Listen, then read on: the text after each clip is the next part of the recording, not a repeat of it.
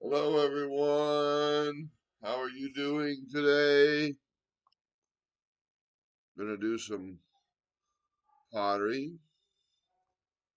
Pottery.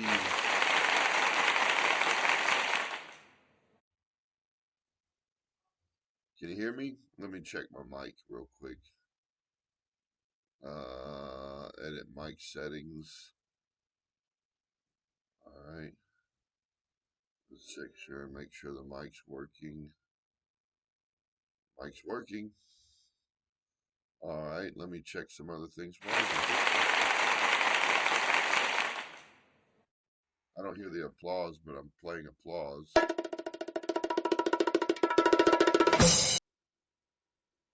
Oh, I know why it's not playing because I am still connected to the Bluetooth that's in the living room. We disconnect from Bluetooth.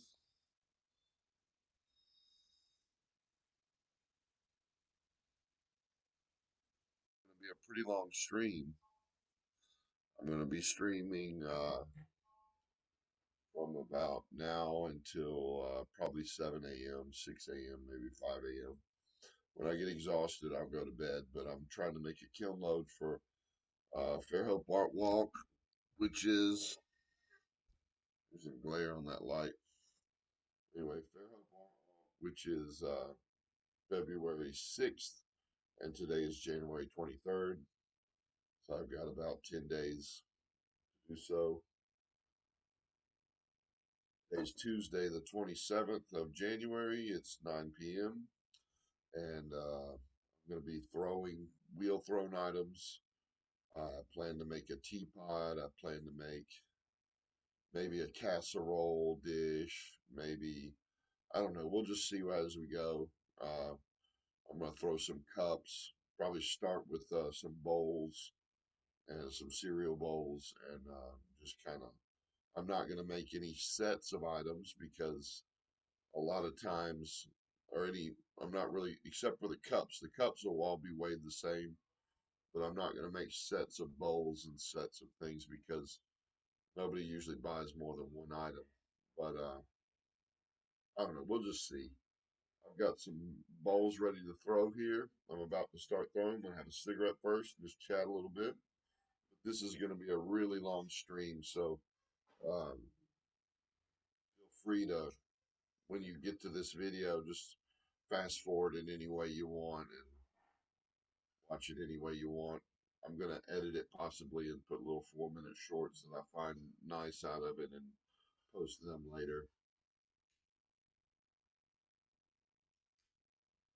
We might be joined by a guest. My friend Johnny Jitters might join us in an hour or so when he gets off work. He's at work in Denver right now. He's in a different time zone. He gets off work in an hour.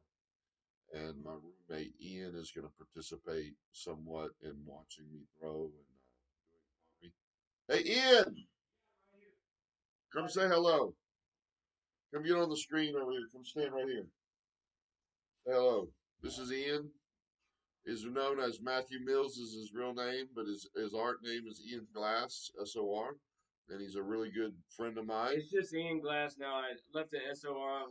Johnny said to leave the SOR off. Okay, so he's Ian Glass. Period. And check out his paintings on DoylePottery.com or DoylePotteryArtGallery.com. And I'm about to start my own .com too. And he's going to start his own .com. I've got two .coms now. I've got DoylePottery.com and DoylePotteryArtGallery.com. I want to keep the art gallery a little simpler, and the Doyle has more entertainment on it. So now I'm paying 2 monthly bills on that stuff, but that's okay. Everything's doing great in the Doyle house. Roommates Rick and Nick are doing well. Ian happens to be a new roommate, and we all get along. We're all cool. We all get along great. Ian's probably going to break from here and make dinner in a little while, I think. Is that right, Ian? Mm-hmm. Ian's making us a... I can just make some pasta along with some of the leftover chicken. We made chicken thighs yesterday. Yeah, and make the cream sauce like you were talking. Yeah, we make cream sauce with garlic and a little bit of tarragon and from the cabinet. A little bit of cumin. Want to to make the zucchini too, please. Yeah, I'll make the zucchini. If you need help with the zucchini, Rick can help you. But Rick's not. Rick is doing I what? don't need help with that. That's very easy. Rick's not doing well. He's sick, so. I only need help when you get about 4 or 5 different complicated items at one time. So I'm gonna finish this cigarette and get right into throwing. See if we can get the glare off the screen. And that glare is terrible. The glare is terrible, but there's nothing I can do about it. Maybe I could clean the screen a little bit.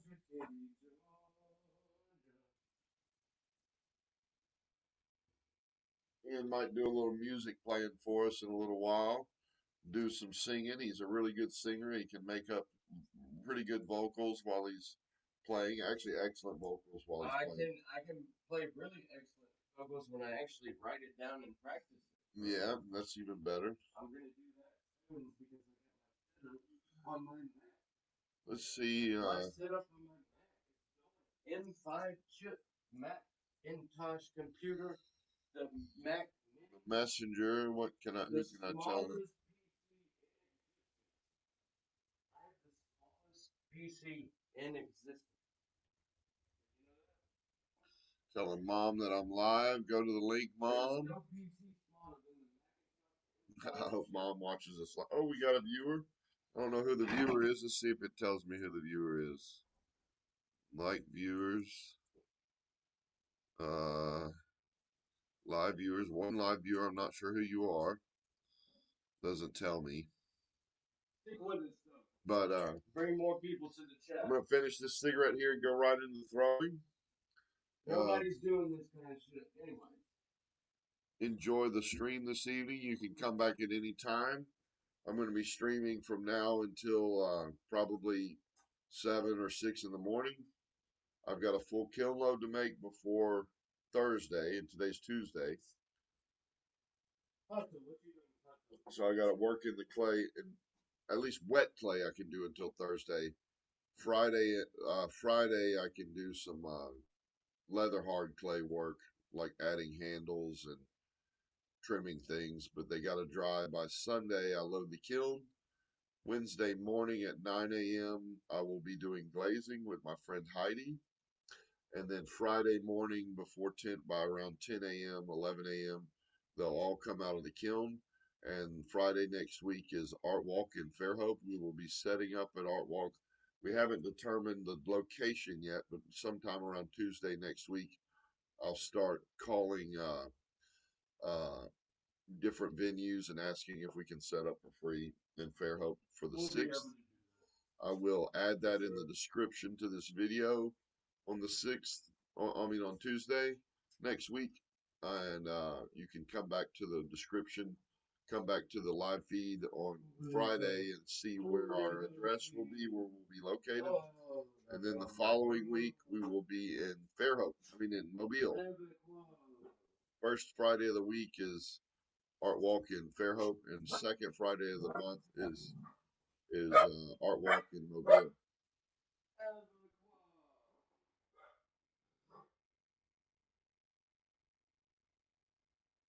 Ian, you want to play a little music for us?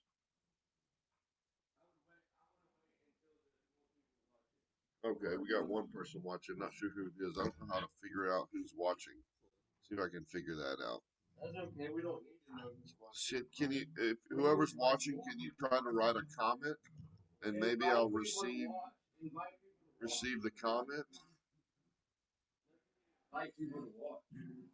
Can you comment who you are? I'm not sure who you are. It doesn't tell me. Hey, Pokey. Let's see. Click on this.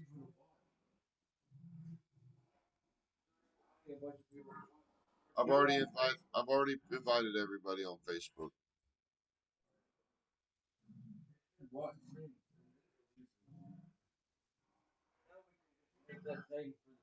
In an hour, we're going to have Johnny as a guest. Well, let's make the thing as a snake. People. The snake, the little bed. No, it doesn't say people. Let's make Ben's, Media assets.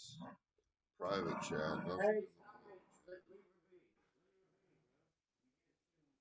angry with me. Quit. All right, it's time to get to throwing. So just come here. Move my cell phone. Tell me what to do and I'll give you anything you need. I don't need anything but you to come have a seat here and get these I need dogs to to be get this quiet. out. Dogs, be quiet. So I got some to make 4 bowls. Oh, I got started and they left. Oh well. I don't know if anybody's watching. I'm gonna wait till somebody's watching this. I'm watching and you're watching. I'm gonna wait till somebody's watching busy. this started. But I want to make the thing. I'm not worried about that. I just want to make the thing. Let's make the thing for the Studio thing. chat, one We person. don't need anybody to watch for us There's to make studio chat. Let me try to open the that. Let's just YouTube. make the cake. I don't care if anybody watches. You on YouTube. Doesn't matter to me. YouTube. Let's mute it. People are gonna watch whatever my shit's fucking Mute. best shit they've ever seen. It's really good and my shit's the best shit they've ever seen. I'm watching now.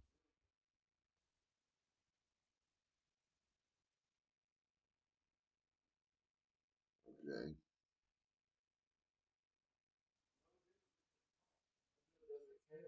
No. Oh, somebody's watching, so I'm gonna start throwing. I wish you would tell me who's watching. It doesn't matter. Mobile doesn't like to support art. No, they don't. They're really. jealous of But art. now my friends and family, they like to support. Watch it, dog. Yes. They like to support art, and My I've got friends do. a lot of my friends are my patrons. They enjoy My friends are my my work. family. My friends are my family. Well, they left again. I don't have regular family. I have friends, and they are my family. I'm the family I choose. That's better than family. You choose your family. You don't choose your family.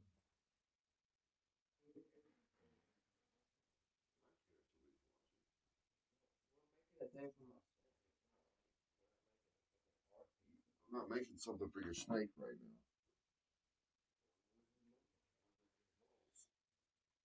Can we make something for my snake in a little while? Yeah, not right now.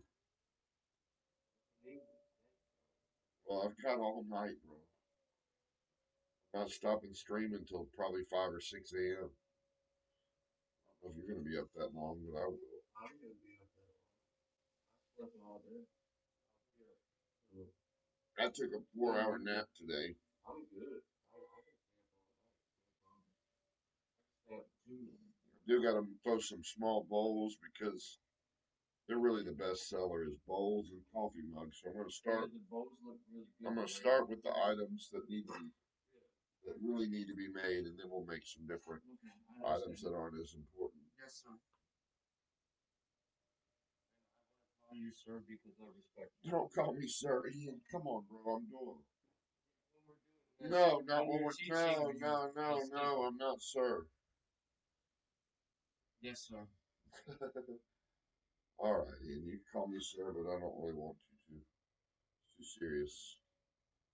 Anyway, throw in a bowl. They don't take long to throw. That's a good bowl. That's a bowl. I don't want to throw it too big because it distorts when you take it off the wheel.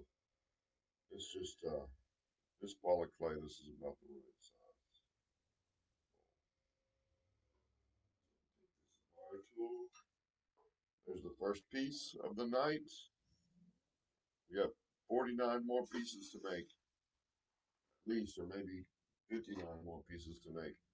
I'd like to make about 60 pieces for this kiln load. Let's take it off the wheel. Start filling up these shelves.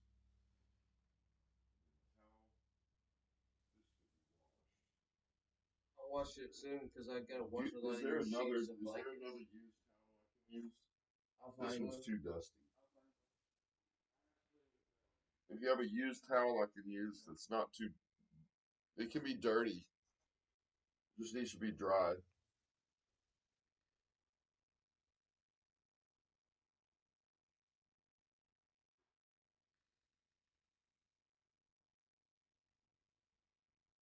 see. Open up a YouTube so I can see myself.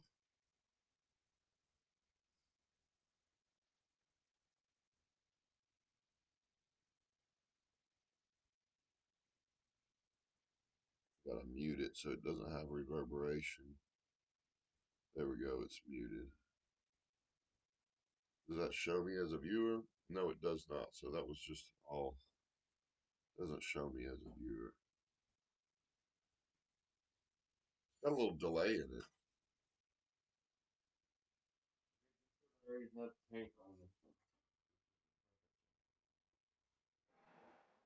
Quite a bit of delay.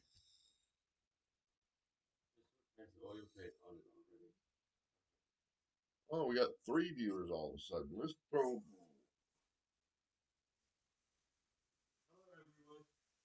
Hello, everyone. Doing pottery all night. Gonna be live till 6 a.m. Maybe something like that. We're gonna kill load for Art Walk in Fairhope. Oh, gotta get a lot of them done today as much as possible. So they'll all be finished and dry by Sunday when they go in the kiln, their first run, and then Wednesday morning at 9 a.m. I'm glazing them with my friend Heidi, who loves to glaze with me, and she has the days off Friday, Wednesday. So she's a very nice person. Very nice person. She came here and did a donkey for my mother's creche about an hour ago. She was here in the studio. She didn't want to go live, so I waited till now to go live. Another goal. Yeah, she'll want to go live. She's learning and shy, but so can y'all see that well? Yeah, y'all see that. Yeah, it looks pretty good. This is my roommate Ian, who's with me. Ian Glass. What's up, everybody? He's a really cool person. He's a very talented painter and musician. I drooled. I want to be a ceramic artist too. And I want to do sculptures. right now, what I'm working on is just making items that are just little sale items like bowls, cups, coffee mugs. I'm going to be working on those for the next hour or two. And that's what I'm making. I'm making a bowl right now. Just starting with bowls because they're the easiest and they're the quickest. And I'm just going to make them kind of spin out some bowls real quick.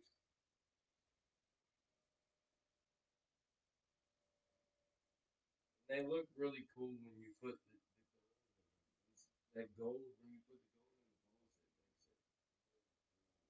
in the bowls, Yeah, if you look up on YouTube at Doyle, at you search for YouTube at Doyle with cheese. It's DOYALWCHEESEE.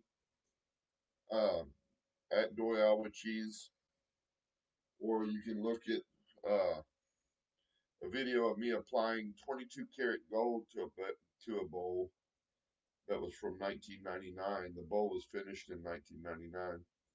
I keep drooling. So it was finished in 19. So there's another bowl. We'll trim this. This is my second bowl of the night. Get this off. It's got to dry for 2 days. Really a day. It's got to dry for a day. And then there's a bowl, cereal bowl. We keep making them. it's a ramen bowl. It's a ramen bowl. Too small. And I'm making them kind of thick because I want them to be utilitarian. I can make very thin bowls. I'm in high school when I first started throwing on the wheel.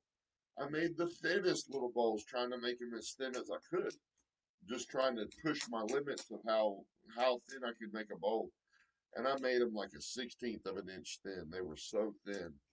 And I decided in my long run, it's better not to do that because they're just too fragile. And that won't last a long. You want it to last a You while. want it to last a while. You want to be able to toss it in the dishwasher and toss it in the sink. You can bake it if it's thick enough. Well, even the thin stuff you can bake in, but You can bake like all kinds of isn't Yeah, you going can on there. take one of my big salad bowls and just bake a chicken in it. Yeah, you can do all that too.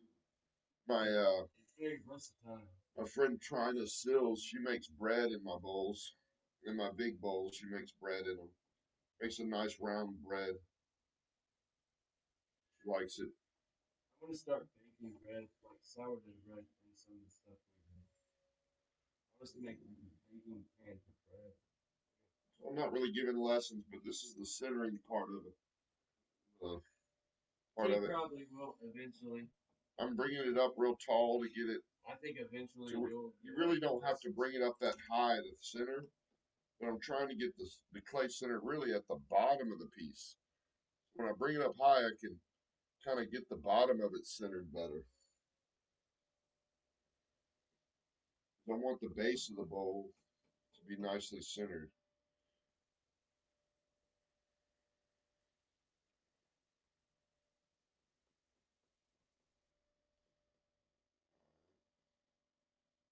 I don't know if you can hear my bat popping like that. I think it's because I've got a loose bat pin. That takes a little effort to fix. Yoga, you need yoga. I can teach you yoga. It helps my back a Yeah, lot. I've got a loose bat pin, so I'm going to take this water bucket down.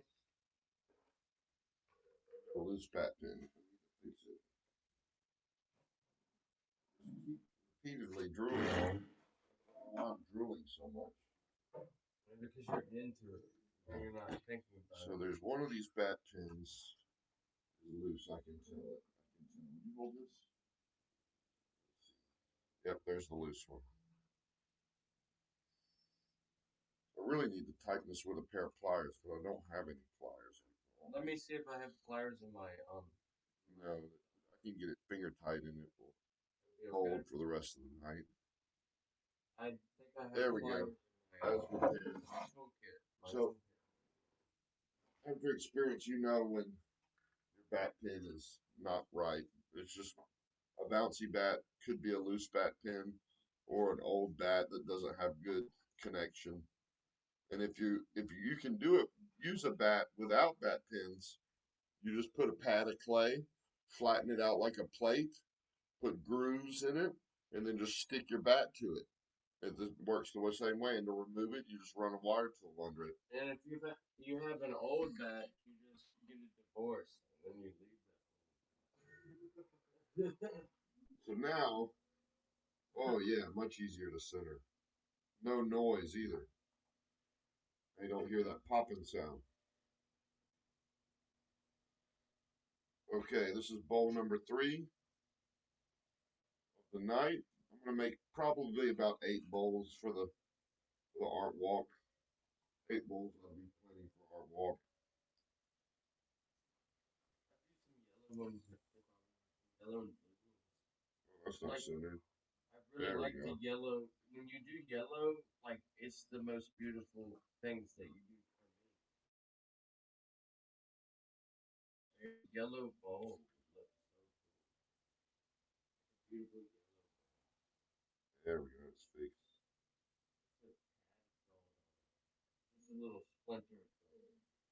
I like my bowls with a nice fat half-inch to quarter-inch lip on them.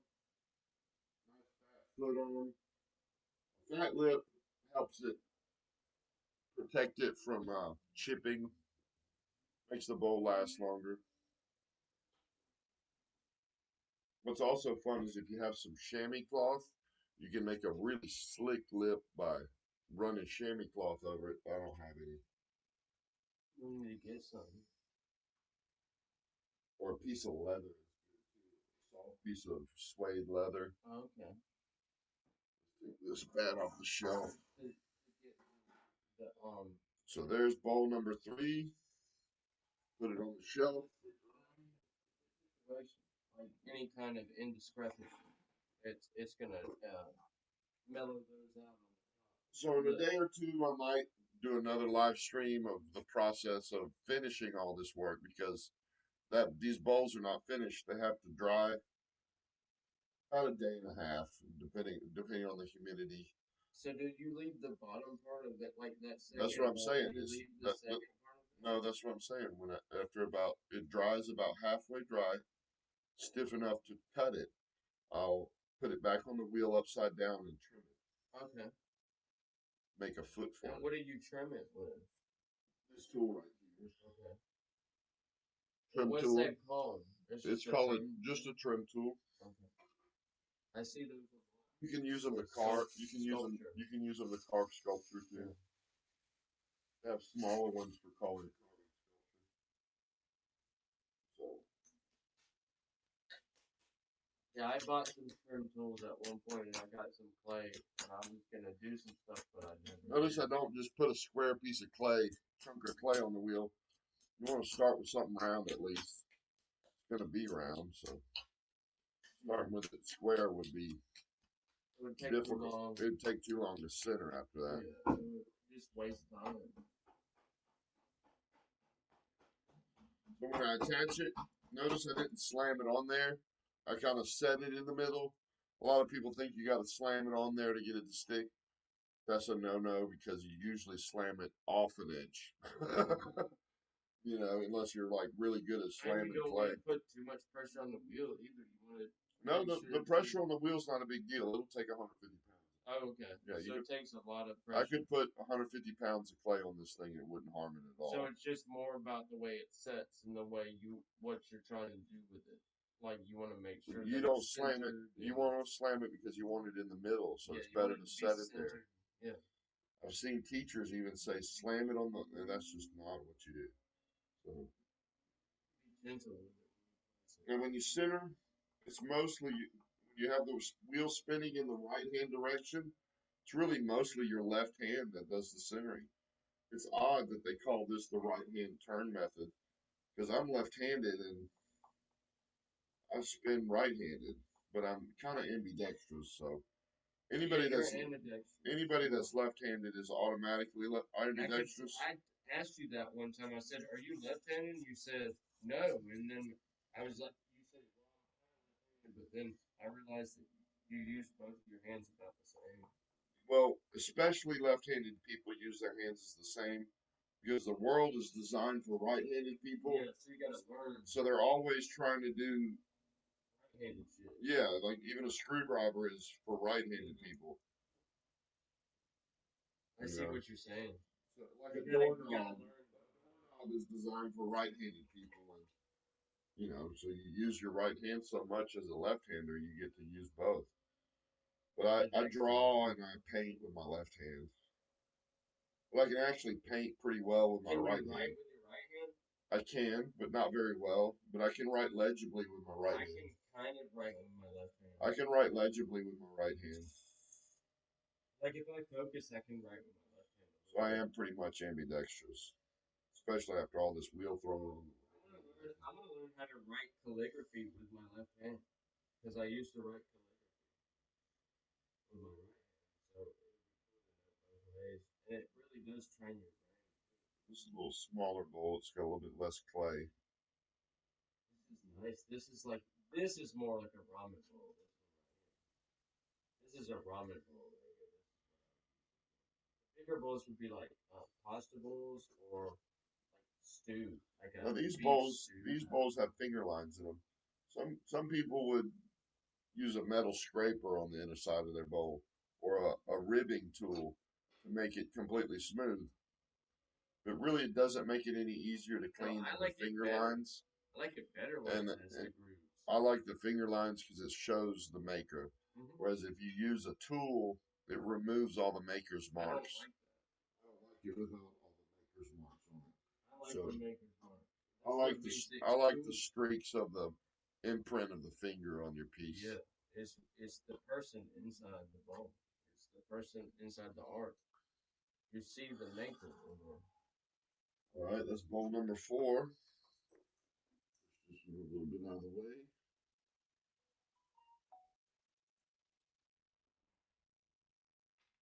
Bowl number 4. Now I gotta go tinkle.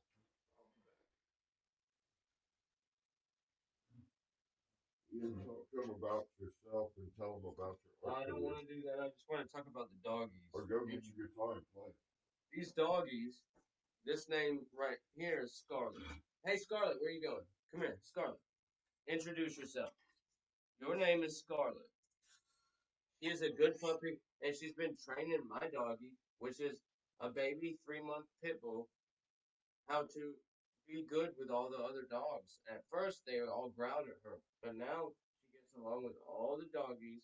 She can even be in the cage with them. And Scarlett always takes her toys and tries to hide all my dog's toys. And here comes my come here, my mind. Come here, my mind. This is my dog. Her name's Maya, and it's an old Sanskrit version of the word Maya, Maya, which means the illusions of the world. And she is my little love joy. She is the perfect little puppy. She's the best puppy I've ever seen. I've had a lot of dogs. I had a black lab and a white lab, and I love puppy dogs. And this puppy dog is the best puppy dog I've ever seen in my life. My sister used to have a Rottweiler puppy, and somebody stole the Rottweiler puppy from her. That was way back in the day. Nobody's gonna do nothing to my puppy dog. My puppy dog is safe right here. We got a bunch of doggies, and we're in a cool neighborhood, and all our neighbors are cool, and our roommates are cool. Everything's cool here. And my little puppy dog is so happy here. Come here, Layla. And this is Layla, and she's such a sweet baby. Yeah, Layla's mama, she had a bunch of puppies, and she knows how to be good to my puppy dog, and she helps my puppy dog too. Her and Scarlett keep my dog safe and teach her what to do with all the other dogs.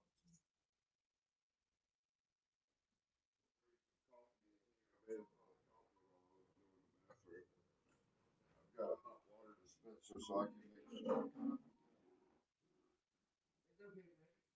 I can make French press and I can make French press coffee in 2 minutes. Let's see who's beeping my phone. Somebody's talking to me. They're probably watching. Well, let me see what this phone says.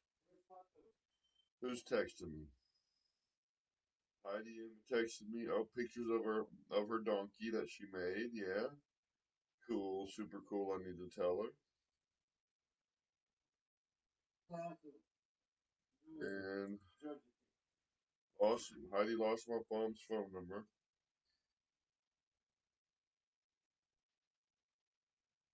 But I'll text her the phone number.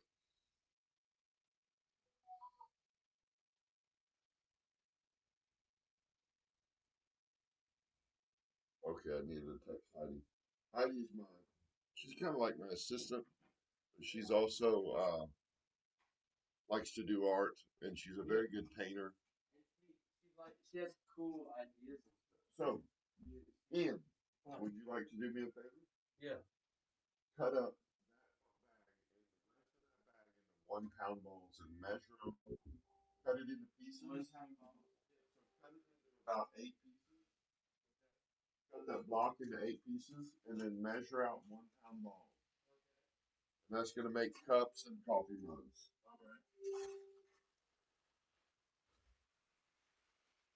Cool, really cool having you as an assistant in here. That's really cool.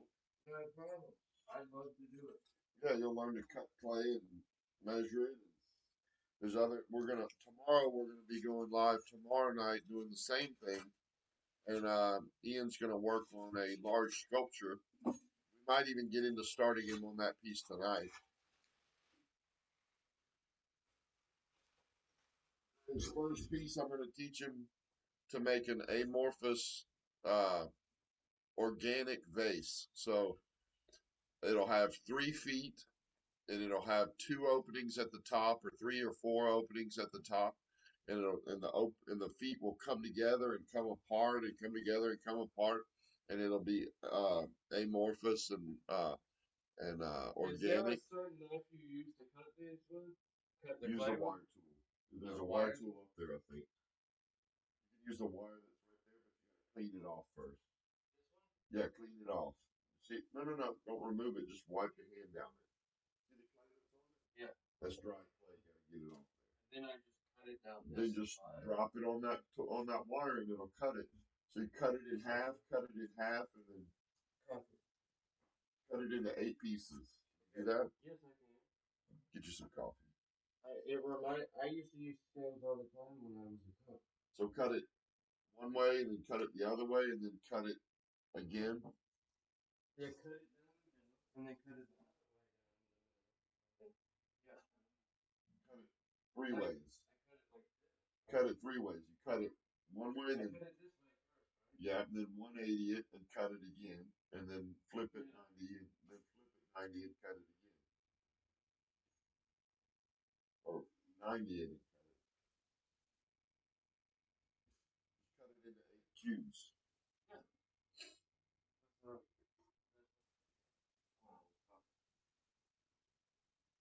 But that ball's about 10 pounds, so you'll have to take some clay off of 1 pound balls. But I need 8 1 pound balls. Make 4 cups and 4 coffee mugs. It's covered.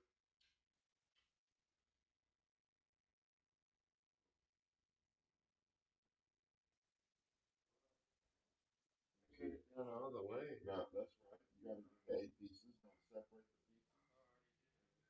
pieces. The weight. They get them to 1 pound each. Get them to 1 pound each, and just make as many 1 pound balls as you can from that clay. Yes. And if one of them's too small, we'll just put it back in the bag. If the last one's too small, put it back in the bag. And use all the scraps that you pull off of it to make a ball. I know what to do. And whatever you do, try not to put air pockets in the clay. So when you take the scraps off, smack them together without putting air bubbles. Yeah, I see what you're saying. Air bubbles will mess it up on the wheel. It doesn't really mess it up in the kiln because the air bubble doesn't really matter in the heating of it, but it matters on the wheel. When you throw it, it'll throw it. I understand. Air bubbles will fuck it up. I understand that. Yeah, but I can always pop an air bubble on the wheel with a needle tool and then smooth it over. So, but on a vase, when you're throwing a tall vase or something, an air bubble can throw off the whole thing and make it flop. But a lot of times when you center, you'll squeeze out the air bubbles when you're centering it sometimes. If you use a specific centering technique, you can squeeze out the air bubbles where you bring it, you bring the clay up real high and then back down, up real high and back down. Do that 4 or 5 times, that'll squeeze air bubbles out of it. But if you just squeeze it into a round shape, it won't squeeze the round air bubbles out. You got to move it up and down and up and down. It makes when you do that up and down, it makes a spiral through the clay, and it helps it be more centered for when you're throwing it. So it's really good to center it up as high as you can and center it back and then squish it back down. Squeeze it up and then squish it back down. That puts spirals into the clay and actually gets it moving in circles so that when it's moving in circles, it's just easier to throw after that. It's already, the clay is aligned in the particles to make a circle. The alignment of the particles is important. Like in the base of a coffee mug, you want to compress the bottom of the piece because that way the particles flatten out and it helps it to not have cracks in the bottom. If you don't compress the bottom of your coffee mugs, oftentimes when you fire them, cracks will appear. Some people think you have to slam the piece on the ball on the wheel at first to get it to do that. That's not at all it.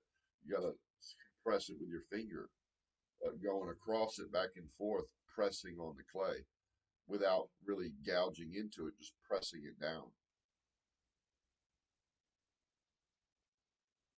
Do you want to go ahead and me hand you one, or No, just weigh them all up and then we'll throw them all. Okay. No big deal. Then you can sit and rest and watch. I want you to watch.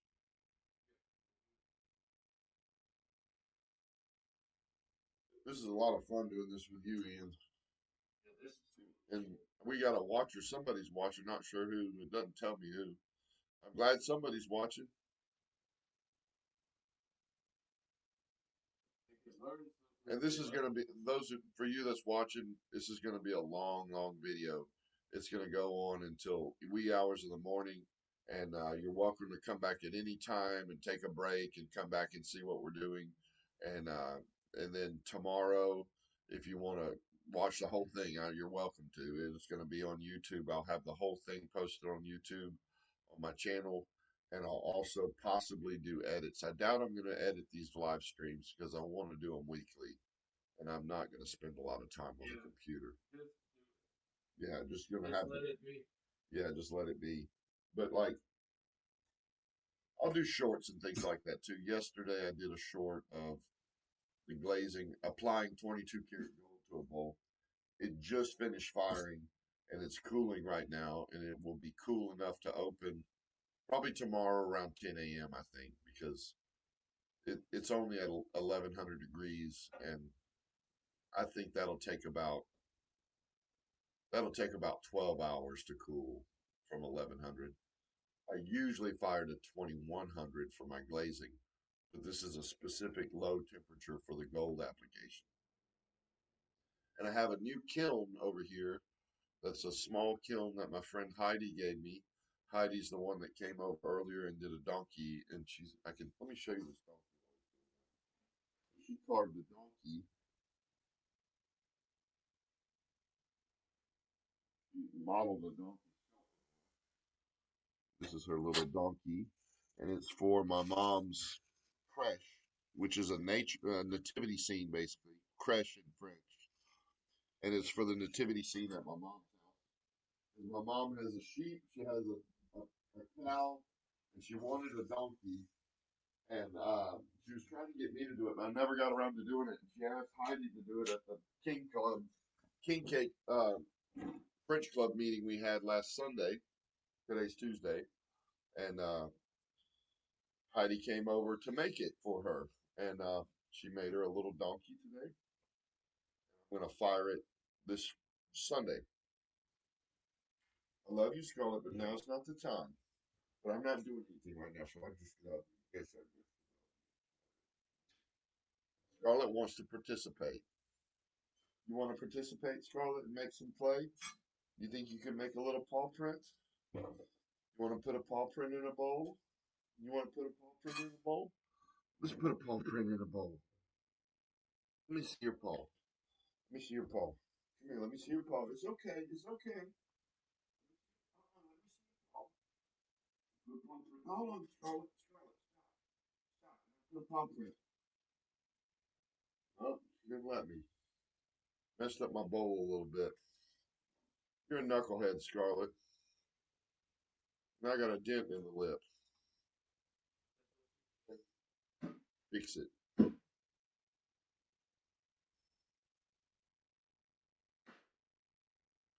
You didn't let me put a paw print, Scarlett, but it's got some semblance of a print. Doesn't look right. I'm rubbing it out.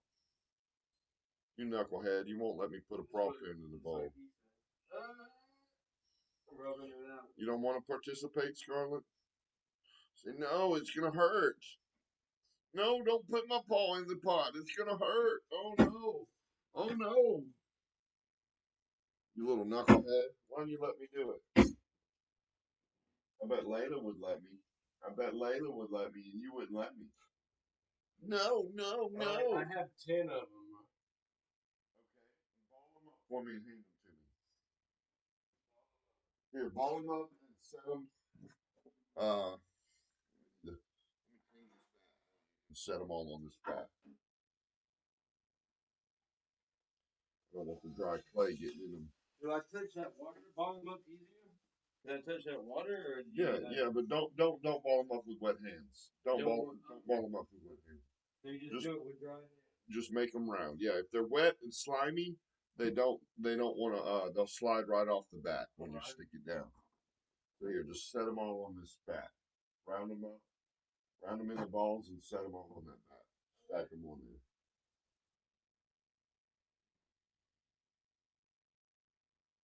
there. Cheers. Cheers. Love you. Love you too, Ian. You're awesome roommate. I have a cigarette. No, one country that has to do just like this. That's why we get along. 'cause we were very creative.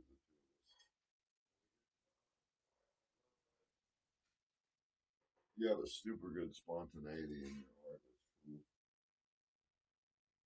And I like to refine stuff too, and I'm gonna Yeah, work on that. when you come up with a Work on all plan, of it. when you come up with a plan, a lot of times it's more refined. Yeah, I can do it spontaneous too. I like both ways. So tonight As long as I'm making art. tonight I don't really have a plan other than to make dishes. Uh, I want to make things that are functional for art walk because I don't want to use too much of the kiln space on one item. But sculptures are usually I like to do big sculptures. I don't like wasting time on a little sculpture. I like little sculptures if they're significant, have like meaning this I do need to make a nook item for my sister-in-law. like the urn is gonna be She's got this little nook about that big above her I want the urn fireplace to be that small. we're gonna make a That's cool. I'm gonna make a non-functional teapot. So just like a really abstract teapot is what I'm gonna make for her little nook. I'm thinking of those teapots that Harris Deller made, who was my art teacher's teacher, and all he ever made was teapots, and he always made non-functional ones, and he made all these cool looking teapots throughout his career. He built a house out of teapots. Built a house from selling teapots, and he sells his teapots for like 1,500 a teapot. So he gets pretty good money. He gets pretty good money for them.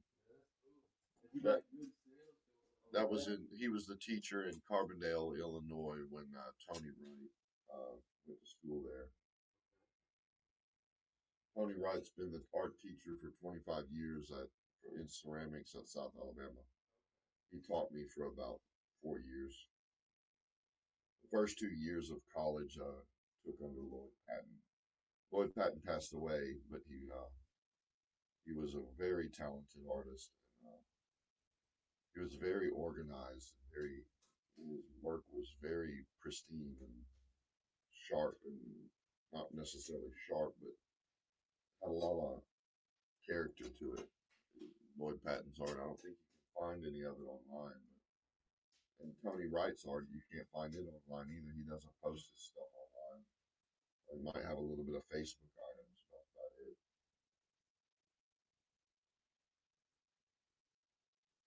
I'm almost done. I have 178 photos in my gallery on doylepottery.com. Uh, Always loving to post more photos on that gallery. It's only got space for 250 of them, and then I'll open another gallery, start another page of gallery. So I've got 178 photos of different unique photos of pottery. Some of us working in the studio, some photos of unfired pieces, some photos, just different photos.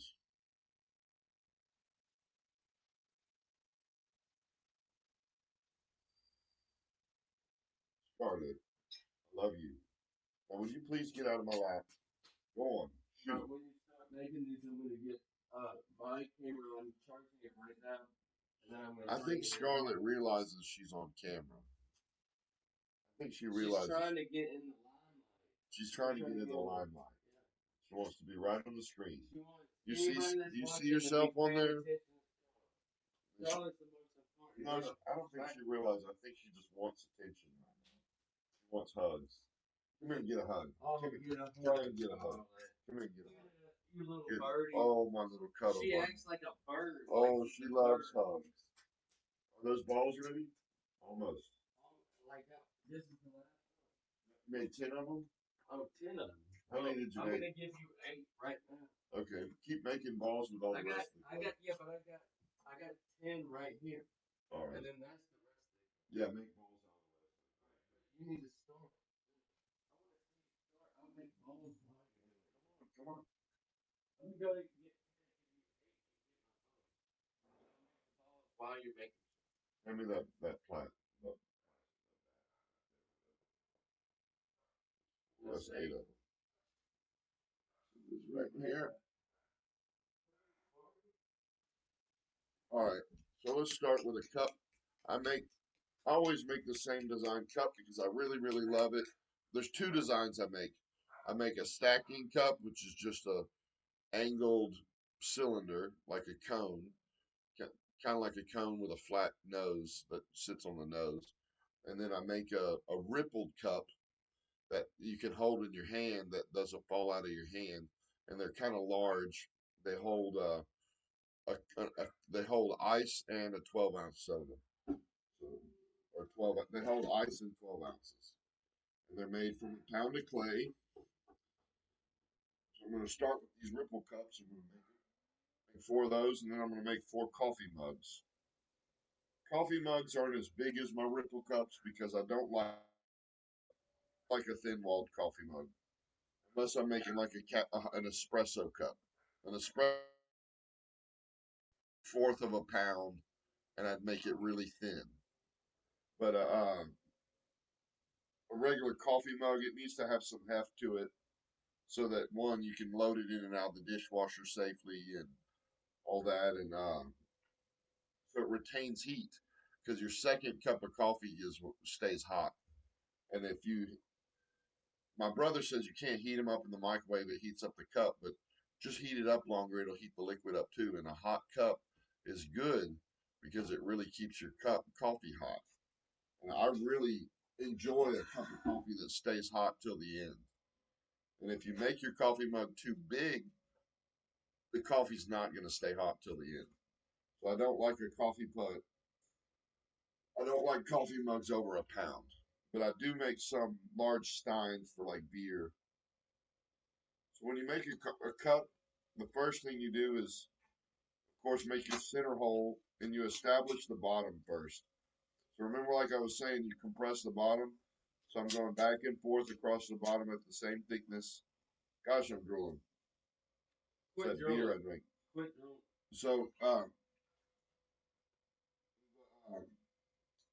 the thickness of the mug needs to be just right so you can cut it off the bat.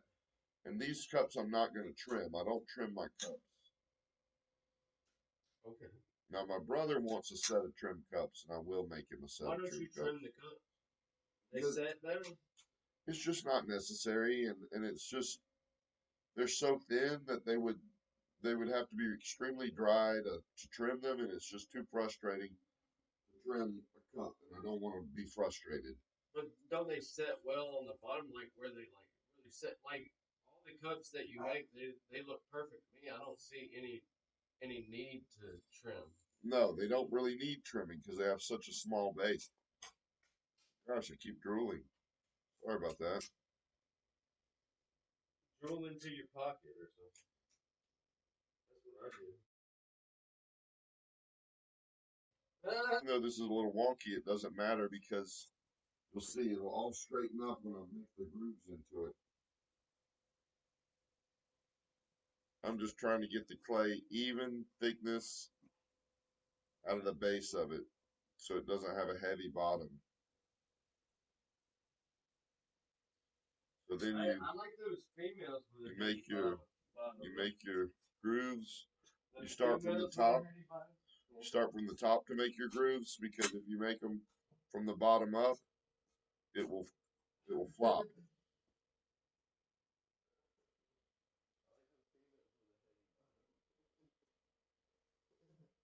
So even though it's wonky, it'll be a functional cup. And a slightly wonky cup is a lot more interesting than a perfect one. Oh, I gotta trim the bottom. So I take my favorite wooden tool, which is this one. This is my favorite wooden tool. It's Is that got a whittling tool? wooden tool. It's shaped kind of like a knife on the end, and I love the end of it. It's shaped like a knife. It's perfect for cutting the I'm clay away missing from the this bottom. though. How are you doing the curvy? Oh, you missed it. Yeah, I missed it. Did you do it with the whittling thing? I need a pointer tool. There's my pointer tool. Are you gonna do another one of those stuff? Oh, I'm doing another one next. All right. Get I gotta down, watch Scarlet. it. I gotta do it with my camera when you do this now. I'm Okay. missing what I want. You want to make a video? Yeah, I'm gonna make a video and watch you do it. Okay, so that's the coffee. Notice how when it's not moving, it looks just fine. When it's moving, it's wobbling a little bit. But when it's stopped it from moving, it looks just fine. So I don't really worry about wonky cups.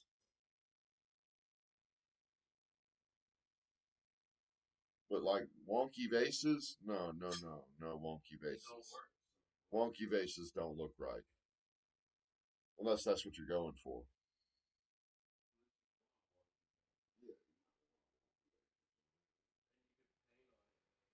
Scarlett, get out of my chair.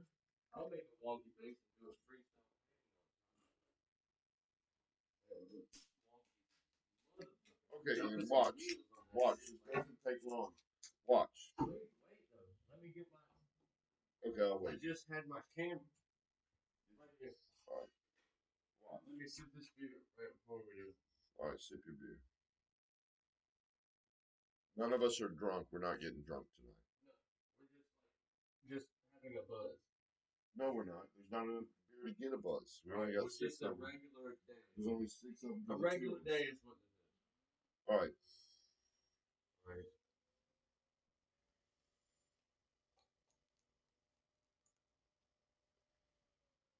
Centering.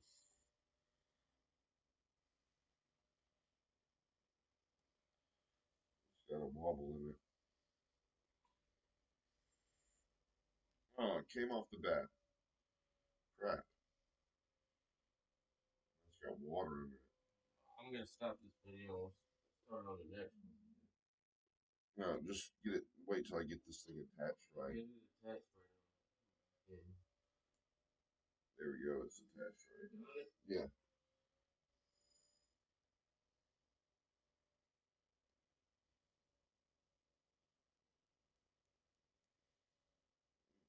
It's a lumpy piece of clay.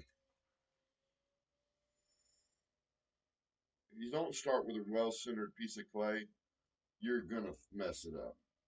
It's really important to start with something that's perfectly centered. It was probably like the way I molded it because it was probably one of the ones that was broke up. Like most of them were not broke up. I just cut them. For Probably some something to reason, do it's when I was trying to pound them out. It was like a leftover.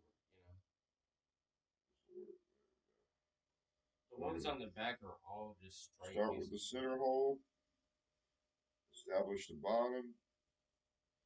That's just a wonky piece. It's like there's a dry piece of clay in this. It's like you got dry clay in it or something. Didn't. It was all the clay I had. This one's gonna be really wonky. Not really impressive throw on this one. Well, you can quantify it, and I'll put it in my room for an ashtray. No, it'll be a fine cup at the end. It's looking good now.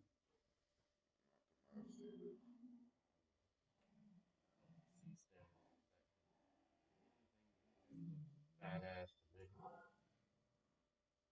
Lumpy ass piece of clay. This is getting better.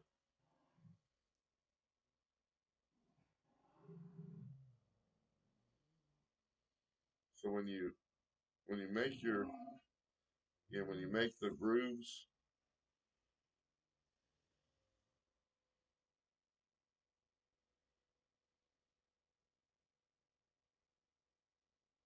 oh, it's a wonky piece of clay. It's got dry clay and wet clay in it. That's why it's all off center. Get one of those back pieces when you make the next one. Anyway, All the back pieces. this will be fine when it's finished. So you make a groove at the top first. You just use three So fingers. You do your finger inside the cup. Yeah, press out from the inside. I don't want to press in from the outside because it would just make it narrower. Yeah. We want it to fill with liquid, so we Mm-hmm. press from the inside. Yeah. And then you just make the bottom groove. There we go. And even though it's all wobbly on the wheel, it'll be a perfect cup to drink out of when we're done. When it sets, it's gonna get the gravity. See? Looks like a good cup when you're done. And it was a very wonky piece of clay. It's still a good cup. And these cups, I sell them for $4. I'm not really gonna You put. need to sell them for more than that. No, they should be sold for $12. $15. But they sell a lot faster at $4 than they do at 12. You should sell them for at least $10. Yeah, in fact, I think when we go to Fairhope, we're not going to $10. sell anything for less than $10. It's not worth it. You know, I And would with the glaze and at the everything. rate I can make these cups, I would do just fine in money in terms of money, making them for $3. Yeah, but make them $10. But they do cost $1 in clay because it's a pound of clay, and I know that the they cost like artistry is what they're paying for. they cost like 35 cents in firing and glazing. So I'd only make $1.65 off a But $3 they're cup. not paying for the price of the clay. They're paying for your But expertise in the if I'm medium. really in the groove, I can make 30 of these an hour. Like that's like art. When I sell my art, I don't sell my art like my art needs to go for way more money than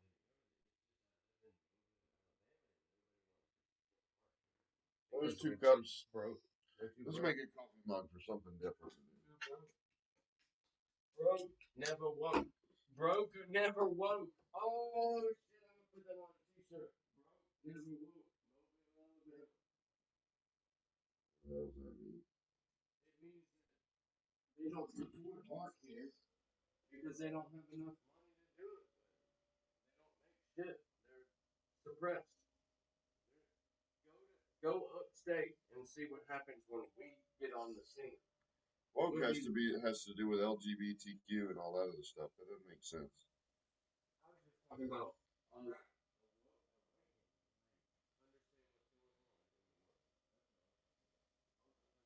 Anyway, anyway, let's not talk politics. I wasn't talking politics. So for this coffee mug, all my coffee mugs tonight are going to be unique. I'm not making the same coffee mug over and over because nobody ever buys one more than one coffee mug at a time. So Coffee cups. People like coffee cups. I like different coffee mugs. I don't really like. In fact, what I have is like my favorite coffee mug in the cabinet, and that's the only one I want to use. you know, until it breaks, and then I have to have a different flavored coffee mug. And my favorite coffee mug is actually a glass one. I don't know why. I've got ceramic ones, but I don't really like the ceramic ones for some reason. I used to have a ceramic one, but it doesn't exist I have anymore. a white glass. And then I have the ones you gave I me. have these little white. This one. This is my favorite coffee mug in the house. Yes, this And is. I didn't make it. Yeah. It's got these little. It's got these little swirl ripples in it, and it's a white glass coffee mug. I don't know why. I just really like it. This is the one I like a lot. Those were my dad's mugs. He bought a set of pottery. I was so upset. I never told him, but I was upset when he bought a set of pottery that wasn't made by me. And mom never did that. She bought my pottery Your mom's really cool. because he could have spent the same amount as he spent on that pottery set, and I could have made him a handmade one. There was no reason for him to go. But it's still a cool set. It still looks cool. He was just, I don't know. Dad wasn't always there. He wasn't always. Dads aren't usually there for real. Well, Dad was always there for me, but he wasn't always there in his head because he had a mental illness like I do. Yeah. He kind of did it in a manic phase when he was buying a bunch of crap online. Yeah, that happens. I think he ordered it. The manic. I think he ordered the pottery set on Amazon. But it did bother me, and I never really told him. And This I told one him, looks yeah, cool. I like that's a what beautiful pottery set that you bought, Dad. This is a good piece of clay, right? I supported it anyway. I did this one right? This one's feeling good. These feel kind of lumpy, like you. These are still lumpy. They feel lumpy. I don't know what you did, but. Man, like those are gonna be lumpy because those are the ends of it. I was trying to get 1 pound. You said 1 pound. Anyway, this is just a straight up and down mug. Now I'm gonna put a indention finger line in it. Yeah, I like that. A little smoother at the top. Give it a little lip. A little bit of a lip at the edge for the coffee to run down. And that's a good looking cup. I need my wood tool, my favorite wood tool. On the bottom of my mugs, I just trim them on the wheel. Yeah. I don't trim them on upside down. Well, you're basically trimming them right now. Yeah, this is really trimming them right now. But I don't trim a foot on them. My brother, he likes feet on every item I make, and I don't like making my feet on coffee mugs and cups, just because it's it's like an extra process that I don't want to go through. But I guess I could, but it doesn't. To me, it doesn't improve it any. But to him, it does because it's glazed on the bottom. But I like them just fine with a flat bottom and a signature. Is I all I want. like them fat bottom girls too. But I will when I get my porcelain out that I bought yesterday. I bought two $100 boxes of porcelain, $2 a pound, so it's twice the price of this clay. I bought two boxes, and next week, now after this art walk's done, I'm gonna make him a set of work that's porcelain.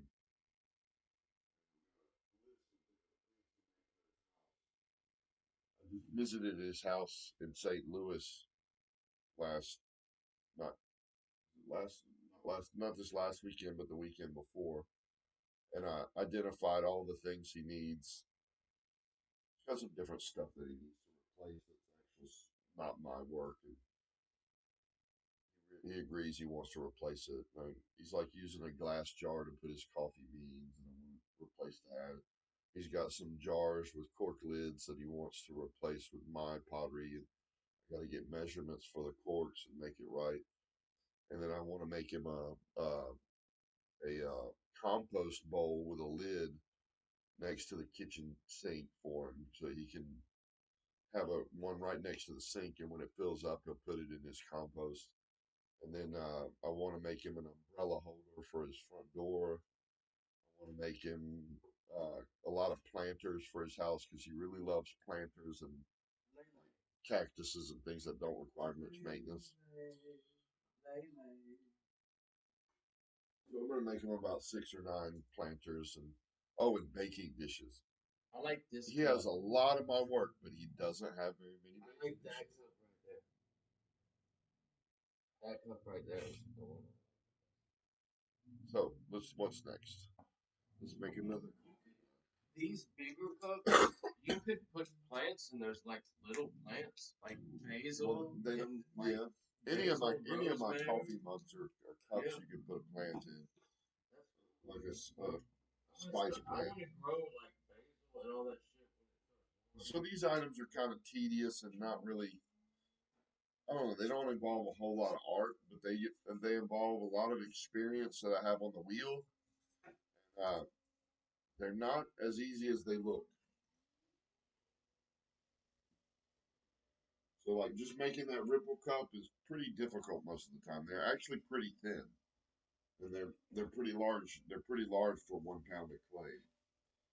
And I like my ripple cups to be nice and thin, so that you can hold a lot of liquid in them. I like them large,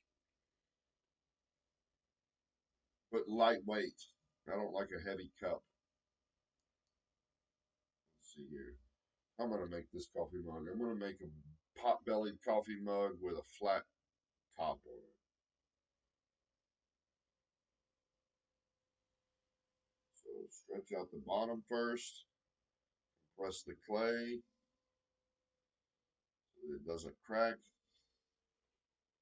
This ball of clay is much better in the last two good. or three. I think you got the nice ones. Yeah, Other ones.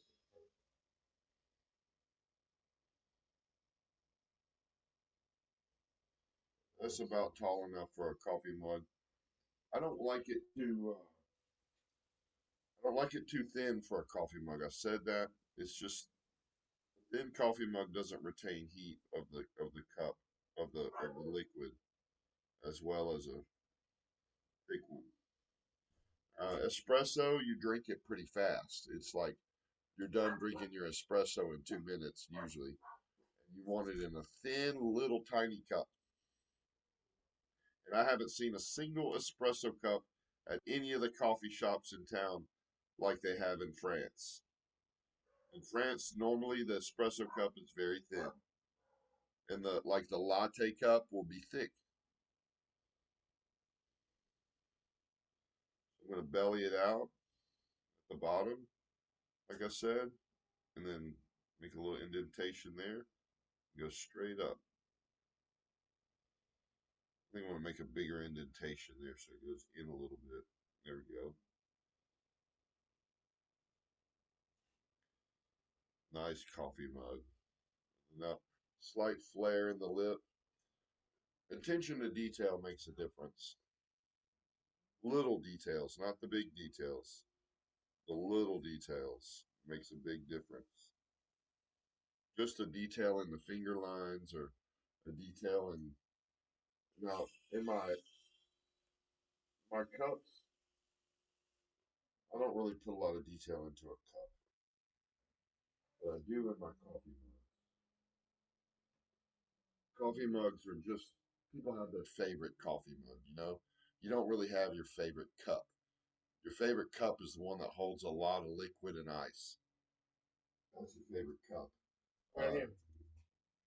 For a favorite coffee mug, you want to use your favorite coffee mug over and over because it's really perfect the way you want it. Just That's cool though. I like this a lot. the reason I like this coffee Very mug well so done. much is really the size of it. It's the perfect size for like a cup and a half of coffee, The functionality. and it's just it it's easy to clean because it's glass. Uh, it's got a one finger hole. And the grooves are cool. Like you can hold it on the I side. don't know. I just like the color of the glass. I like this cup. It's your shit. It's my favorite cup. Now I could make it. I don't actually have very much pottery in my house because usually somebody comes over and says, "Oh, I like that," and I just give it to them, or I sell it. You know, We need to sell more. We're gonna sell more. Me and you are gonna sell we more don't need to art. sell more. We need to make more. We're gonna make more and sell We more. need to make more and not worry about selling anything. No, we're about to sell some stuff. All right. I'm gonna start going to New Orleans. What do you think of that coffee mug? That look good? I think it's a good coffee mug. I'm gonna go to New Orleans.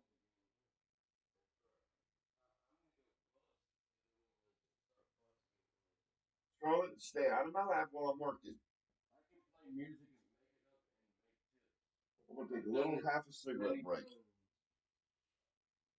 I'm gonna start doing that shit. You can make money doing We that got shit. 8 pieces already. And most of the rest of the clay is was just solid pieces. Like there was only a Would you few. ball up those last pounds Yeah, and but put the those are the rest? ones that make it feels fucked up. No, I'm gonna center them better. Put that last blob of clay in a bag. The one that doesn't measure out, put it in a bag. You don't want clay to dry out. Scraps. Use that for anything, like just add on to an art piece. There was a guy that I used to watch. He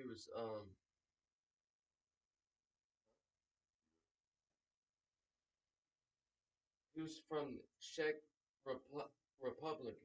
He did claymation with clay, and he was one of the first crazy. He did all these weird, crazy movies. I have to look it up, but this guy was one of the reasons where when I wanted to do artistic shit with clay. Like I was, he's got a really weird name, but he's from the Czech Republic.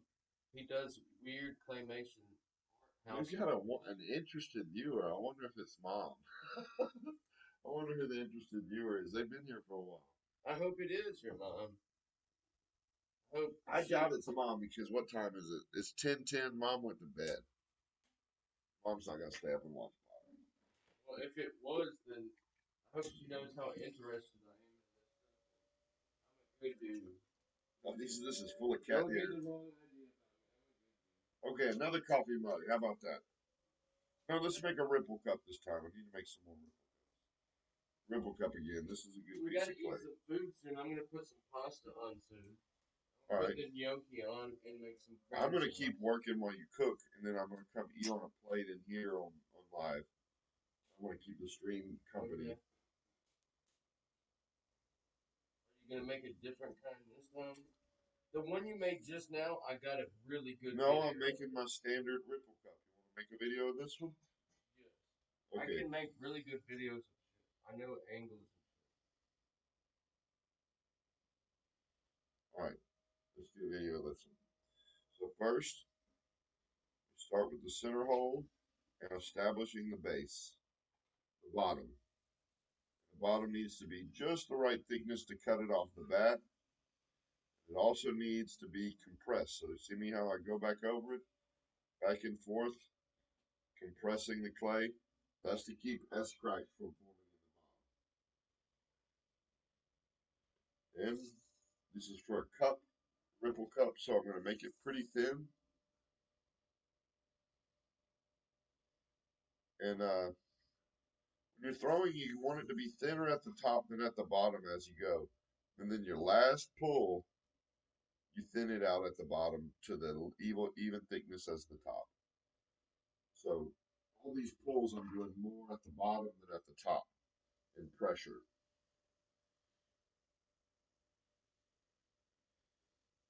And then I let off because the top's already where it needs to be. So it looks easy, but there's a lot of practice. I mean, a lot of practice making these cups. I have made so many cups because cups, coffee mugs, and cereal bowls are what people want the most. It's small enough they can afford it, and it doesn't break the bank to buy a $10 piece. It's just like buying a hamburger. And They need to buy a Happy Meal and a fucking value menu with the Big Mac meal. I love When they buy your cup, they need to buy a Big Mac meal, a Happy Meal, the and another. and the ones that buy more than one piece are the patrons. I mean, people spending I have $5.50 on a Big I Mac. used to always do the international festival. Every year I would do the international festival I'm getting some frequency issues at the here. French booth. At the French booth, We need a brighter light. I would set up for free at the I would set up for free at We'll the put my international festival at the flag French booth, on. and because my mother would do the French booth, and the different schools would have their displays of French stuff from the French classes, There we go. and Flash on. It looks better I now. did it so often every year. When you do the same craft fair every year, every year, every year, every year, every year, there will be people that go to that craft fair every year that come directly to your booth with all their money because they only want your work. And like, there were like 3 or 4 patrons that I made, not a lot because it's Mobile, but there were 3 or 4 patrons that would come over there and clean me out of all my pottery. And that was always a lot of fun to try to prepare and make as many as I could. In the long run, when the patrons didn't show up, because some years the patrons didn't show up, and I sold nothing. Like I sold like 10 items, but when the patrons would show up, they would buy sets of cups and sets of bowls and sets of plates and casseroles and everything. One customer might spend $500, you know, because they came directly there on purpose and saved up for it even. But like trying to get a $500 painting sale at the international festival would never happen. Not in Mobile. They'll pay $50 for a painting, but they won't pay 500. And that I think about the money a lot because I always wanted to have a career in ceramics, but I'm over that now. I'm 46. I haven't ever had a career in ceramics really, other than a handful of patrons, and that's just not enough for a career. And Mobile's just not the place for it. If I had somebody marketing my work for me that was a professional marketer, yes, then I would have sold and had a career. Because there's no reason why I shouldn't have a career. I can make hundreds of these a day if I'm working all day.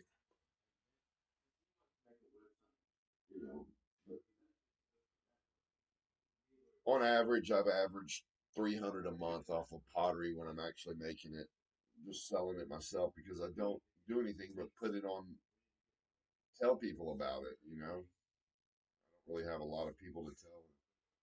It gets to a point where they bought so many they don't want it anymore. Even my brother, when I say, "You want to buy all this art?" He's like, "No, I have enough." You know, but if I want to give him free ones, he's always welcome in that still.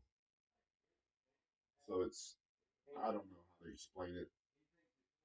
Everybody loves for you to artists to create, but that's not how you support an artist, just loving them.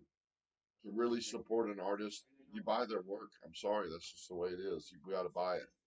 You can't just go to Art Walk and be supporting art. You got to go to Art Walk and spend $200 every month. Or you're not supporting Art Walk. You're just a detriment to Art Walk. You're just making him set up just to show you his work, and then you don't even do anything for him. Terrible. So we're gonna do Art Walk. We might not sell a damn thing, but we're gonna do it anyway.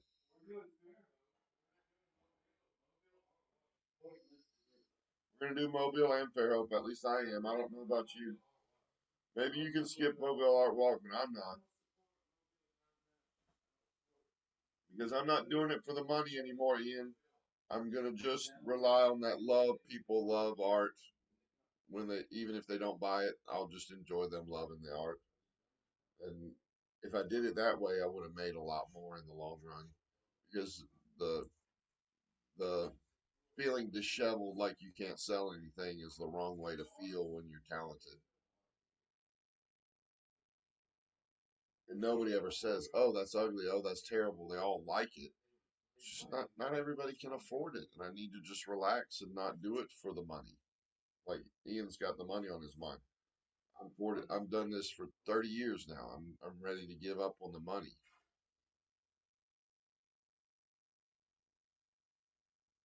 Ready to give up on the money. And then when I give up on the money, I won't be making coffee mugs and cups and bowls anymore. But here I am making stuff to hopefully sell something. I don't know. If I made just one item for Art Walk, what kind of display is that? And I've only got 10 days, but I can make one kiln. I can only afford to fire one kiln load in the next 10 days. If I make one item, that's just not much for them to look at. But I'm going to make different glaze designs on all of these. It'll be something for them to enjoy and say, "Ooh, this is nice." Pick it up and look at it, check the price, whatever. I'd really like to make them cheap. I don't agree with Ian. I really would like to do these cups for $4, the bowls for $6 or 8 because you got to trim them.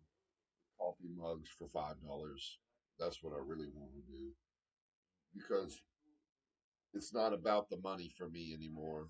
I want them to have something and then, show it to somebody and say, "Look what I got. I got this for $5. Can you believe it?" And then you can get these at Art Walk from Doyle Hickman, and they come back, and you end up with patrons. Because just selling one item is no big deal to me. I want to sell them all. I enjoy making them. This streaming that I'm doing right now, I got a viewer. I don't know who you are, but I'm doing this for you, and this is more fun when I'm doing it for you than I'm just sitting here by myself on the wheel, or even just the video that I'm making. Somebody's gonna watch it, and it makes a lot more fun and a lot more sense to live stream while you make stuff, so that you have an audience. I'd much prefer having an I'm audience. making gnocchi right now. Making gnocchi? Yes, sir. I'm going for a cigarette break. Let me get one. I'm gonna go get You some have a cigarettes cigarette too. later. Give me those balls. This one's not done yet. It's all. This one's all clusterfuck. How do you fix it? You hand it to me. Smack it. Smack the shit out of it. Smack the shit out of it like a bitch. Ah, oh, you said it back. Yeah, that was smacked. I got 2, 4, 6. Still got 8 balls. There's a ball in here. 9 balls. I'm gonna make all those into coffee mugs and cups. And then that's enough. 2, 4, 6, 8, 10, 11, 12, 13, 14, 15. 15 cups and mugs. That'll be plenty. Hey, did you bring this salad out? I didn't. I'm gonna use it. I'm gonna make a salad with yogurt. Time for some more coffee, too. Got the French press sitting on the wheel. No, we're out of coffee, man. Yeah, go before 11. You can... No, it closes in 30 minutes, man. You need to go get some at Walmart. Coffee at Walmart and get the box when I'm there. Around here. No, you're gonna have to go to the neighborhood market right around the corner and get They don't have no. just get some get some. Johnny don't realize the situation I'm dealing with. I don't think they have whole bean coffee either. No, I don't want I don't want to fool with that. Rouse's is not open. They close it. Yeah, they close at 9. Yeah, they close early. They're a specialty store, frankly.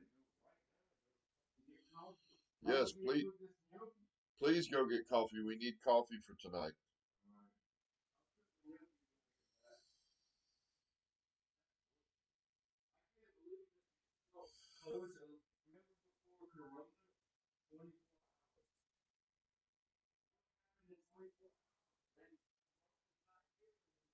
Oh, I've got 2 boxes of clay. I thought I only had 1 box left. I got 100 pounds of soft clay still. I've got 400. I've got 350 pounds of stiff clay in the van. I've got 350 pounds of stiff clay from an old shipment they got at First City Art Center. They gave me discount half price for the stiff clay.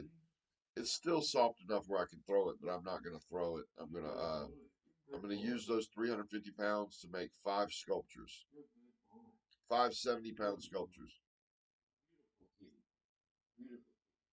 and those will be big 37-inch sculptures.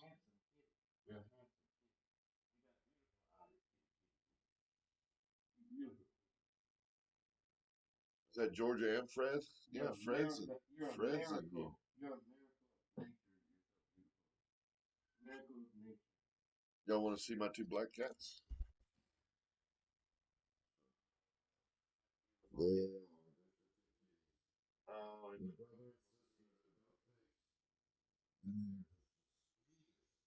Most and they don't mess with they nobody. don't mess with nobody. They get along with the dogs. They don't hiss at the dogs. They don't scratch at the dogs.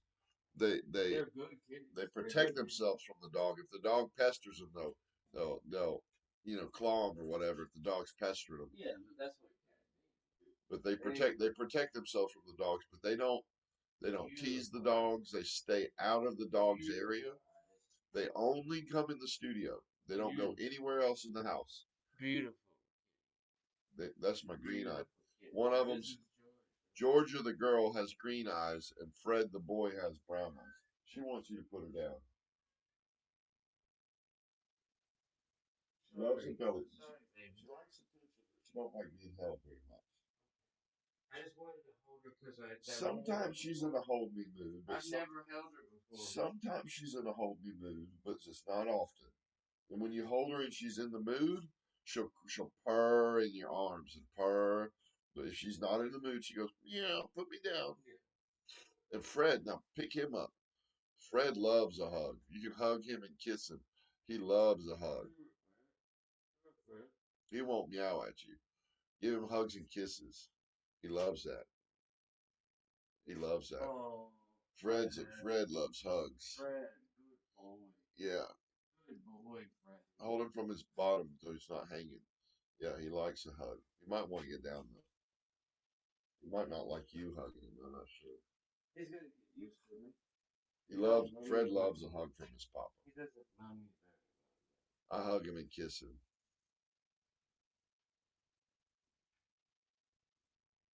He's such a good cat. And Georgia, the girl cat, she brings camellias. This year she brought camellias and set them around my van. well. And she set one around my car. Yeah, set one around your car. Next to my car. Yep, It was beautiful. she's most of the time she brings them in next to the food bowl, but she didn't bring any to That's the a food bowl present. this year. She's saying thank you for being good to me. That's what she was saying. She was saying thank you, and I'm happy. Yeah, it's her way of saying that she loves you. She brings camellias every winter. She brings camellias. She hasn't missed a single winter where she brings camellias every winter. That's what Rick said. Rick said like he's bringing tomatoes as a present. She did it really late this year. She didn't do it at the beginning of the camellia season, but after a while, she decided to bring them, and she brings a bunch of them.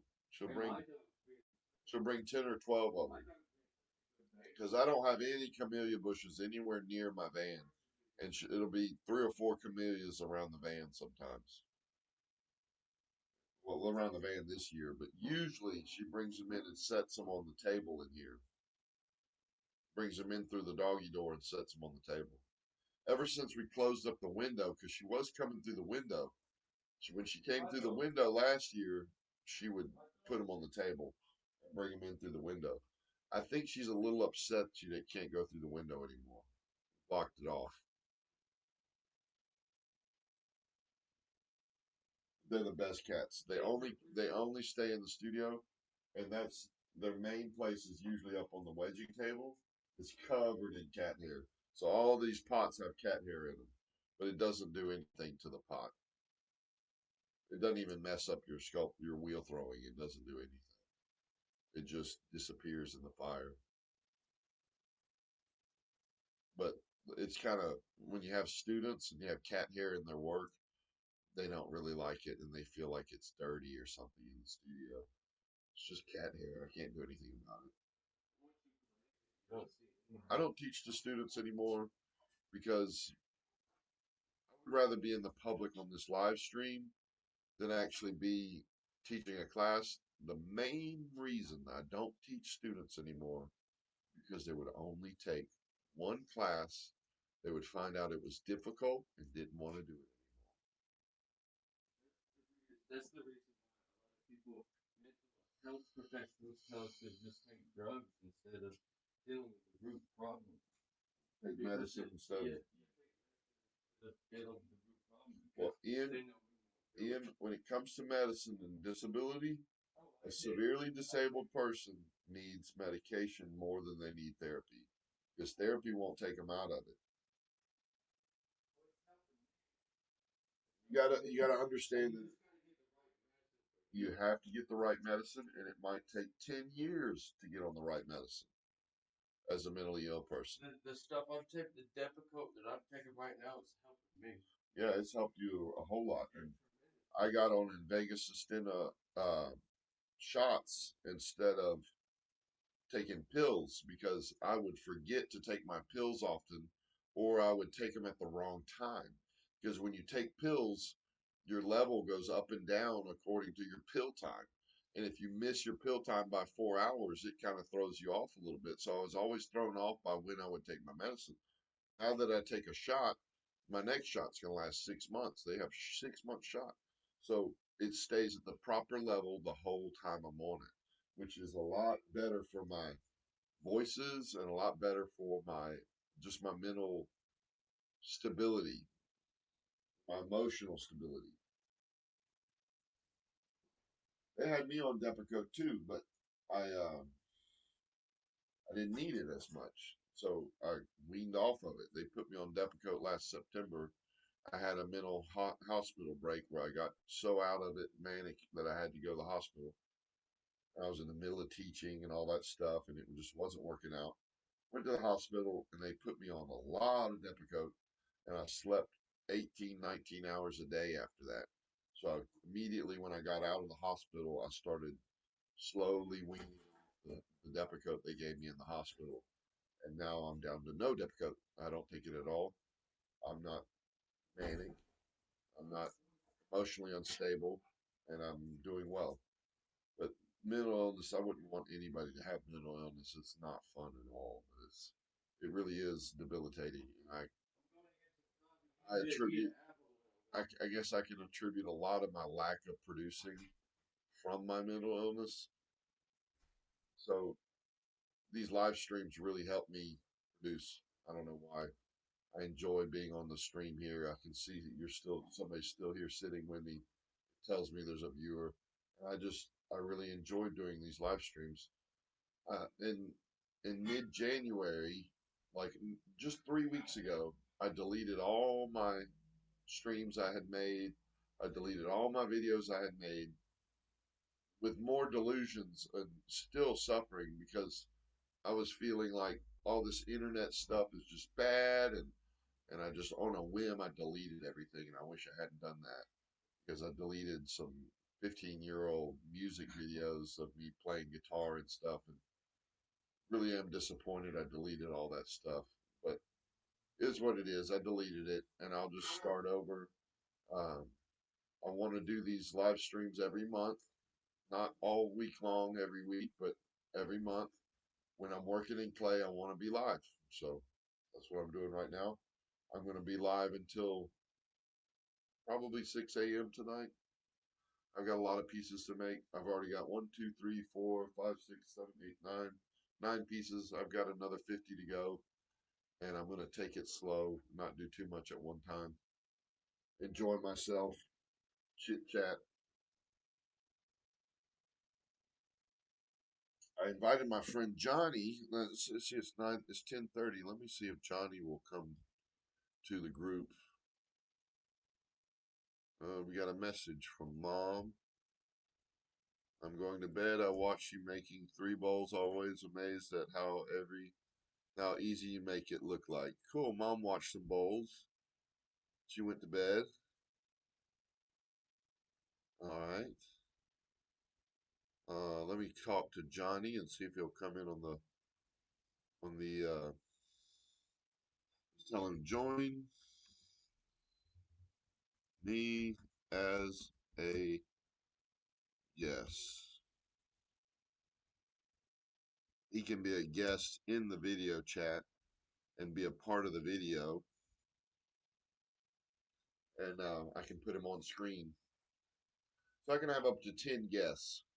If you are a Facebook friend and you're watching, message me on Facebook and I'll know you're watching, and I can send you a guest link and you can chat with us and be in the video. But if you want to be shy and don't want to be in the video, that's perfectly fine with me. I'm going to keep going here. Drink a little coffee. One more cigarette. Cigarettes are wonderful, but they're terrible for you.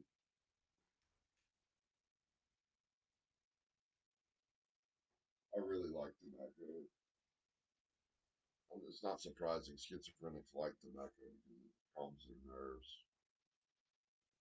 I don't know if it calms my nerves or I just need one because of addiction, but I really enjoy a cigar. It just really makes me feel good.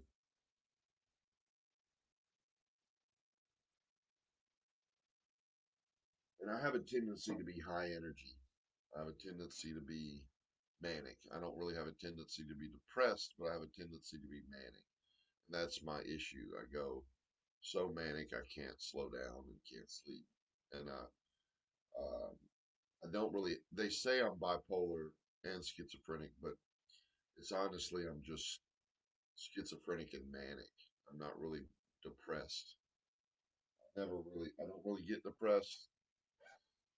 I have my philosophy sort of blocks out all depression. Uh, I don't just focus on negative things. I get so focusing on positive things that I get too high and I get too active.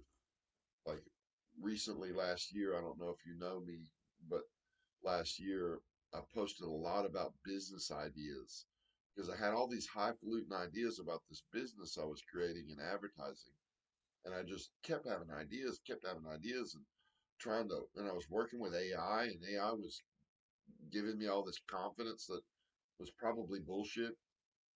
And it was like telling me like my startup idea was worth 40 million when it was probably bullshit. And so I was going at it so furiously trying to get it done. And I spent $1,000 on a website building company, and they just absorbed the money, and I had to dump them and lost 1,000 on that. And I just really disappointed how I behaved in the last year before this hospitalization.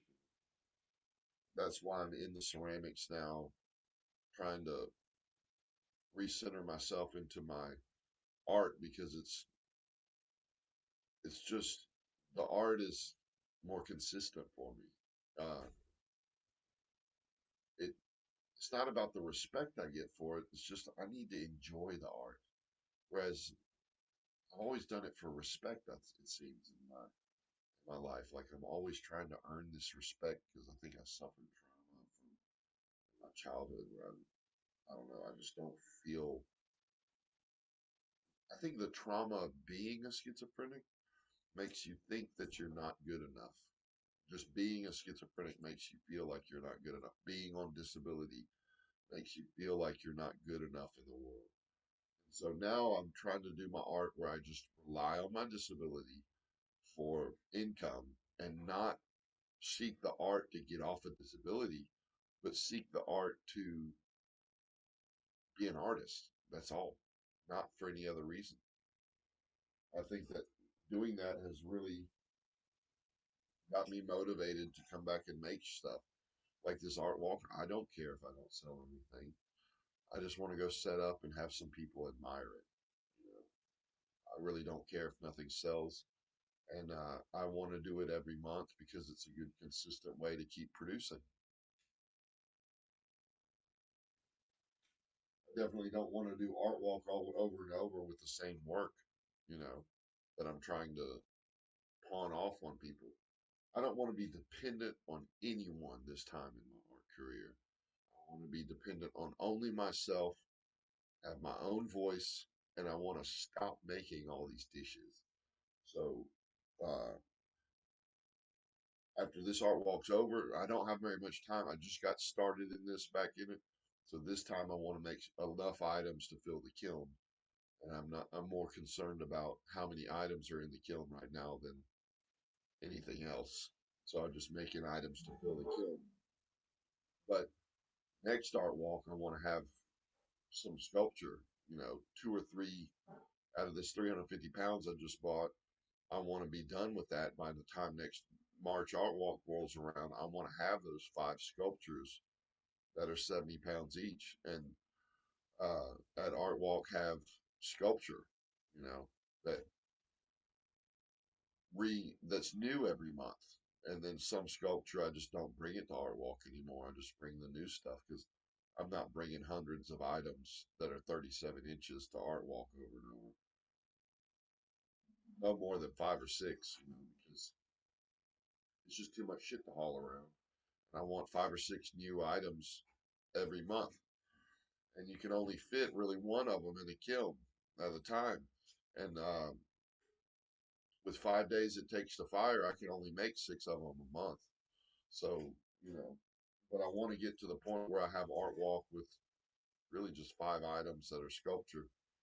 I don't really know why I'm making these dishes today, but I guess I am. I've got soft clay to make dishes and I've got stiff clay to make sculpture, but um, I don't see myself just showing up to art walk with one sculpture. So I guess that's why I'm making dishes because I don't want to show up to art walk with one sculpture. But I need to make things that are more interesting than these cups and bowls, so I don't want to make too many of these. I've got 15 cups and coffee mugs. I'm going to make eight cereal bowls, and that's it for the dish for the sellable dishes items. The rest of the stuff I'm making tonight is going to be teapots and casseroles, bigger items that are just not necessarily going to sell because they're so expensive. But I'm going to make some $150 casseroles, some $80 teapots, and maybe I'll throw four medium-sized vases tonight. What is it, dogs? Why are y'all wandering at the door? Y'all can't go out there. Stop it. Who's whining? Ginger? What you whining about? Good dog. This is my Ginger. She's the prettiest one in the house. She's got the pretty nose. She's got the pretty nose. Ginger, leave Scarlet alone. You always want all the love. You block all the love from the other dogs. Don't do that, Ginger. You thinking about it? Ginger's my brickhead. She's not the smartest, but she's a sweetheart. She gets the most jealous. She's the baby too. Pato and Layla are Ginger's mama. Pato had puppies with Layla 3 years ago. Um, hold on. Yeah, Ginger's 3 years old last September. She was born in 2023. Your dad died.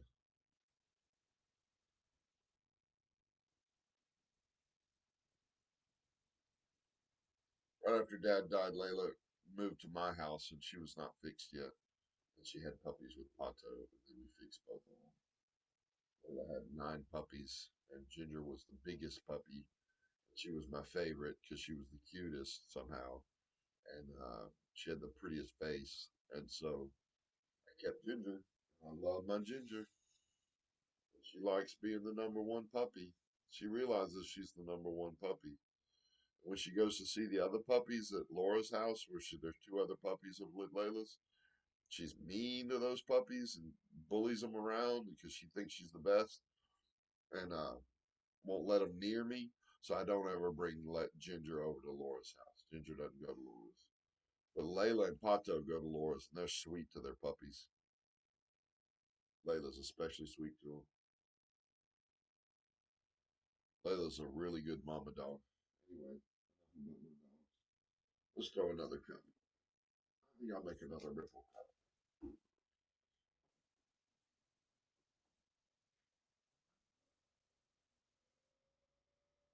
So making these ripple cups, the reason why those other ones were wonky, guess what? It's from the centering I'm doing right now.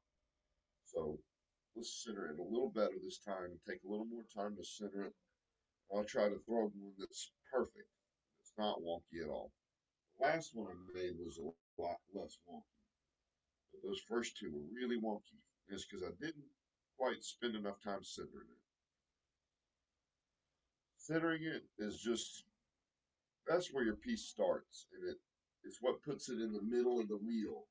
When you don't have it in the middle of the wheel and you make a hole in the middle, guess what? One side's thicker than the other, and one side throws different than the other. You have one side throwing different than the other side, it's not going to be really round. It's going to be taller on one side than the other. It won't be level at the top of the cup, stuff like that. Okay, this is feeling good. Considered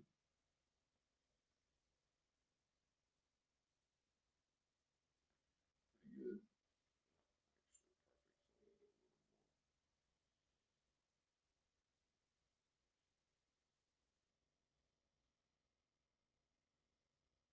Hope you can see my hands moving ever so slightly. You don't want them to move at all. You don't want them to move at all. Not even ever so slightly. I mean, ever so slightly makes a difference. You're going to throw it an 1/8 inch stick. Make it. You got to make it perfect because you're off a 1/16 of an inch, and that's half the thickness of the cup. Because these cups are only an 1/8 inch thick, nice and thin.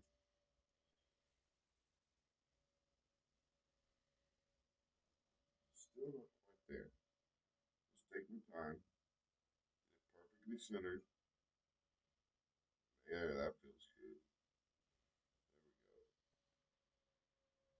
Feels right. It doesn't move in your hands at all, at all, at all. Just the slightest movement. Now, even with a big ball of clay that's 20 pounds, just the slightest movement will throw off your entire vase.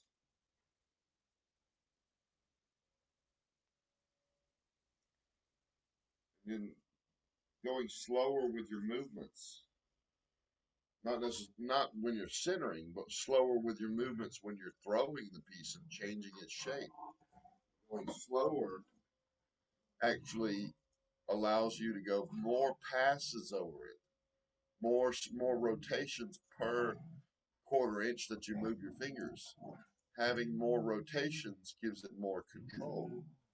So if you go slow, you have more control of the piece.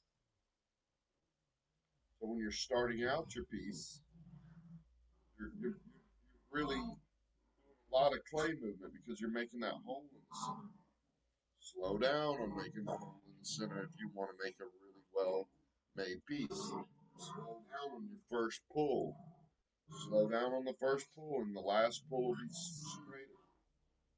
So I'm trying to slow down a little bit on this one. Not wheel spinning slower, but hands moving slower. Keep the wheel spinning always at about the same speed. You have a pedal that changes speed, but you don't change speed to throw a piece. You do change speed from centering to throwing, because when you center, you want to spin it as fast as you can, just so you have as much control as possible, as many rotations as possible. And you want to have a lot of pressure. You just want, with all that pressure, you want it rotating really fast to get it centered and really work it into the center. But when you start throwing, especially once it gets really thin, you want to slow your wheel down a little bit so you're not making, because it doesn't, I don't know, when you slow it down, when you slow down the rotations, you also have more control. A slower moving wheel, you have more control, and more rotations, you have more control. So you slow it down and then go even slower with your hands.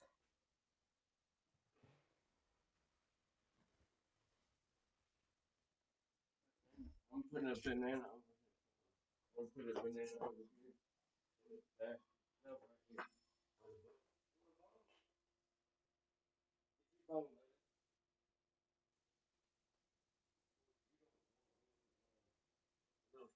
you won't eat from it. Look, Mother got a whole bone in his mouth. What kind of bone? Oh, a doggy bone, not a chicken bone. Oh, I got some more. I got some more treats.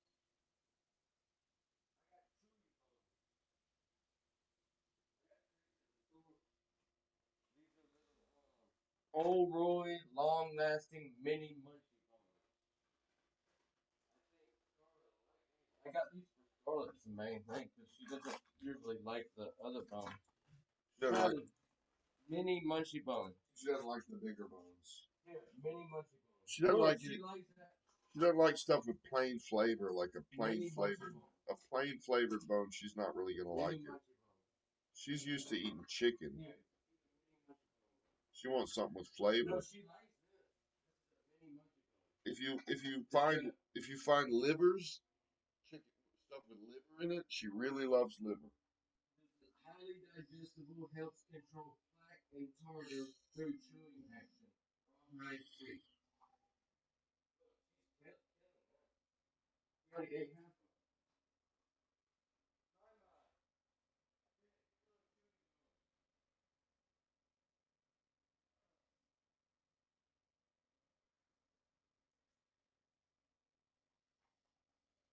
I need to do more to find love of my material. You know, making these ripple cups is fun to me, but making bowls is not. I enjoy making this cup more than the bowl because the bowl is too easy, and this is a more complicated shape, and it's just, I don't know. I really like making a well-made cup, but like, you just can't just make cups all day.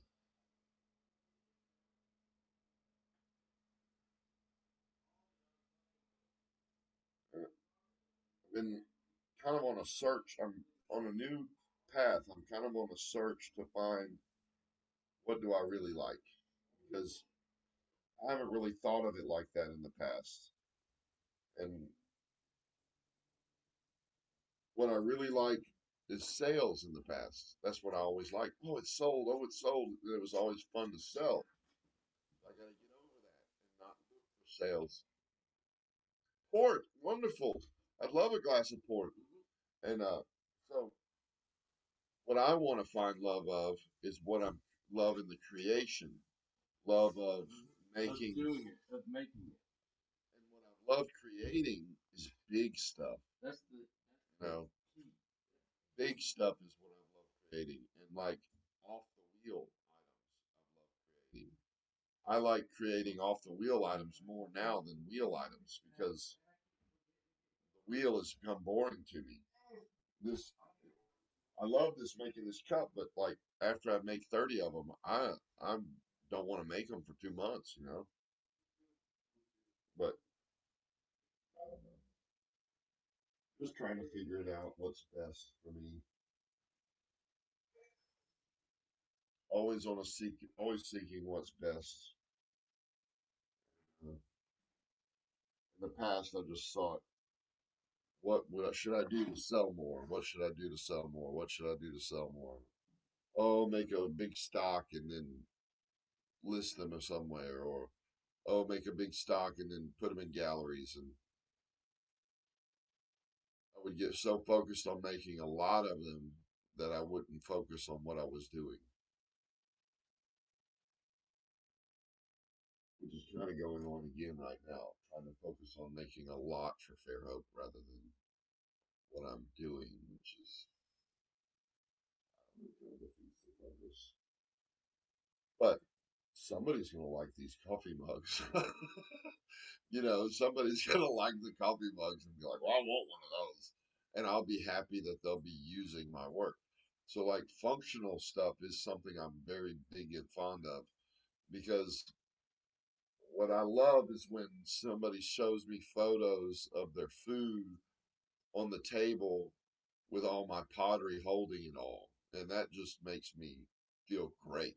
And that when somebody says, oh, the food is so much better when it's on your pottery, and to be consuming food and enjoy it more, you can tell from this belly, I love to eat food. So, like, any way you can make the food better is cool to me. And, like, there's something about those people that tell me, I've been using your mug for 10 years. I drink out of it every day and wash it as soon as I'm done, and I use it every morning. That just is like, I feel like I've really accomplished something because I made their morning every morning as they drank their first cup of coffee and like, oh, it feels good to have this coffee. I'm so tired, and they're all in the world of my coffee mug all the time. And that's something fun to an artist, being a world of people. And that's something I need to focus on is being a world. So I am doing a lot of dishes, but I'm doing it so I can be in the world of these art walk goers and maybe just, I'm not going to make them expensive if they're open. I'm not going to make them expensive at Mobile. I'm going to keep it at $4 cups and $5 mugs and $8 bowls. It's just, I don't need the money. What do I need to make a bowl for $20 for? I don't need their money. I want them to have my bowl. So I need to get rid of this money idea. Just let go and just make the items. And as I'm doing this right now, I want to enjoy it. I don't want to be here. Oh, I got to do this to get this done so that I have so many for and so much time and I don't want to spend too much time on each one or anything like that.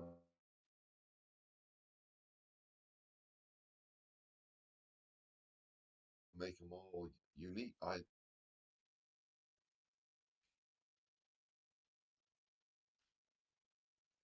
made four bowls that are identical, but the next four aren't going to be identical.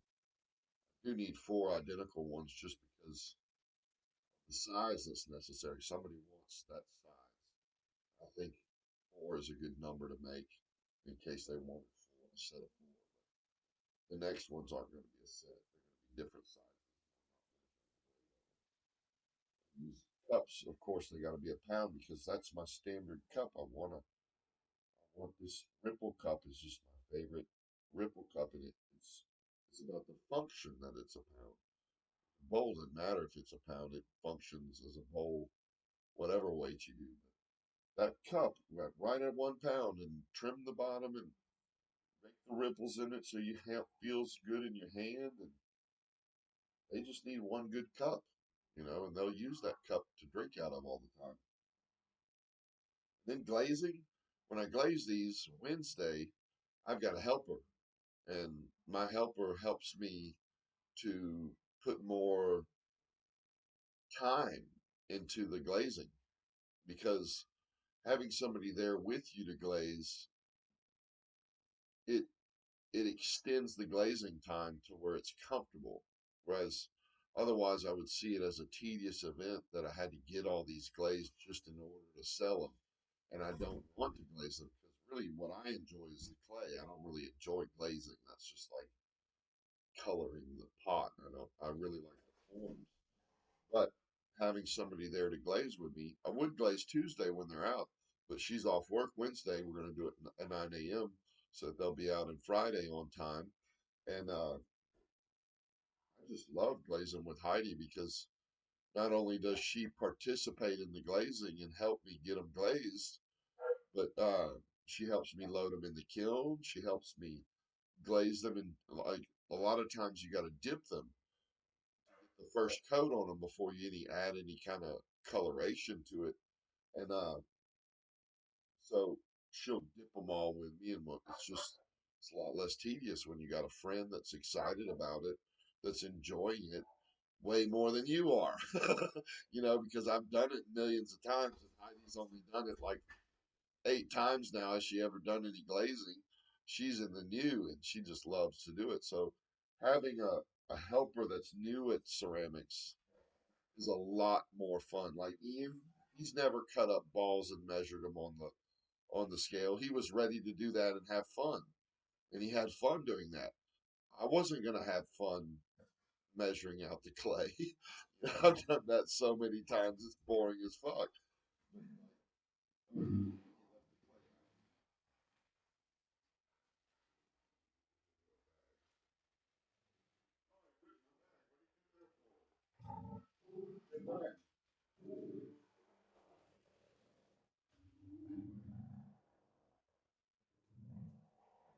Keeping clay wet is such a task.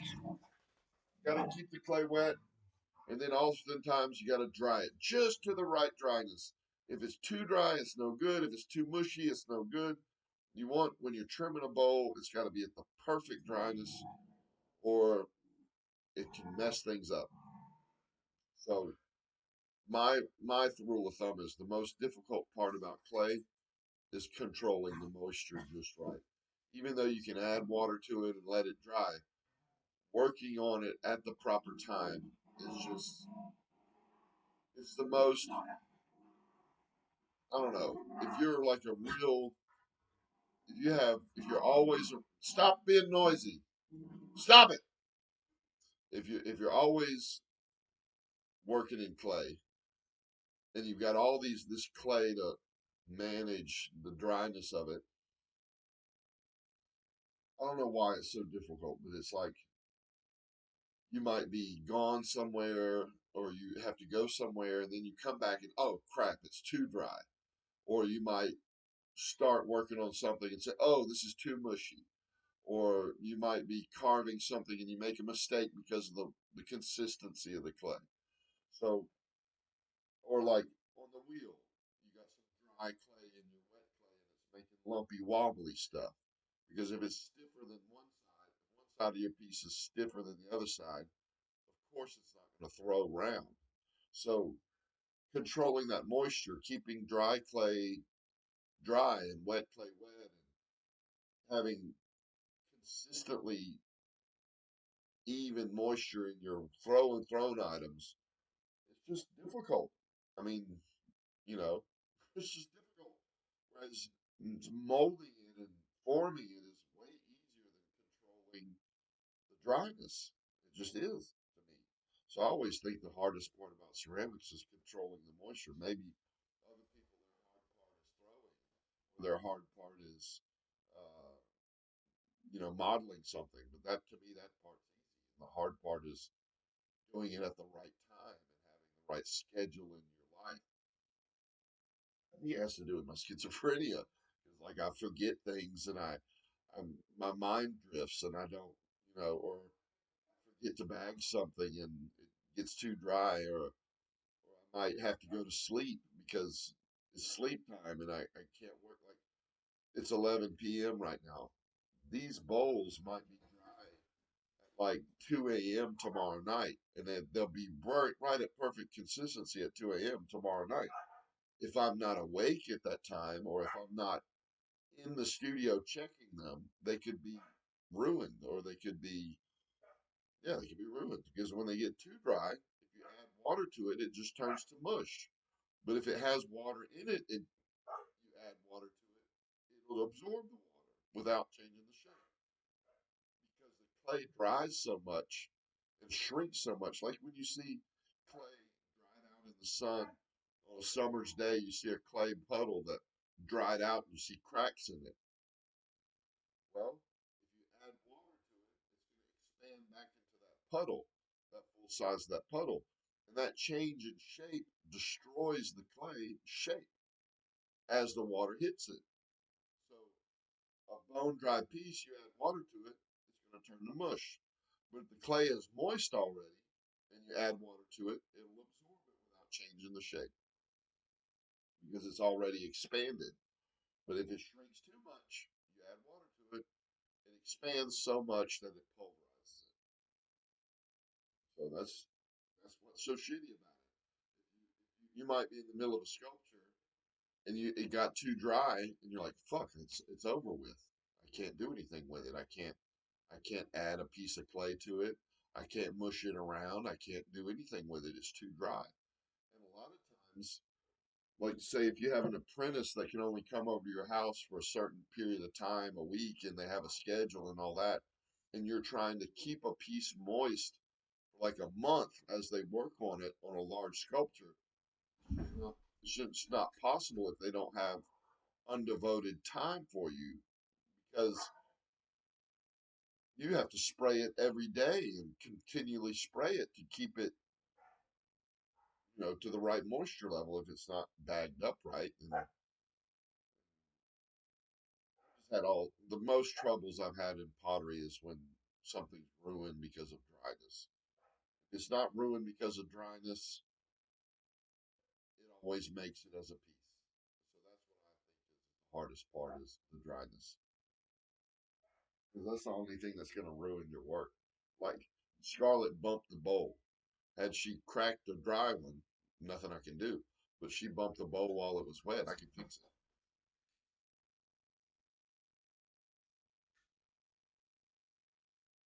You know what I'm saying? So, like, if it was leather hard and she bumped the bowl, like halfway dry and she bumped the bowl, I'd have to add clay to it to fix the bump. If it was wet, I can just smooth it out. If it's bone dried, nothing I can do.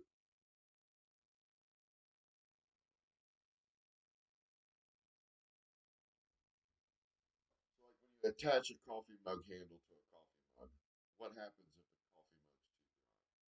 Well, the handle cracks or it pops right off because you're putting a soft handle onto a dry piece. Or if it's too wet when you put the handle on it.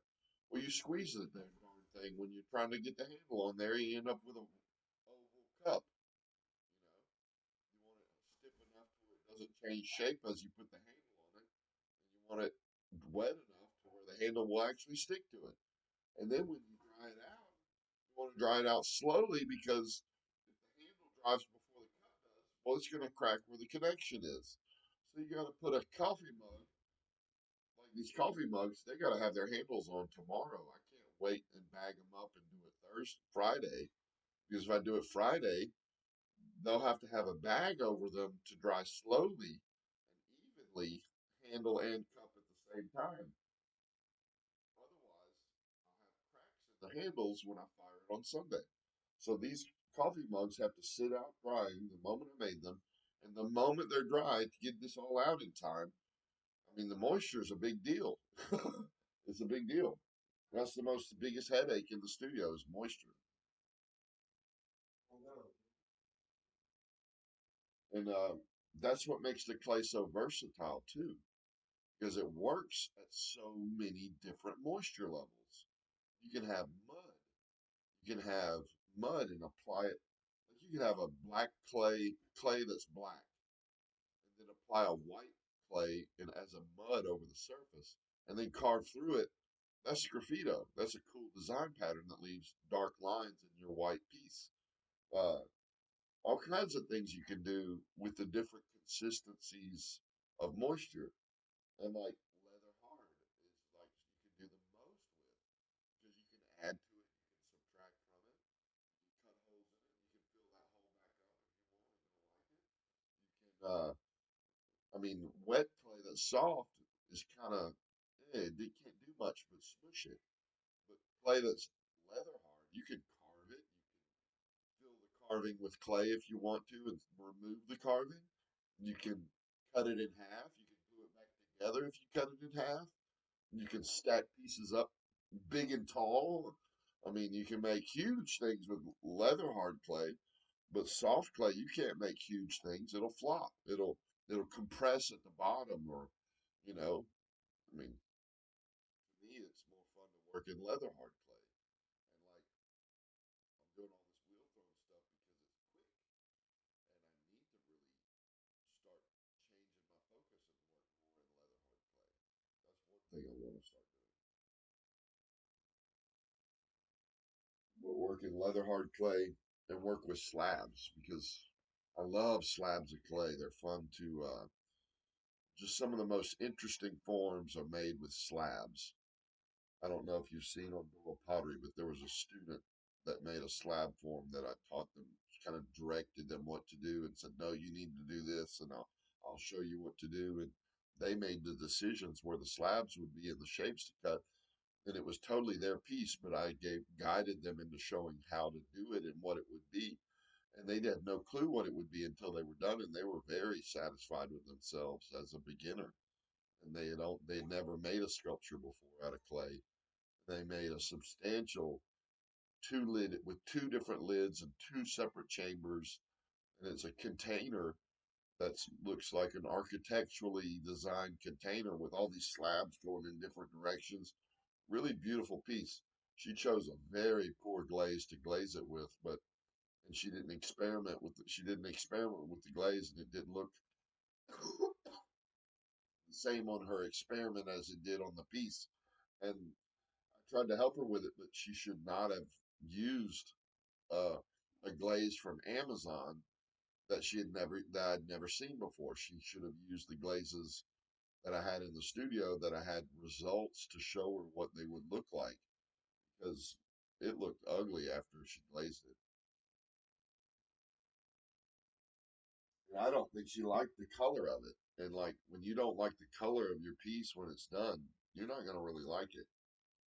So she left it here for like a month without coming to pick it up until finally I said, can I have this piece? Can I sell it? Because I really like it and I think I could sell it if you don't want it. And she immediately that day came to get it because she's scared I was going to get rid of it. Really rude person. She runs Coastal Arts and she came here to really sniff up my butt to see what kind of studio I had. And as soon as she did, she never came back.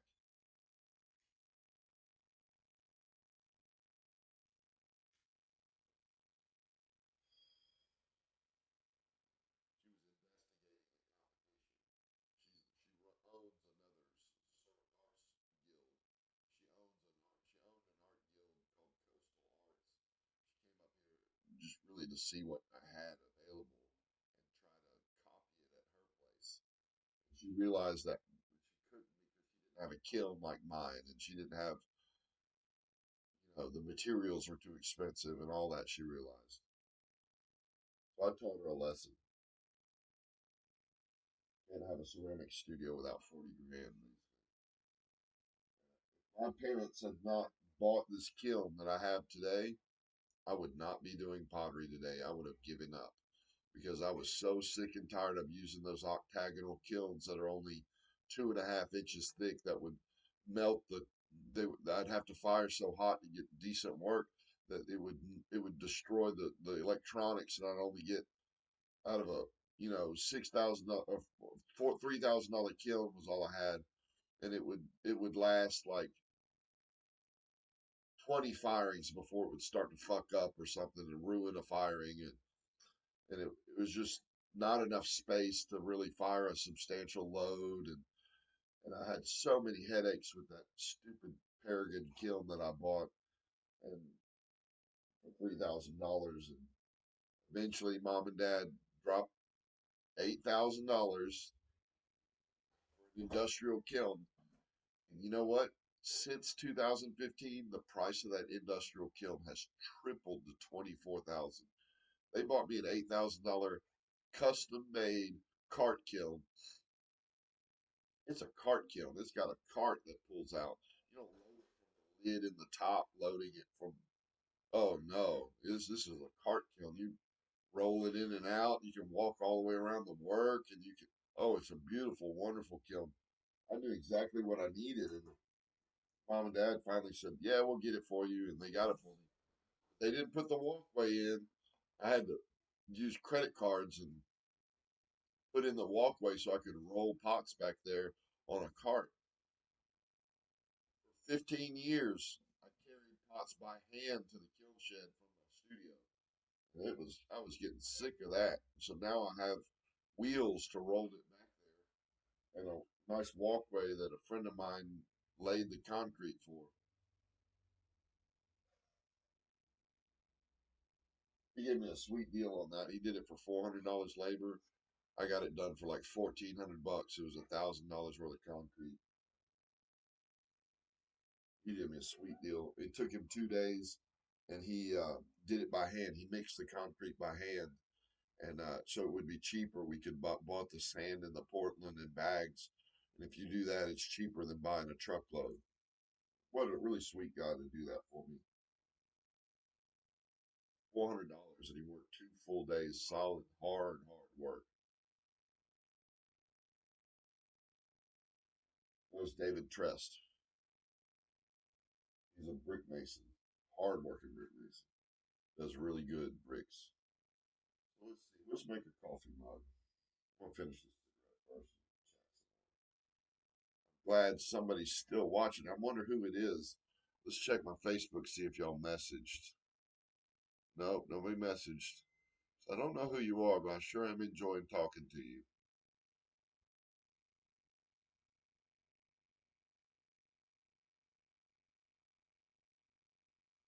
I think you can understand a little bit what it's like to be a potter like me after these years of with my mental illness and all this other bullshit I deal with, and the credibility of a ceramics artist in Mobile. They love a ceramics artist in Mobile. Everybody loves ceramics art that I know of. I don't know of anybody that doesn't like pottery at all, other than certain people that are maybe a car mechanic who prefers metal. But most people really love my pottery.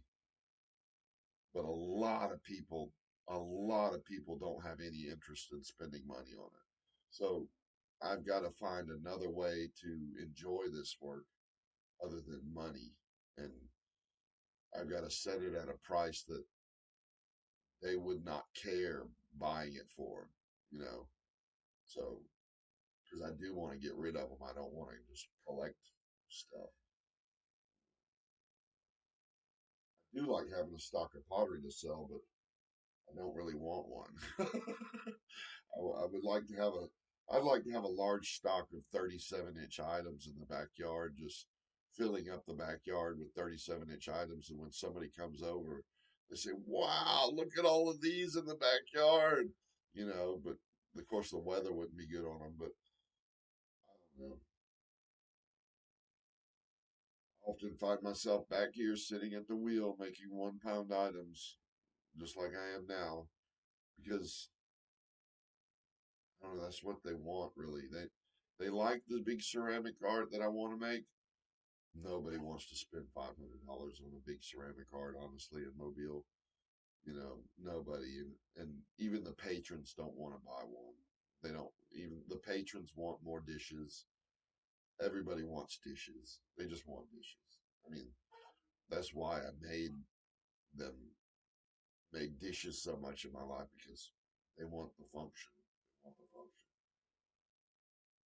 People don't buy paintings very often for their home, but functional things, they buy them every week at their house. Like even food is something that functions because it gives you energy. So things that are associated with food are really easy to give to somebody or like, yeah. But anyway, next month art walk, I'll probably have a bunch of these still available for sale because they won't buy them all, and I'll make sculptures to go along with them, and just do less and less of these wheel thrown items throughout the year until I have a large setup of sculpture because I'm really going to put on a show. I'm not going to always do this for them to have something for free. Basically, I'm going to do this for myself, which is like credibility or I don't know, somebody enjoying what they look at rather than somebody having to buy something. And this month, it's just one item to look at is not enough. But I could just make one large sculpture this week and fire it this Sunday and then have it out by Friday and glaze it Wednesday. It takes 2 days for each fire, and you got to fire it twice, and you need a day to glaze it also. So it's 5 days for each firing, and you can only do 6 firings a month. My kiln is 37 inches high. That's the biggest item I can make, and it's about 30 inches wide. On the diagonal, it's about, I don't know. The diagonal is probably about 40 inches wide.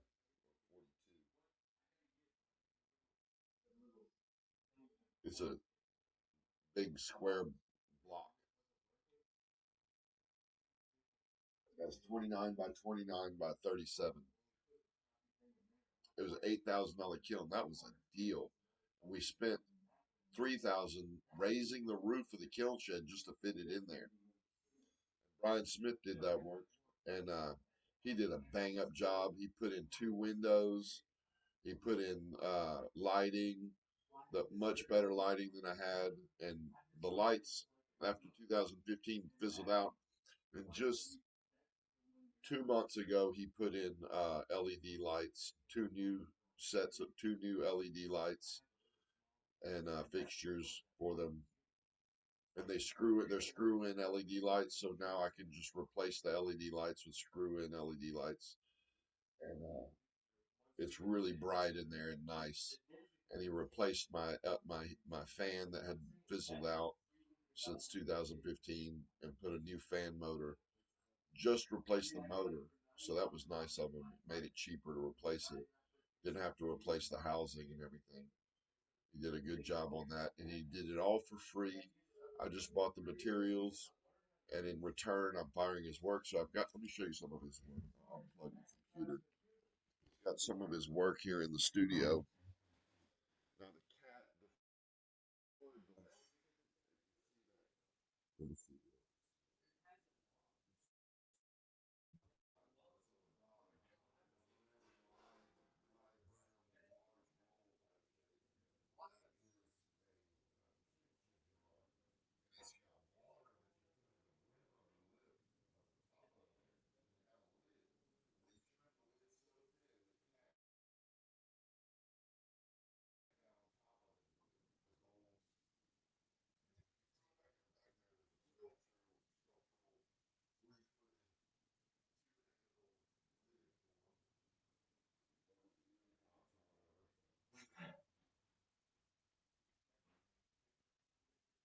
Brian Smith has made those works, and he's also a contractor in Mobile, and I've known him since college because he went to college with me.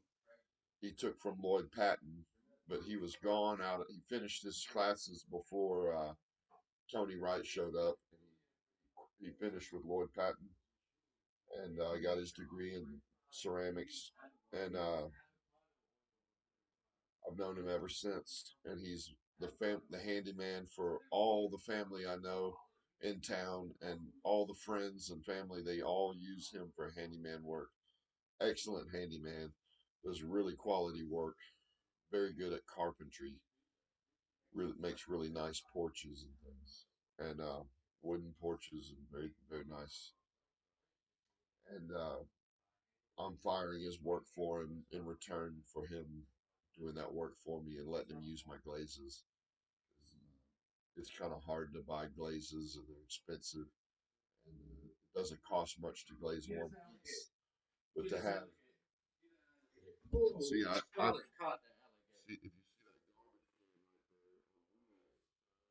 that I fill it up with glaze, and it costs about $300 to fill that garbage can with glaze. That's my shop glaze, and then I've got other colors that are in smaller buckets that I apply the colors on top of that shop glaze. I don't really care if everything's glazed the same for 30 years. It's not about the glaze to me. It's about the form that I made. Make some costume for it. So I don't do a lot of experimentation with glaze. I never really have. Some potters are all into glaze and how they glazed it and what's next to glaze and all that. I don't get into the process of glazing. And I could, but it would just be another field that I'm not into. I'm into forms. I'm into cups in that shape, and the glaze on that cup does not matter to me at all. Stop it. Go take that somewhere else. Go on in the living room. Uh, the glaze on the cup does not matter to me as long as the cup has a functional coating of glaze. I don't really care what color it is. You know, it's a nice cup according to its size, its shape, the way it was made. I like clay. I'm not into glaze. Why did I choose clay over painting and drawing? Because you don't see ancient Egyptian paintings. You see ancient Egyptian pottery. You know, a ceramic item lasts a lot longer than a painting. A lot longer. So I'm like, am I going to be remembered as an artist? I better do ceramics. And that's why I chose ceramics. And I was already really good at the wheel. And then Lloyd Patton told me all about that, how really got me enthusiastic about clay more than any other department at the college, because I was a I was a I was a studio major, but I was going to major in three different aspects of the studio. I wanted to do painting, I wanted to do ceramics, and I wanted to do sculpture. But instead, I just focused on ceramics because of Lloyd Patton's advice that if you do paintings and drawings, they don't last thousands of years. So, you know, I might make a coffee mug that lasts 10,000 years. It's possible, but I'm not going to make a painting that lasts that long.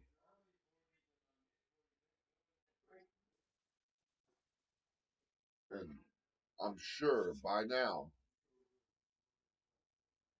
I'll be on Antiques Roadshow 100 years from now, because they'll figure out there was a potter named Doyle Hickman because I signed my name on the bottom. One thing I learned is over time was about signatures. I used to sign an emblem of DH emblem, Doyle Hickman emblem, and I started in high school. And by the time college went around, it became a more flared up emblem. I had just more flair to the emblem and had more lines to it. And I kept doing that emblem till about, I don't know, about 2006 or 2007. Some potter at a craft fair said, "Why do you put this emblem on your pottery? Nobody knows who you are. You got to write your name." Really got to write your name, Doyle. And he said he bought a piece from me, asked me to take a Sharpie and write my name on it. And I thought about that, hit me hard when he wanted my Sharpie name on the bottom of my piece. And it hit me hard, and I realized that guy's right. If you want people to know who you are, you're never going to know who you are with an emblem. Or at least it'll take them, they'll have to be a genius somehow to figure out this emblem is Doyle Hickman in Mobile, Alabama. You know, when they find the piece in Colorado that my sister broke in the back, left in her backyard or something. They will, if you're an artist, don't write some initials. Don't just write your name, write the date too. At least write the year. You don't have to write the day and the month, big deal. But write the year and write the name, the whole name, Doyle Hickman. Well, just recently, I've decided to quit writing Hickman and just put Doyle. Doyle's good enough. It's a pretty rare name, and I'm the only Doyle potter in Mobile, so I think I'll be fine with that. But Doyle, I really should maybe go back to writing Doyle Hickman. I think I will. Just thinking of this right now. The Doyle Hickman really lands at home as to who Doyle is because there's one other Doyle Hickman that I know of in the country that I've seen on Facebook, and Doyle Hickman is a very rare name, so that should work better than just Doyle because Doyle is a very famous name that's an Irish clan. So I do need to write Doyle Hickman. Yeah, I think it's all right. And I haven't signed anything 2026 yet because the last load I fired, I accidentally signed them all 2025 and forgot. Firing in, let's see, I did a firing. When was my last firing? No, it was in 2025. It was Christmas week was my last firing. Did I do one in January? Yeah, I did one in January. My brother's, just now, my brother's load of pottery he got in January was all signed 2025 on accident. I went to St. Louis a few weeks ago, 2 weeks ago, and got a kiln load done before I left and brought it all to him. Well, it was half a kiln load, just enough to fill the suitcases. We filled suitcases with it because we were flying, and they all made it. Luckily, even though they had to put them under the plane as valet bags, Mom put tape with written fragile on all of them, and my bag was small enough for it to be a carry-on in that little plane, but hers was too big, and they had to put it under the plane, and they took good care of it. They didn't break it. And then in the next flight, it was a bigger flight, and she put it in the above compartment over the seat, and they all made it. Not a single broken one. Just recently, the Christmas load I made went to a bunch of pots went to Nicaragua with my mom when she went to see my sister's place in Nicaragua. Brought pots to my sister, and half of them were broken in the suitcase. Really disappointing to me, especially when I make a load of pottery, put it in a suitcase, and then half of it's broken. It's just a complete waste of time to me. And it's very disappointing for the artists to know all the stuff broke. Oh crap, I didn't get anything. All the sets are imperfect, and there's sets of three and stuff like that. My sister is very picky about her pottery, and she hates broken pottery. She hates broken pottery. She cries when some of them break. She'll cry. She will cry when some of them break. She loves my pottery, but I love my sister to death, but she has not bought enough of them. She is very picky with her money, and she is not interested in giving it to her brother for any reason whatsoever. So,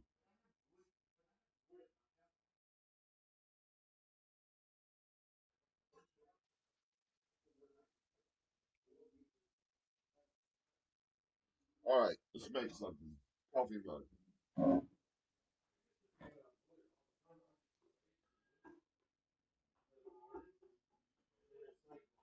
What kind of coffee mug? I'm gonna make a straight up and down coffee mug.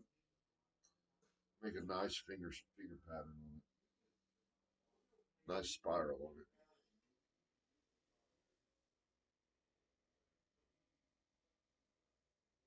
If Tom and Triner are watching. Maybe that's who's watching. Triner or Tom. Probably got me on the big screen in their living room. Like, this is fun watching Doyle from our house. I wouldn't be surprised if Tom and Triner were watching.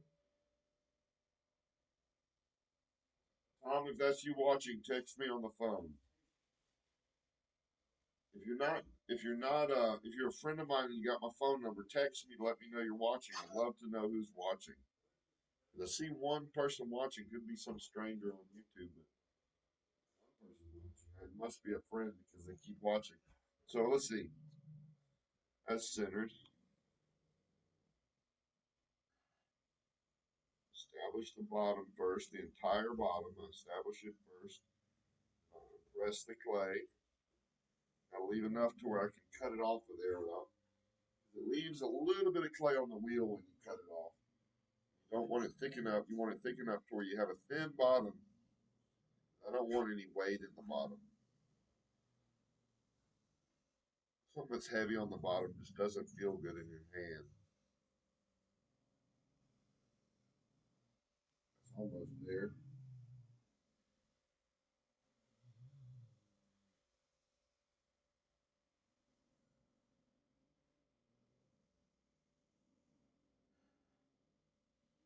There we go. That's enough coffee wood. Slight flare at the lip. I like always to have a slight flare at the lip. See that slight flare in the top? Hey, stop it. Now I'm going to give it a nice finger mark. Let's see if you can see that on there. See that nice finger mark? I'm going to belly it out just a little, just a tiny bit. Make a smooth area right at the top, right at the top half inch.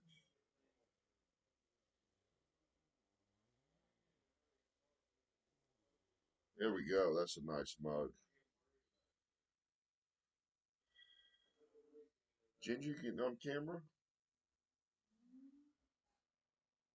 Scarlett being mean to you? Don't take Scarlett's toy. It's her toy. She's playing with it. I'm taking her toy. I'm not even paying attention to her toy, Papa. She's just growling at me because she thinks I'm going to take it. I don't care about that toy. You care more about your papa than that toy, huh, Scarlett? I'm Ginger. Papa's making pottery. Look at that coffee mug. Let me see how it looks on the video. Let me get a close up of it so y'all can see a little better.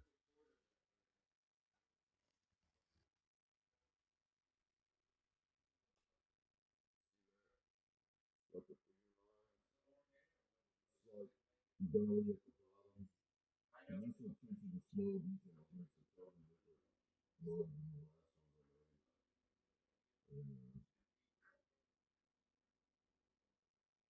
Yeah, you can see the finger lines in it. It'll look really good when it's glazed. I'll put a nice handle on it. It'll be a good functional mug.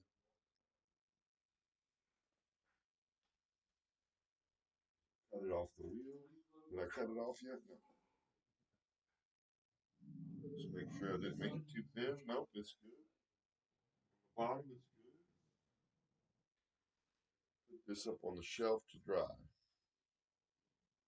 Gonna put the handle on it tomorrow night. Make some more items. I'll probably throw my vases tomorrow night. I want to throw. I'm gonna use stiff clay. That stiff clay that I bought yesterday on discount from First City Art. They had 11 boxes of 240 white stoneware that they bought like a year ago. Never sold. That some of it they never sold or forgot to sell it in time. They restock it over and over, and they forgot some boxes got left behind. Anyway, they got stiff and they gave me half price for them. They're really still soft though. Let's see here. Where's Johnny? Now, Johnny, I asked you to come on as a guest. Where you gonna come on as a guest? What? Come on, Johnny. Where you at, Johnny? I want you commenting in the video. What? What's up? Question mark. Why isn't he responding? I'd like Johnny to come in on the video.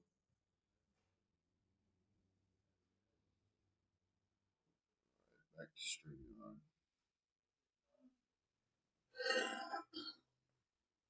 We got three coffee mugs and 3 cups. What's next? Another 1 pound item, so it's gonna be a cup or a coffee mug, which is I'll make a cup this time. I do need something to drink. So let me go get some more coffee.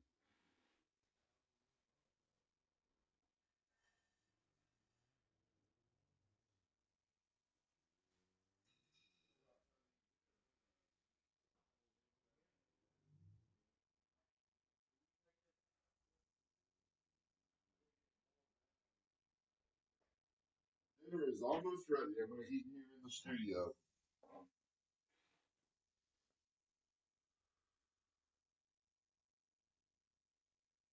Love to find out who's watching.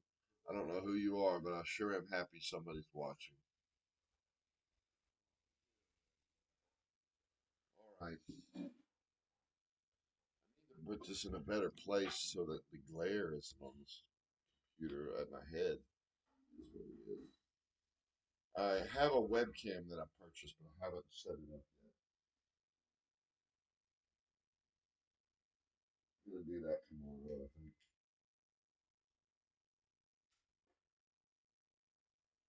Y'all are watching me off of my computer webcam. So I've got a computer on a chair next to me. Oh, that's good coffee. Finish this cigarette and throw this cup.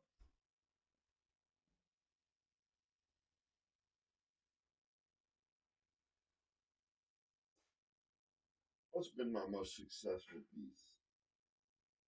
I have one particular piece that was the most successful that I made in college, of course. I named it Centuries.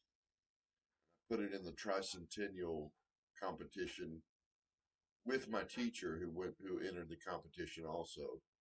And it was not a competition but an exhibition that had awards. And two pieces in that show. Centuries, which was like a boat shaped thing that was about 4 feet wide and about 4.5 feet tall, and it had a boat shaped thing with a big vase in the center of it, and it looked like a sort of like an old galley ship with and it was coil built. I don't know if I mean I can pull it up in the I present a picture from my computer, and I do believe I have it on my computer image file. Let me pull it up from the computer. I'll show you my most successful art piece I've ever made. I say it's successful because it won 2 awards. It won it won best of show. This won best of show in when did it win best of show? In 2001, I think it was. In 2001, I got best of show in the student art show, and they gave me a $500 prize for that best of show to spend on whatever I wanted. It was just free money. And then the same year, or the next year, I think it was the next year, in 2002 or 2003, I entered it into the Tricentennial Show and Mobile Tricentennial Art Exhibition. And It was put on by the Arts Council or the museum or something, and I think it was put on by the museum. Anyhow, it was in a gallery downtown that they did the show, and I got third place in that show, and I gave me a $300 reward for that third place. And my teacher entered into the same show and didn't get an award. He got an honorable mention, and he actually got a purchase prize also because the museum purchased his piece for $1,400. And I had this thing listed for 1,200 at the time, and they didn't purchase the museum didn't purchase it, and so I was a little disappointed I didn't get a purchase prize, and nobody purchased it. And that same year, I put it in uh, the Alabama Clay Conference. No, it wasn't the Alabama Clay Conference. It was some other show at the 301 space I put it in. And they liked it so much at the 301 space, it got an honorable mention in that show. And they liked it so much, they kept it for extended stay. And they kept it at the 301 space for a year. And I had it listed for $750 at the time at that 301 space. And somebody from Fairhope, they said, almost purchased it and just decided not to for some reason. So it stayed in my house, my mom's house, for 20 some odd years. And then the dog knocked that piece out of the center of it and broke it in a billion pieces. And mom just has the base of it, and she puts a plant in the middle of it, a fern. She puts a fern in the middle of it. Anyway, I wish the museum had purchased it, but that was my most successful piece because I never sold it, and I got $800 for it, and I won 2 awards with it, and it was just a really successful piece. And when I started the piece, I had no plan. I first started at the very bottom of it. You can see an S-shaped base. You see the bottom of it's a slight S shape. And I started with a slab of clay with a slight S shape, and I just wanted to build a coil sculpture on top of it. And I started building it, and I got that bottom piece about halfway built up, right where you see the pattern in the bottom of it, the very pattern in the bottom of it. I got that part done, and I said, "What am I going to do with this?" So I got on the chalkboard in the ceramic studio in South, and I started doing drawings of what I would do from there up. And those drawings really helped me finish the piece because I drew it just like that. And I said, "This is what I want to make. I'm going to make this." So I finished it, built it up like that, and then finished it. And the S shape of the bottom made it just right so that it would stand up properly without being too tipsy turvy. And it just came together so well. And they gave me best of show in the arts in the student show, and I was so happy about that best of show. And then the third place, I was really happy about third place in a established competition with a lot of really good state artists and regional artists because the tricentennial competition was not just mobilians; it was regional art show, and it was really something to get third place in that. I felt really good about it. And then of course beating all the other students was fun too. And never really gotten any other recognition for any work. I've gotten awards with other work. Uh, I've gotten first places and things like that. Probably 4 or 5 other first places before. I don't remember they were in high school and in college. Never did I place in anything outside of college and high school and grade school. My first art award was in the 4th grade. I just did in the 4th grade. I took a class at Carver Elementary in Montgomery, and I took a extracurricular after school art class. boy, did I go to every single one of those art classes. And I remember the teacher was named Mr. Arisman. He's probably passed away by now, but he was old then. He was in his 50s then. And Mr. Arisman was really kind to me and let me do whatever he didn't let me, no, he didn't exactly let me do whatever I wanted. He told me to enter into this competition and he wanted me to make a sculpture out of paper mache. And he gave me all these paper tubes and different paper boxes, cardboard boxes, and materials to make my sculpture. He said, make it from these materials. And he said, you got to use these materials and it's got to be paper mache and you got to make a sculpture of something.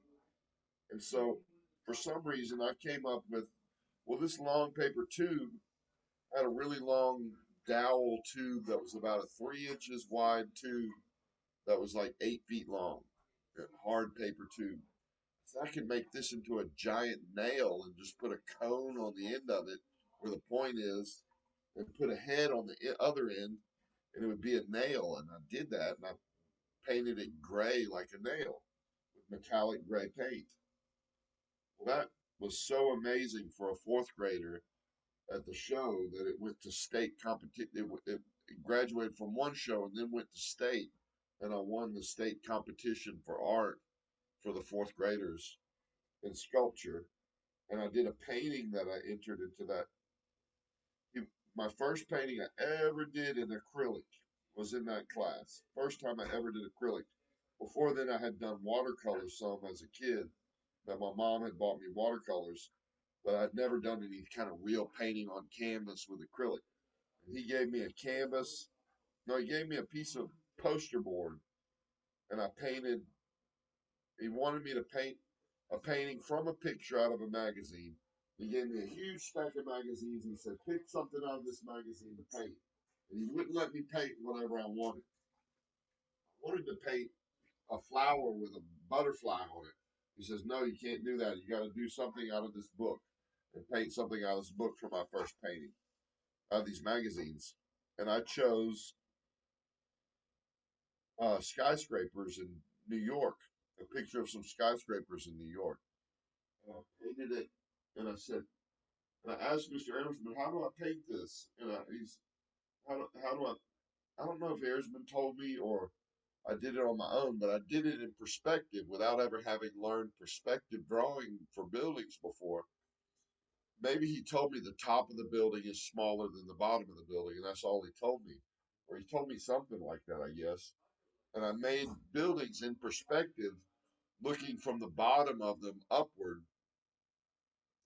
And then after I drew the building, drew the painting, I painted the drawing because he told me to do a drawing and then paint the drawing. And I did for some reason I chose random colors to paint these buildings. I don't know why.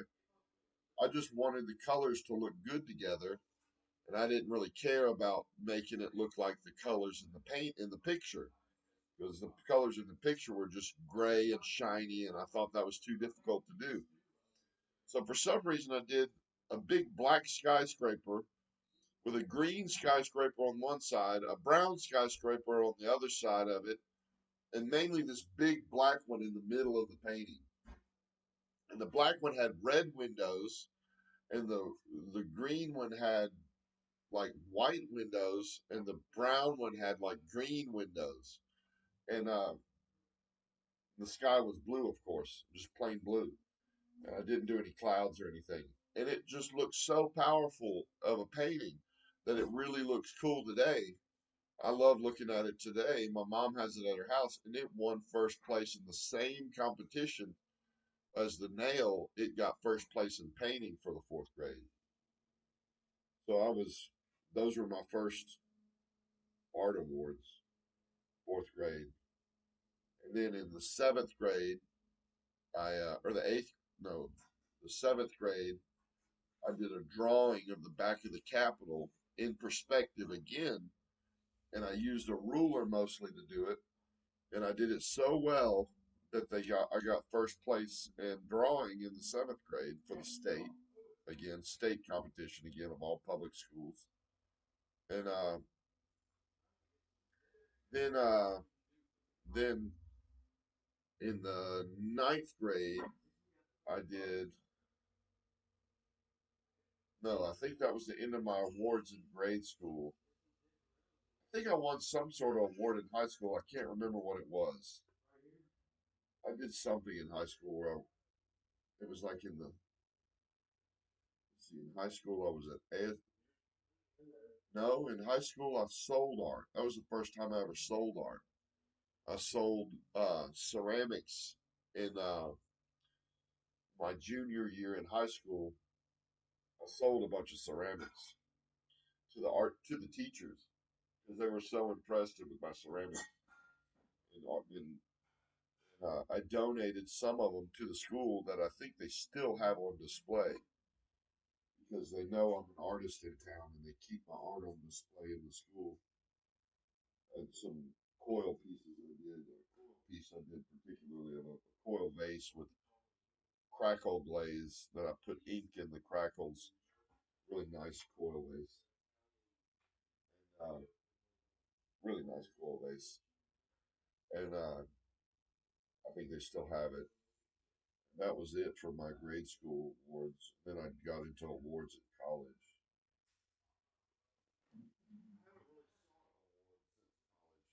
I haven't been in any competitions. I haven't had any exhibitions. I've never had an exhibition of my work as a solo show. Ever. Never. Nobody has ever exhibited my work as a retrospective or as a solo show.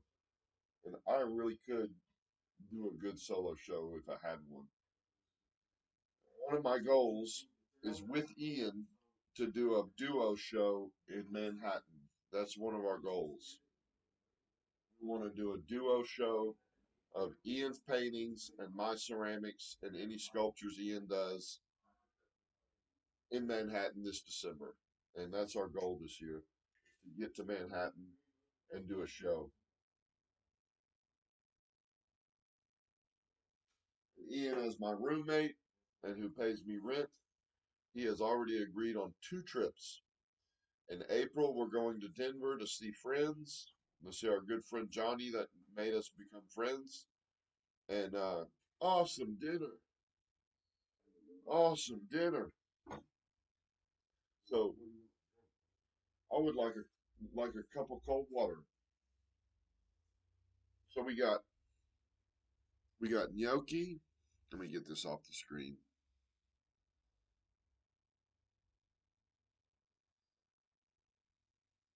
All right. We've got gnocchi with cream sauce and chicken.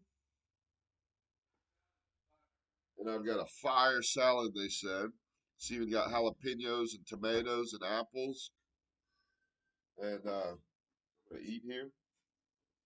What was I talking about? So I was talking about something that was cool.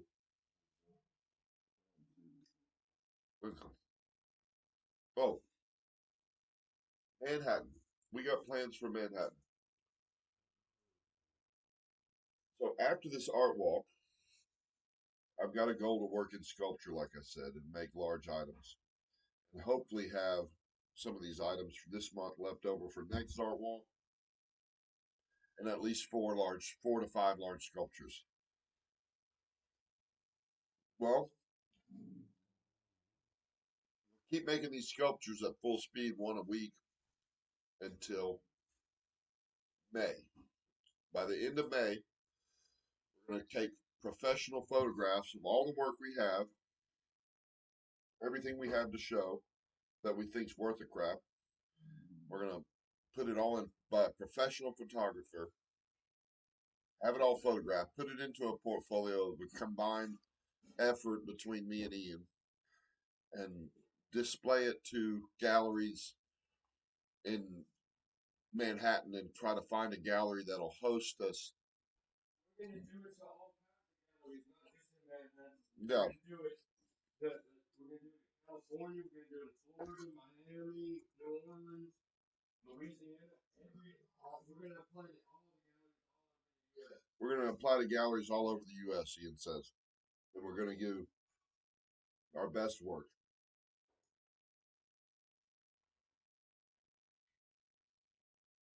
Ian's currently working. I'm working on a 24 by on a 36 by 24 painting. I'm starting my pottery, and next week we're getting into sculpture products. I'm going to teach Ian sculpture.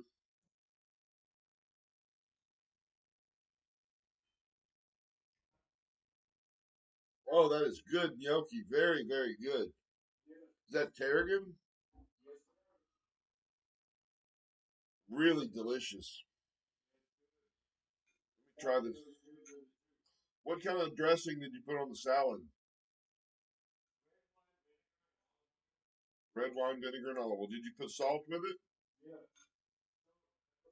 Salt and pepper? Let's try this salad.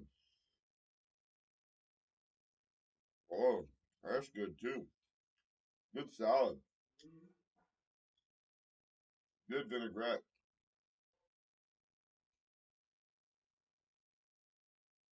Garlic, go away.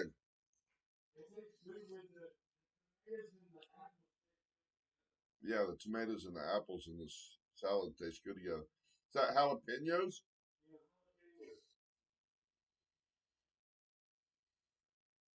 Gosh, this gnocchi is so good.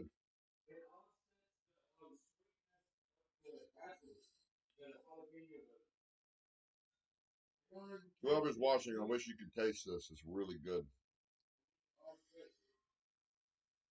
Ian is a chef. He was a he learned under Mr. Naaman at Naaman's Catering, and the Naamans taught him how to cook at first. And he worked at many different restaurants for the past 25 years. He's done some fine dining restaurants.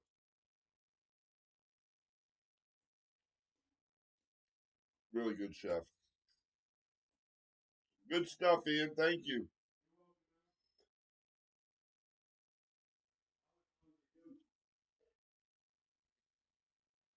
Mm.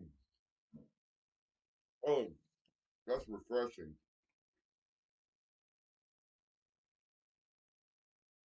Here we are eating at 11:30 p.m. It's late.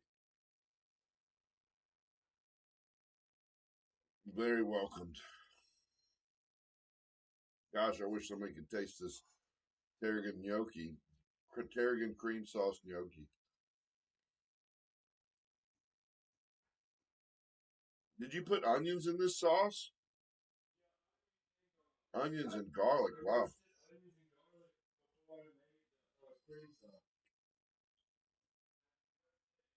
This is better than that blue cheese cream sauce you made.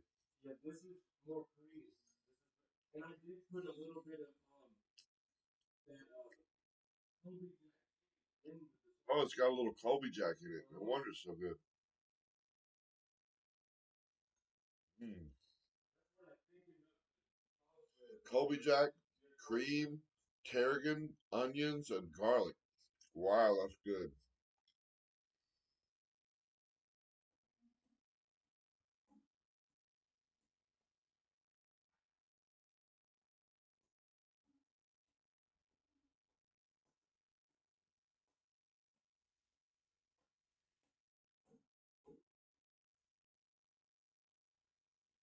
Very good. Charlotte, you can have one gnocchi.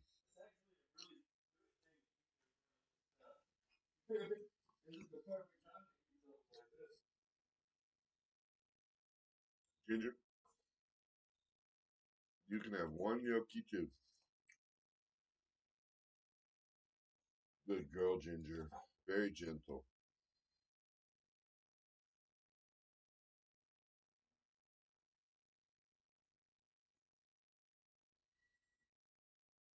Where's Pato? Pato, you want a gnocchi? Come here, Pato. One gnocchi for Pato. Oh, you missed it. There you go, boy. Layla, she'll be fine without it. I'm eating the last gnocchi. This is the last gnocchi. You're not getting it with Scarlet. Mmm. I'm going to get the ginger lick the bowl.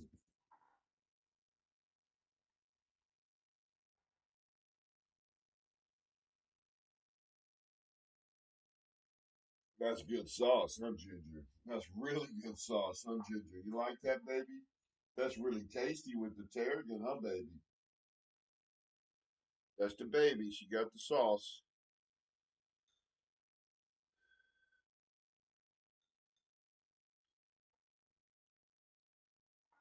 Oh, and the salad has just the slightest bit of onion in it. Oh, it's so good. Ian, this salad is the bomb.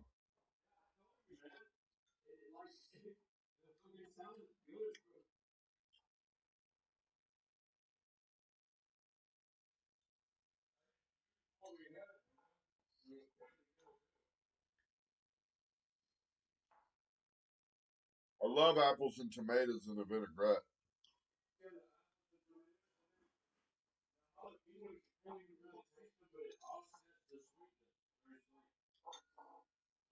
You put just a few slivers of onion in there too. It's all comes together right on this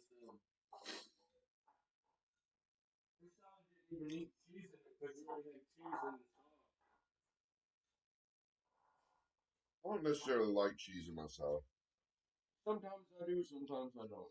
It depends on the salad, what the composition is. If I But have for artichokes, I like a little bit of when I cheese. do have cheese in the salad, I like really strong cheese. I don't like cheddar in my I salad. like blue cheese. I like blue cheese in my salad. Feta. I like feta. Or a Uh, real strong cheese like Parmesan. yeah, but feta with like an apple salad like this, feta would be good with this. Yeah, it would. Or a Stilton Blue. Still blue would be fire. Oh my, you were taking a nap for a whole hour and now you're back out here. I'm sorry you didn't get anything out Maya of it. looks physically bigger to me. She's growing big time. Yeah, like week looks bigger. A Excuse me. little bigger. Excuse A me. little bit maybe. And your belly bigger too. Oh, there's Little my fat girl. viewer came back. Little fat girl. Not a little fat girl. I still have 6 more cup balls to throw. I've been talking more than working, but now I need a cigarette after dinner. I'll get back to work. But I'm gonna put a video. You gonna do a video? When you take a picture, then I'll come back in that video when you start doing stuff again. And the more I do it, the better I'm gonna get at. And if we start selling and making money again, I'm not really worried about making money. I have better doing it. I'm gonna get stronger. You might not like the prices I sell stuff for.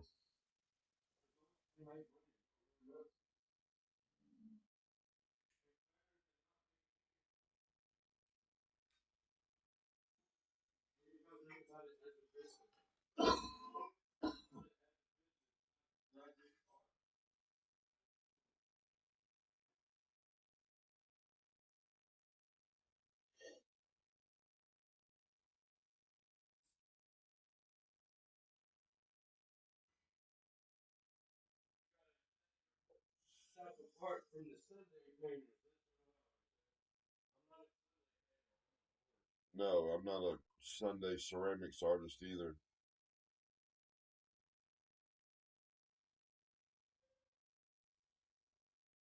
Ginger, were you licking that dressing out of the. You like vinegar, Ginger? That's weird. Scarlet, Scarlet, there's no food on the wheel. Get away.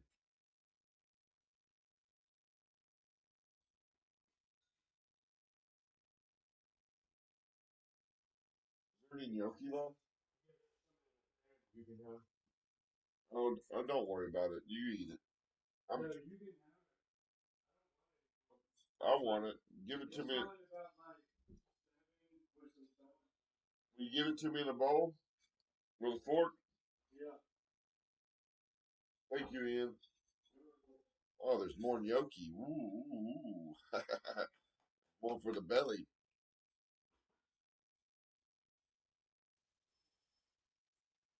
Very, very caloric.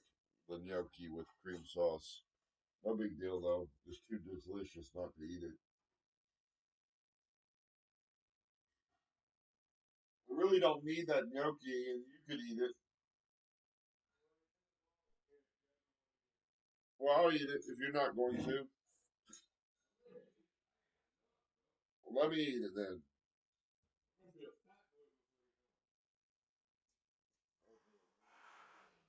Oh, y'all stop that. Layla, come here. It's your turn. Come here, Layla. Get away, Scarlet.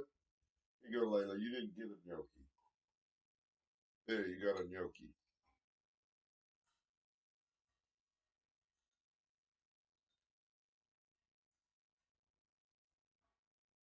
Everybody got a gnocchi except Maya.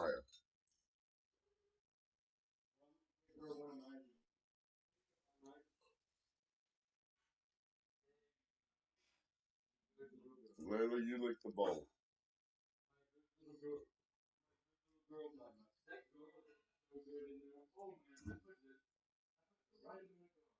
You did. Put the perfect amount of garlic. You roasted it too. It was really tasty.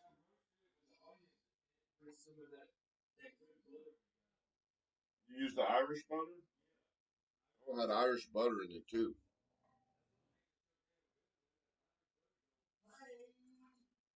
Very good gnocchi. I love it. Gnocchi and a cream sauce.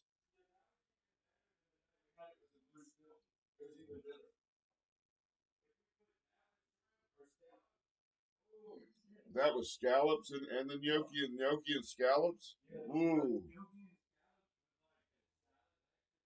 big scallops, big wild Japanese scallops.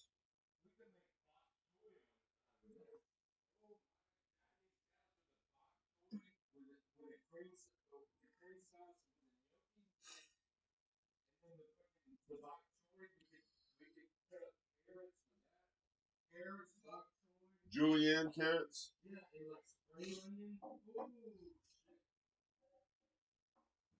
Scarlet, go away. Go away. You're not getting any more. All gone.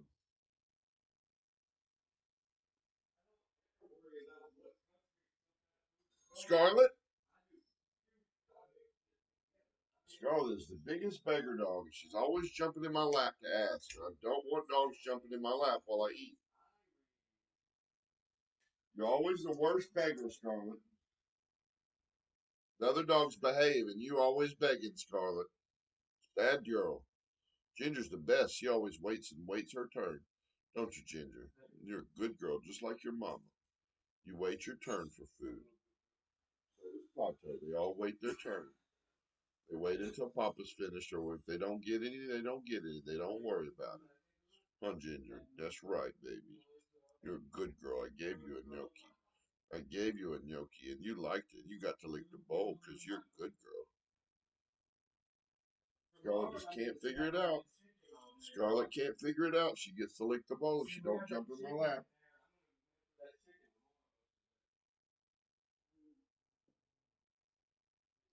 Oh, Ginger wants petting. Want petting. You love me. You love to be loved, huh, Ginger? You like all the love. Ginger wants me to just love Ginger. I just love Ginger. I just love Ginger. I just love Ginger. I just love Ginger. Just Ginger. Just Ginger. Yeah, just Ginger. Just love Ginger. Ginger just wants to love. She don't care about the food. She wants to love. Huh, you want the love more than the food, huh, Ginger? You want the love more than the food. You ask for love way more than food. She's always demanding pets with her head, pushing my arm. She's gonna push my elbow in a second, asking for more pets. She is an intention hog, but she never bothers me for food, and she stays out of the picture. She usually sits behind me while I eat. Very respectful dog of her papa's food. Ginger, you're the prettiest dog in the world. Oh, you're the biggest beggar dog I got. Quit begging. No, there's no more food. Now stop it. I know you're crying for more food. You always cry for more food. You're a beggar dog. Stop begging for food. You had plenty. She got tears in her eyes because she didn't get enough gnocchi. You want all the gnocchi. Well, you're not getting it.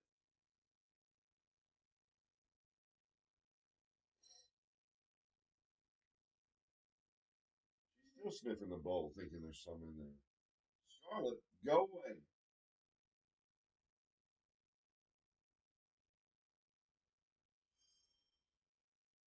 Ian, ready to do some video? He went to the bathroom.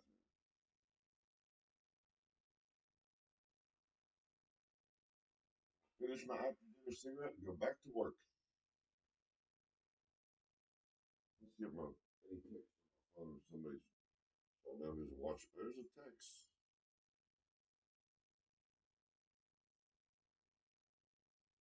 Oh, it's Heidi saying thanks for sending the phone number.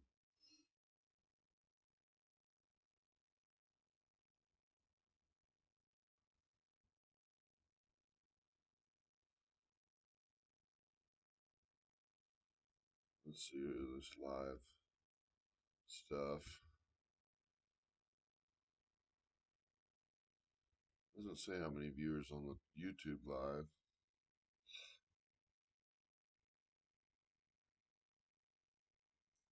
Somebody's still watching. Well, welcome to Doyle Studio. A little bit more coffee. And I think I'm going to make a ripple cup because I've got 4 coffee mugs. Make another ripple cup.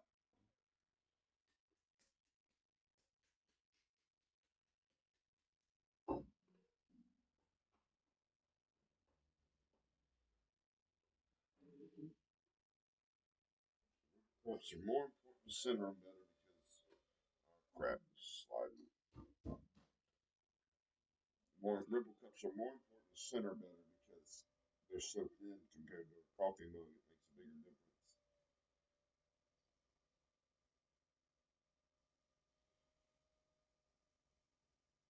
Get a perfect center on this thing.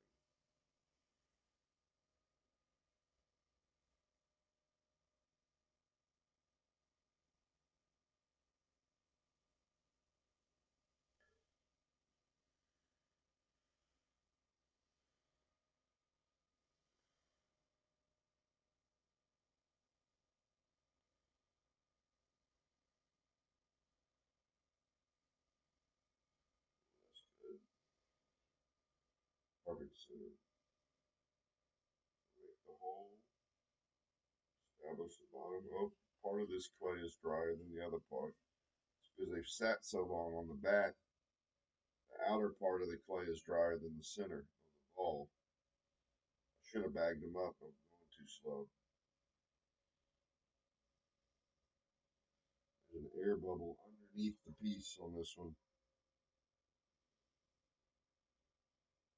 Here, to go with it.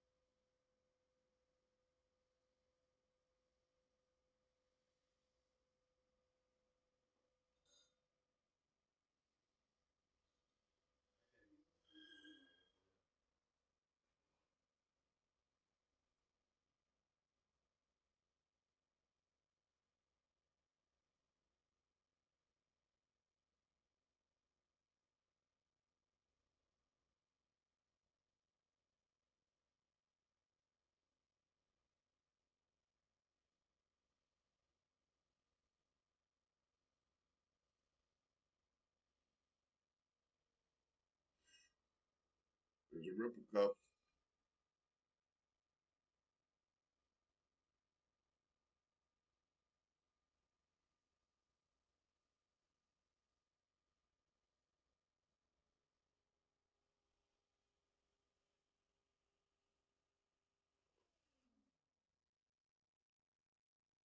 of who's watching me is watching me on a big screen, a little screen. Oh, that steak smells wonderful. Better because it's barely lit. It's my real lighter. Ooh, flamethrower. Don't burn yourself. I did that one time. I did burn Rick on accident though. How is it out? It's out already.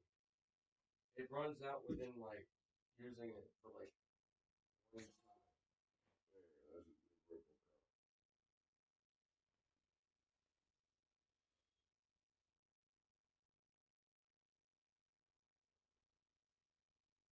I want to stop cups for a little while. Give me a bag, one of those bags. Let's save these balls for later and do something other than cups for a little forward with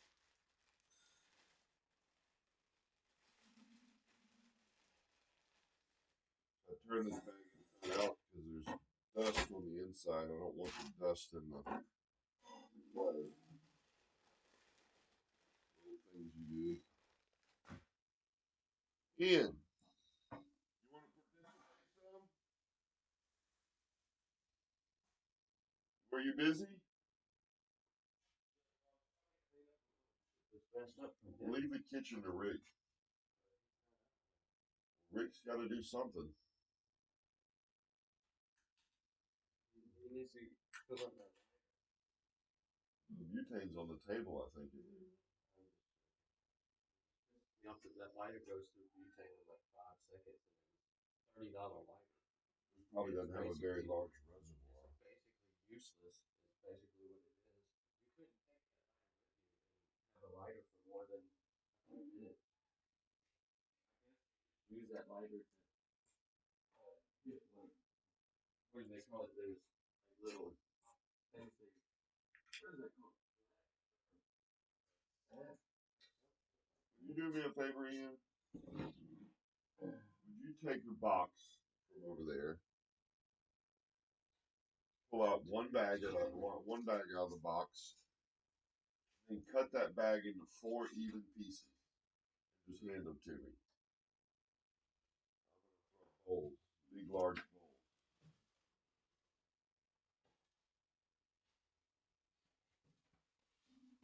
Way to go. You need a pointer tool to open. You got something? Don't cut too deep or it'll cut into the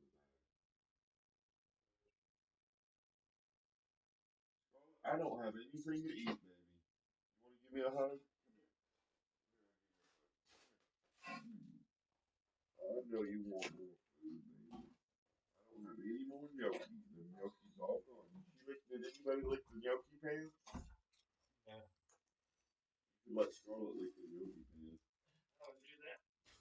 I'll let y'all do that. Get down. It's a bad habit for me. Get down. Once they get too much grease in their belly, I don't even know how they can do it. My dog would So cut that box into 4 even pieces and give it. You can put it on top of.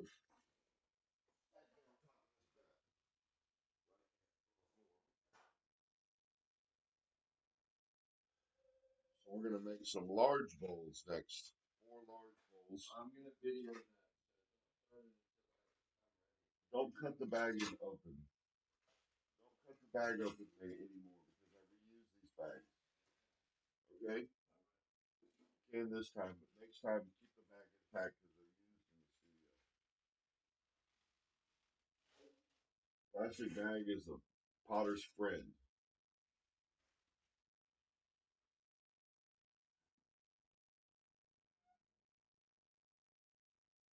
Hey Georgia, you know, girl, I see you're crying, baby, but you don't need to be crying. You got gnocchi, you got dog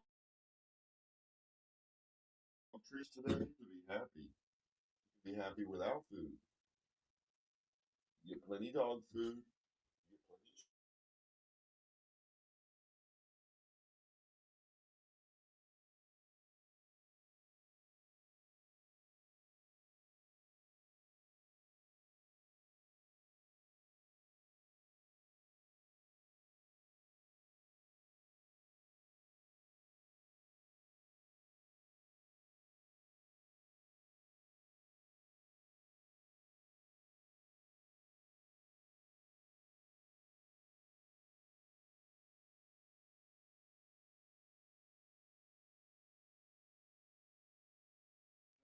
anybody's really watching.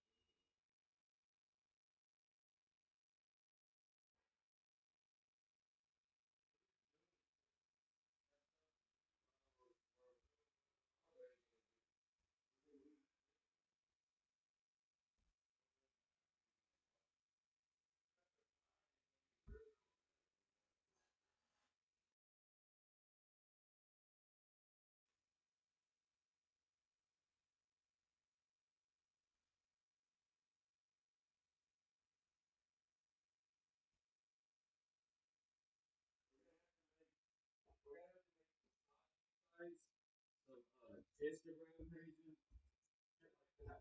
That's how we're gonna get our out. We're gonna have to.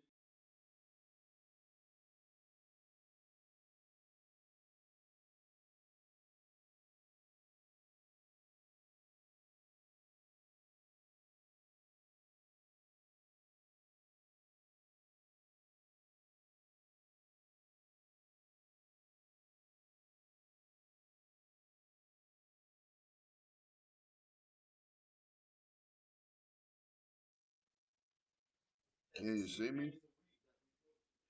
I'm back. The computer ran out of batteries. Computer ran out of batteries, and because I unplugged it to show you some stuff, and now I'm back.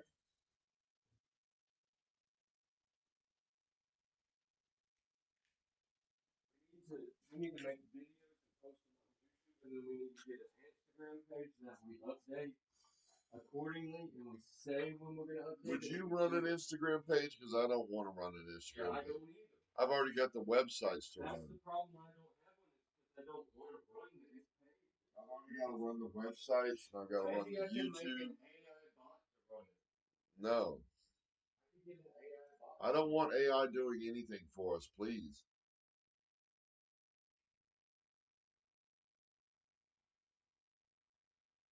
Okay, so we got clay to throw. So, a little bit stiff.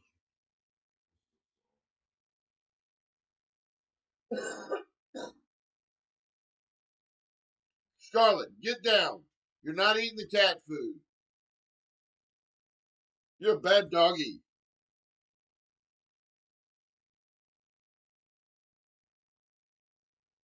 She insists she needs something to eat because we ate. She has to have whatever we're eating.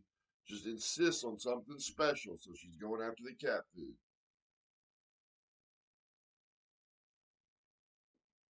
Climbed up on the table to get the cat food. Terrible dog. Scarlett, you stop that. All right, salad bowl.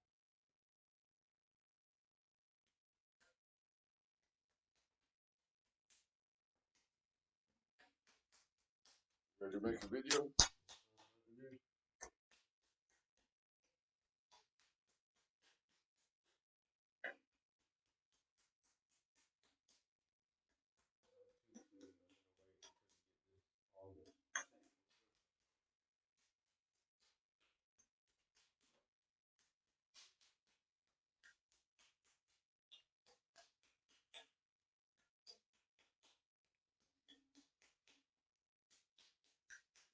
So for a larger ball, I make it to a point on the bottom.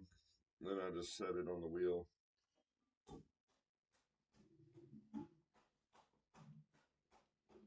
The point keeps the air bubbles forming underneath it.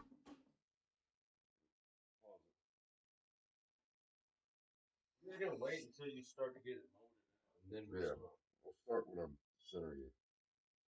Finish my cigarette. Will you pass me a cigarette? Yeah, they're You right got there. one right here?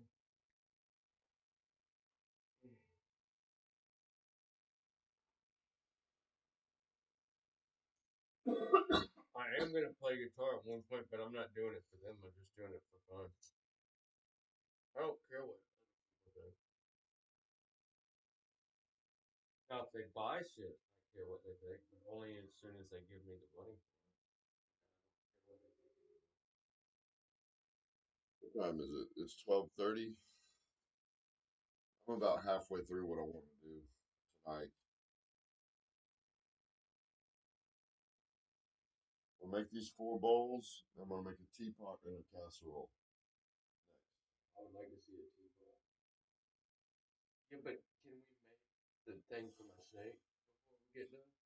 Yeah, we'll make that last. I just want to make it before we get done.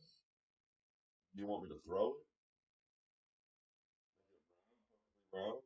It doesn't matter as long as the snake is happy with it. It doesn't. I don't. You want it to have a bottom? I want it to just have like a place for it to get You in. want it to have a bottom? No, it doesn't need to have it because it has a heating pad under it. So it needs to be able to have access to the soil. It likes soil underneath it. It doesn't want to be its soil to be taken. Would you collect all the bats off those shelving? Put them all in a stack somewhere close to me? These are bats. These things. Collect all the bats off that shelf.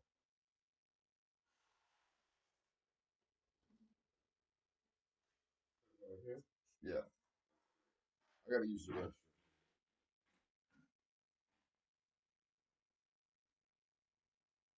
You need more bats than that. There's more bats over here under the. Yeah, get all of them.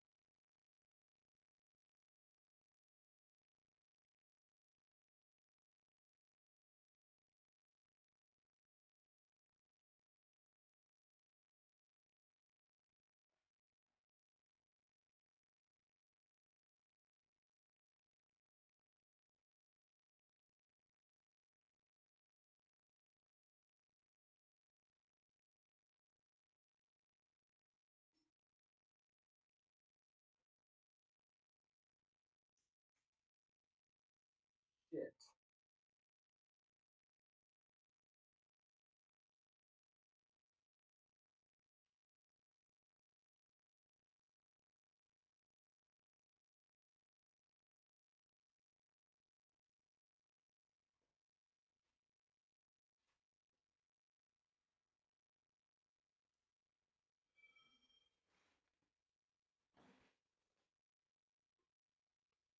What are you about to make now? A large salad bowl, a large serving bowl. What if we can turn up the heat in the house? Do you mind? Yeah. Warm it up in here. I'm kind of cold.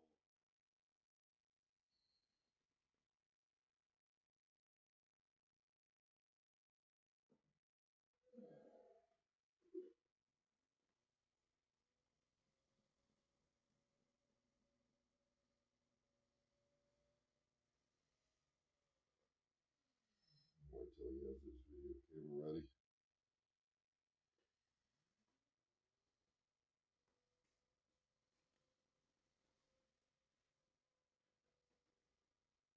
Ready?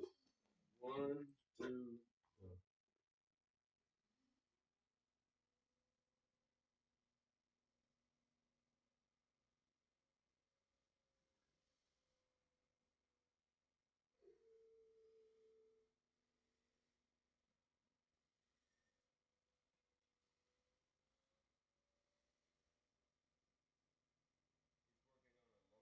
Serving bowl. Yeah, large salad serving bowl. Something to serve from. So when you're at this stage, do you already kind of know what kind of coloring you're gonna do, or do you do No, that I don't later? even think about color. coloring. That's the next step. Honestly, I don't focus on coloring. Coloring is not really what I'm into. I do mainly form. I'm into form and working in the clay. I don't really care about the glaze, honestly. Yeah. Although some people are all about the glaze. I'm just more into the form. It's more like architecture. It's more from habit because I don't like to spend too much time glazing. I usually dip everything. I like to have a large quantity of glaze, and I'm not really concerned what color it is, so I usually make it all everything the same colors. It's just the way I am as a potter. I You do just stuff as a unit, like things together as like a series of stuff, and then you can use the same glaze, right? yeah, and everything matches in the end. Yeah, it's like a group of pottery. So if you go to my brother's house and see all of his art items he has, they're mostly all the same glaze, and so everything matches. Yeah, it's like if you get a thing of like plates and cups, you want them to match. So you have like a whole Yeah, like so you can mix match the different sets, and they fit together as one. so you could have a dinner and have all the same matching plates. Yeah, no matter how many people, how many sets you want.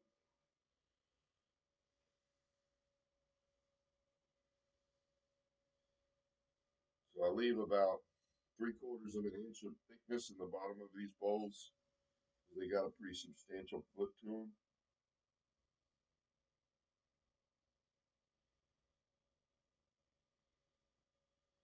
First pull you want to do pretty slowly. Keep your lip rounded out. Second pull is a little quicker.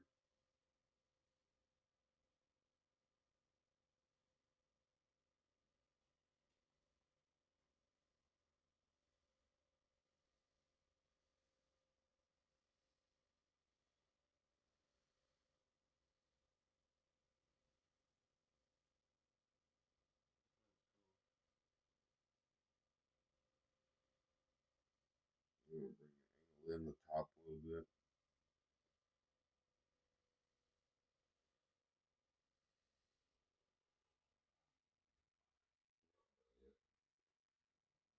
Still not straight.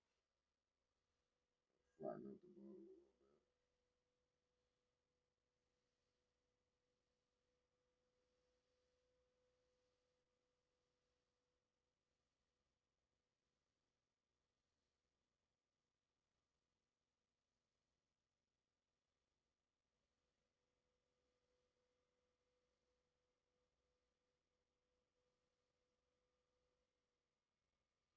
It's a little bit wobbly.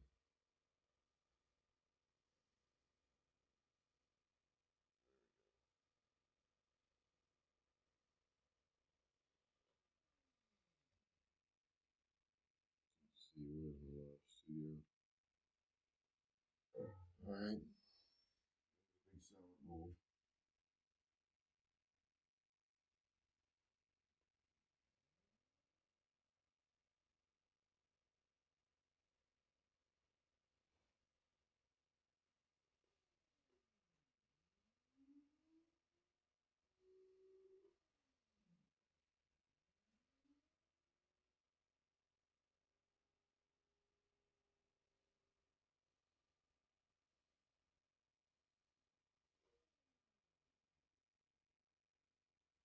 Pull the water off of it. And I can't pull this off the wheel. But I am gonna leave. I'm gonna leave it on the bat, but I gotta run the wire off of it under it so that it'll come off of there at leather line. Too long. We need a place to put this. Put it on the show.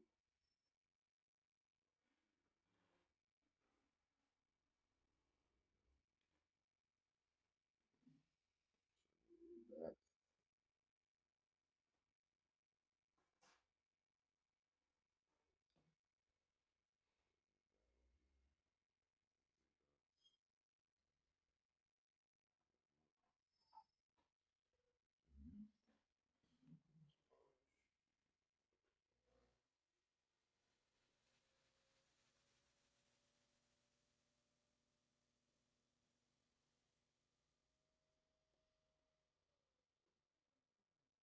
little break in between. I don't want to be too rough. That last one was a little bit wonky. I want to do it better this time.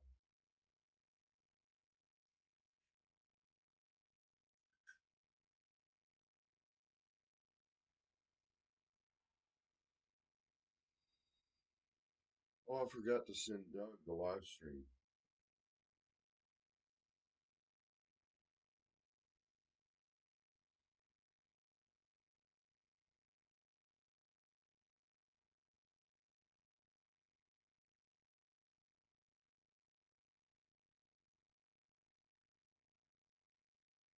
Mine is on my banner, on the fucking covers lately. Let me see. Well,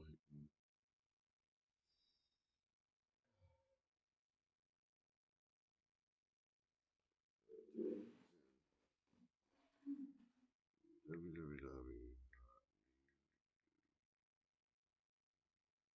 I'm gonna search for it on my phone.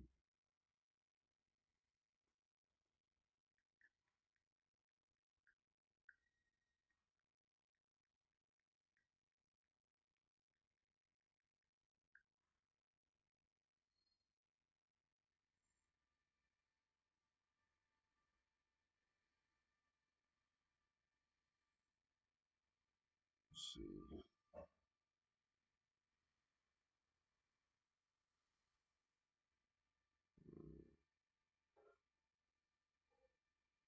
Share.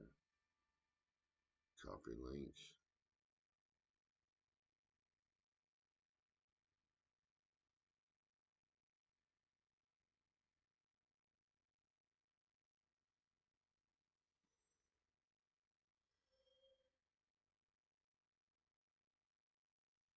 Yeah, I sent Doug the link. Doug wanted to see the link.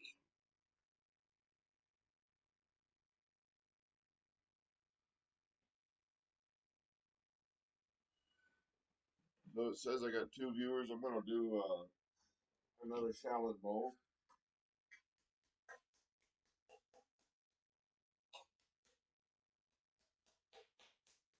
serving bowl, large one.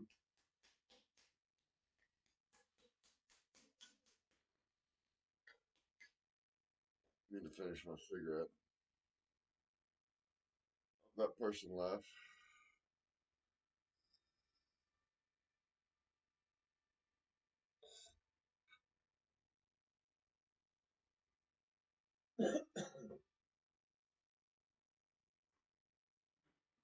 This for me. Thank you.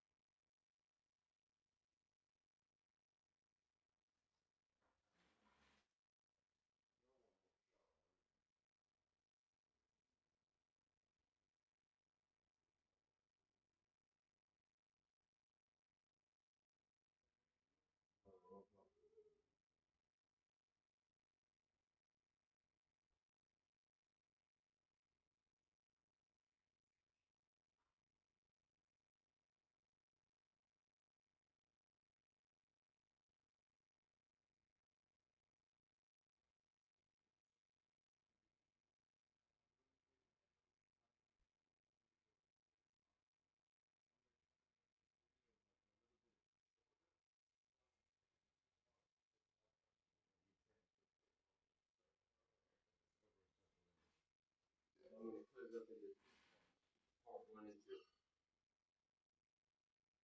The other one's 4.5 minutes and it's not gonna transfer. It's gonna be like, oh, this is too big.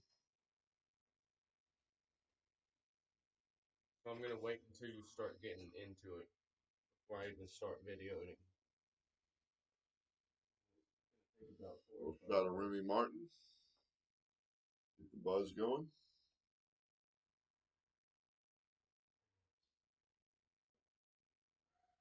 Sip.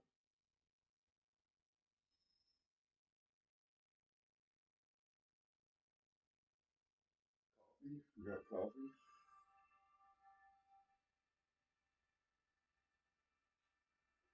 what you listening to. Cedar Rose. Don't play music while I'm on live because otherwise it'll say copyright laws on the playing. Otherwise it'll infringe copyright laws and we won't be able to post it.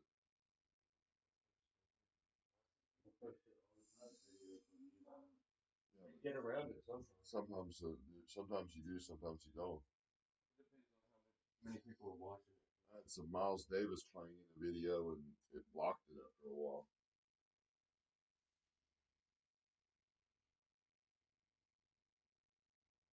Jimi Hendrix playing in one, it blocked it.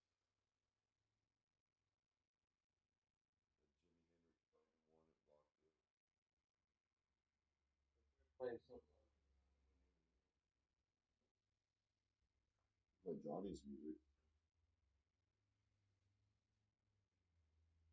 Johnny didn't even respond tonight. Call Johnny. Well, let's do this video. You call Johnny after.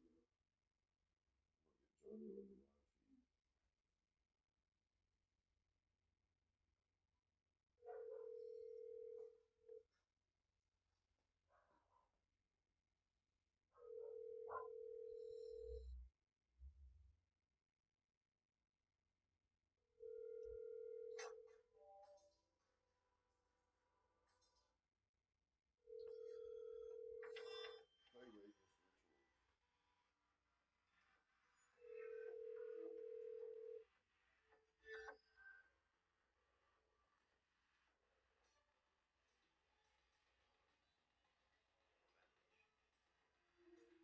Ooh, probably went to bed.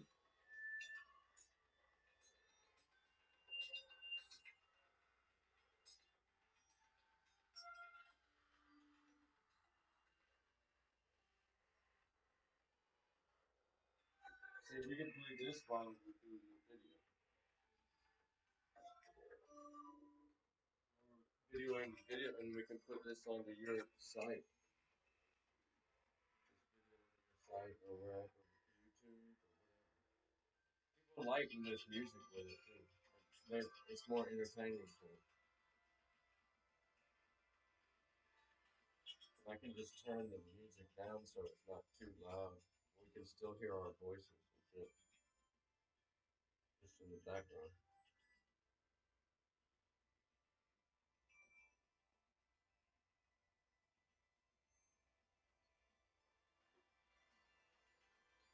This is my favorite album by Doyle.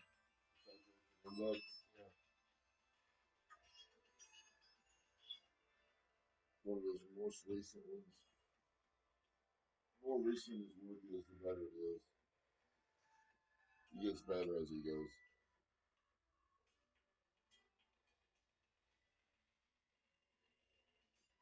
Sometimes his music's a little too dense, though. Too many sounds. Just depends on what you're into. I always like his music. I've never heard a song by him I didn't like. I like all his shit. I do too. I like them all. Some of them are a little bit too noisy, though. Is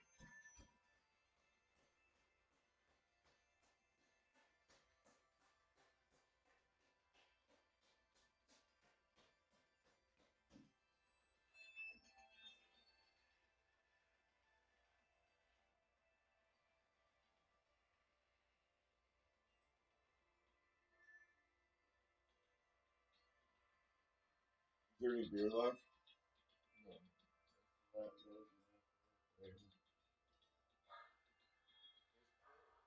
whole bottle of port. Oh, would I rather have port than whiskey?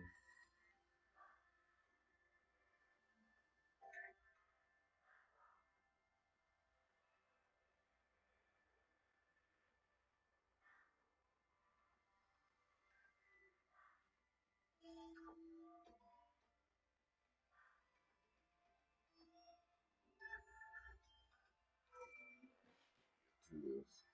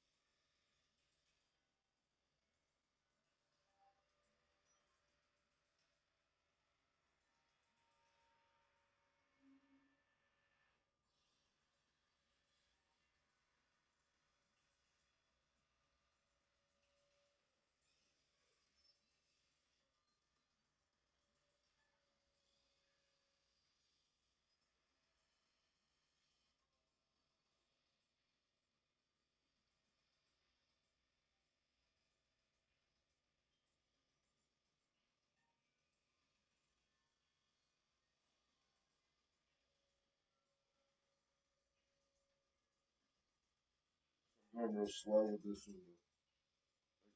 Control through it.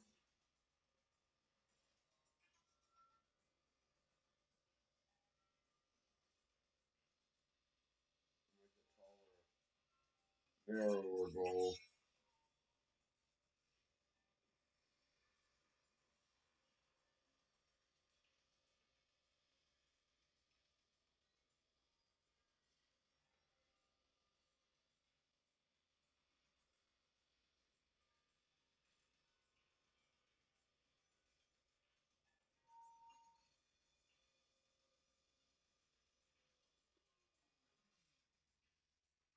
It's wobbly.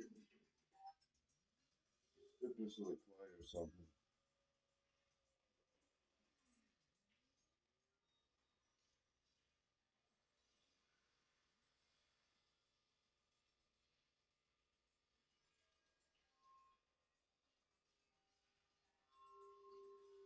It's not gonna be a narrow bowl anymore.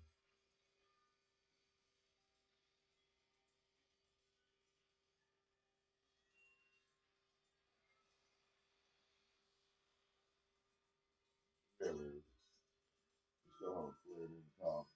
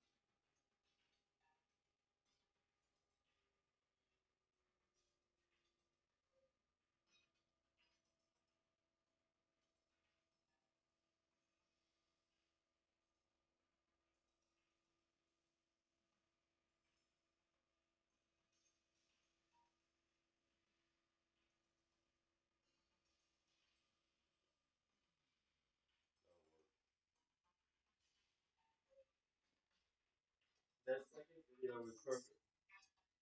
When you straightened it out, that looked good. Better at like I'm trying to get different angles so you can see all of the different things you're doing at one time.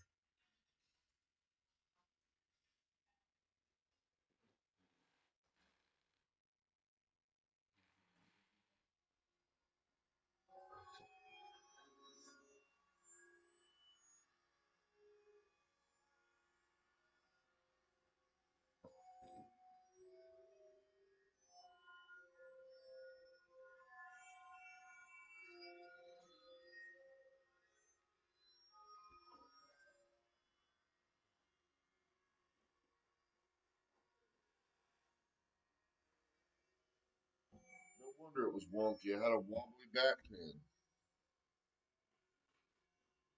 Maybe there's something.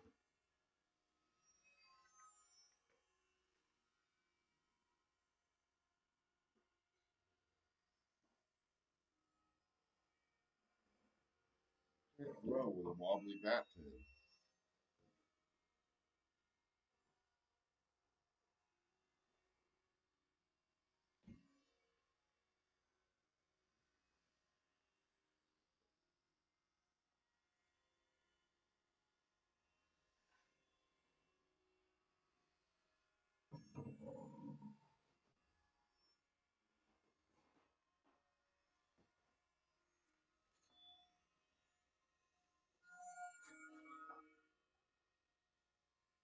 This one will be better, maybe.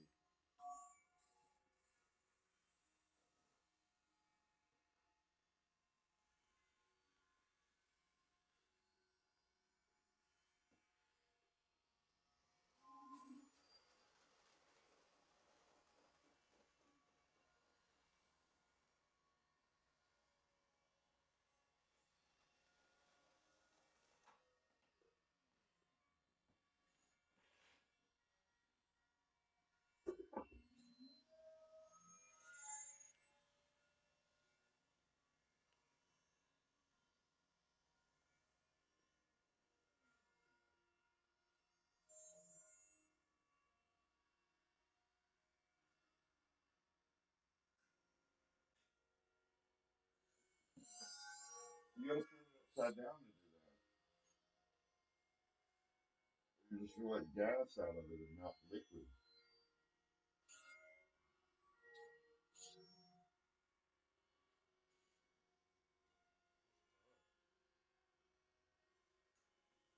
Whoa, man. Why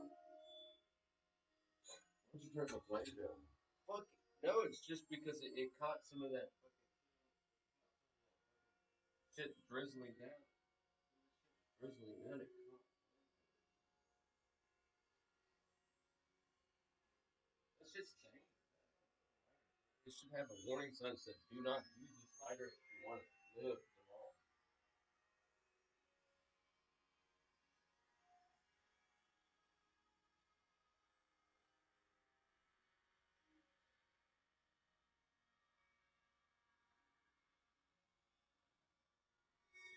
And cut this into 4 pieces.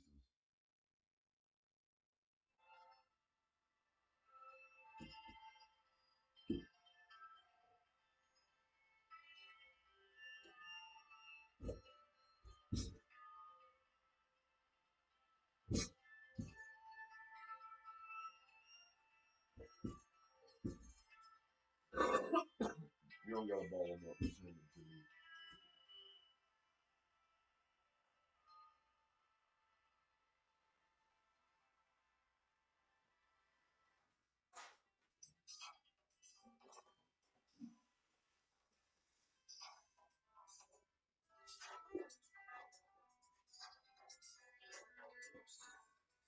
Well, these are my pottery clothes from now on.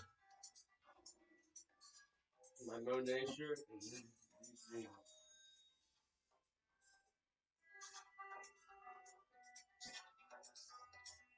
Why haven't they clogged my nail on there? Just Inside out. turn it inside out. I do that when I paint too. When I paint, I turn my shirt inside. The clay washes off, man. Washes off completely. Well, we got to get a washer and dryer here first of all. Or I can't wash it. I'm trying to make my shit last until we get it over here and get the dryer fixed. And your sheets and blankets need to be warm. Yeah. Your dogs peed on your blanket today. Like when I got up, they had Which peed. blanket? The gray blanket? No, the sheets. You left the sheet on the ground and they peed on it. Because when I first woke up, my dog had been out This morning? when I got up. Yeah. And there was shit behind it too. They had shit and like earlier. Oh, crap. It looked like a It looked like a. It could have been a. It wasn't a doggy shit? It wasn't a Maya Maya shit? shit. I know what Maya shit looks like. Her shit's darker. Crap, now my dog just shit in the house. Yeah, well, they didn't want to go outside. It was cold. When I saw it, it was super cold outside. They didn't want to go outside. They'll do it sometimes if they don't want to go outside. They've never done it before. They're doing it because your dog's doing it. They did it in the same spot, but I knew it wasn't Maya because see, Maya just woke up and it was already there before Maya came out of my room. Maya was still in my room. I bet it was a scarlet shit. Yeah, and they had pissed on the. You left the sheet, the white sheet on the ground, and they pissed on the white sheet. There was like drink over your bed, like going off your bed. Crap.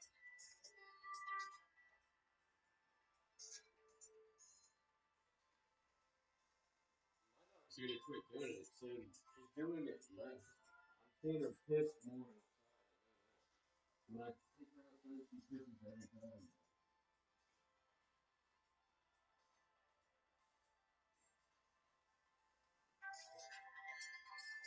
So you're gonna throw the thing for my snake? You're just gonna throw it? You can throw it on here. You can throw something like that would work for a cave on here. Yeah. You can just throw it like a bowl and then make a cutout or something. I don't know how you do that. Like a little hole for it to get inside of. It doesn't need a bottom. You look like an upside down baking dish with a hole in the side. Yeah, it just Sure needs to look like look an like a upside down bowl. baking dish with Yeah, a hole in the side. yeah, a baking dish with a little hole inside. That's all you need. Upside down. Yeah, same thing. Upside down, same thing. Really. Just turn it upside.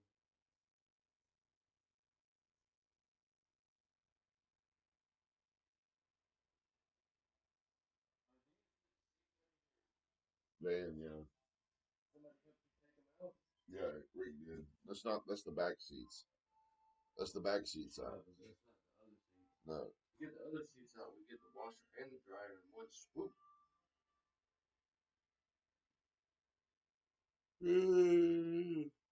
Starting to yawn. Yeah, you're not gonna be able to do what you were trying to do. By the time we get through this, once we get this shit done, we'll be pretty much done. And then we can start again I think tomorrow. I'm gonna throw these 5 bowls, make your snake thing, and then work tomorrow. Yeah, let's do that. Get some sleep, actually. And some music. This also too. Made a drum beat last night. Do all this manipulation. I'm gonna make a synth bass part and I'm gonna put Oh, guitar into it. sleepy. See, my shit's gonna have like electric guitar to it.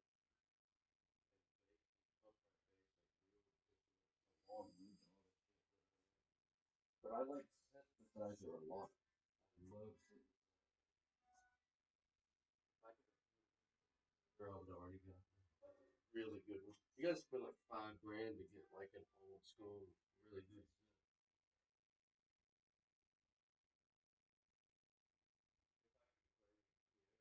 Good, I would have already play piano really good. I can play okay. Professional. I'm good at playing guitar too. Not that many people can play guitar and sing at the same time. And the tempo, you gotta keep the tempo. People think you can just keep the tempo. No, you gotta keep the tempo. You can't play with drums.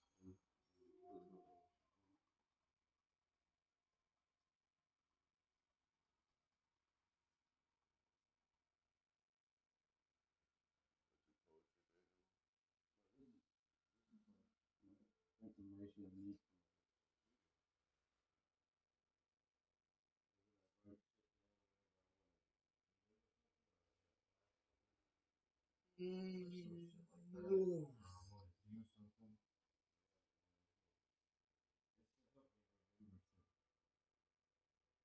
It's a plastic bag. Give me a plastic bag off that table.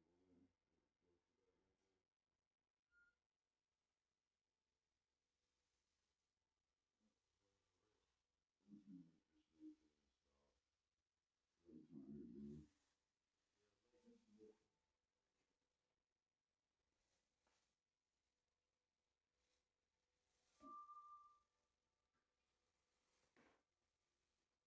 gonna get another wheel.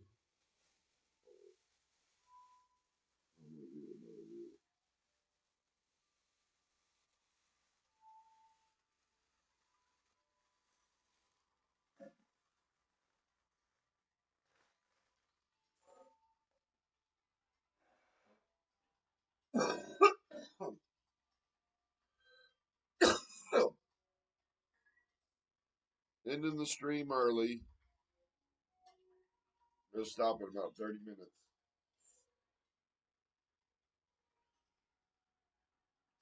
I'm gonna have a glass of port and go to bed.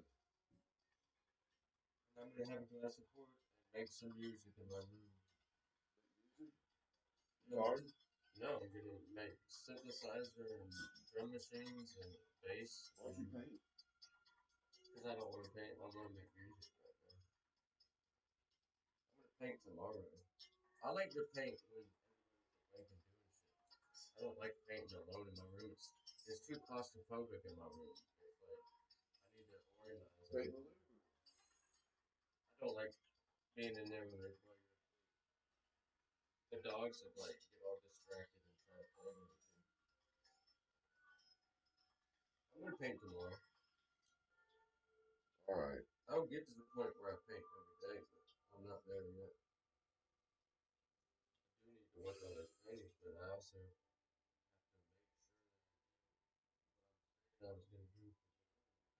Like I didn't right either because like I wanted to watch you do pottery, and I was going over there, and then Damon was like, "Hey, what's up?" And I was like, "Well, I don't. I'd rather just stay around here. I don't want to go all the way to my house to go to see Walmart. It's insane that they close at 11. Why do they close so early? Before Corona, they were open 24 hours a day. Then now forever they're closed till at 11. I don't know. Oh, bro. They turned that shit on long time. Yeah, shoot. They might just spread that disease just to make people feel the clothes like that.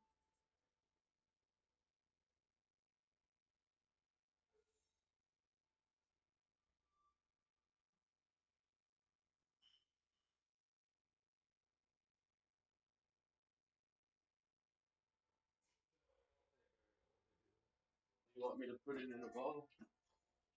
No, I'll get it. I'm just taking a break.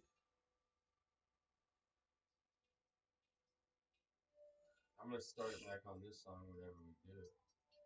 I like this one a lot. This is the title track, Saturation.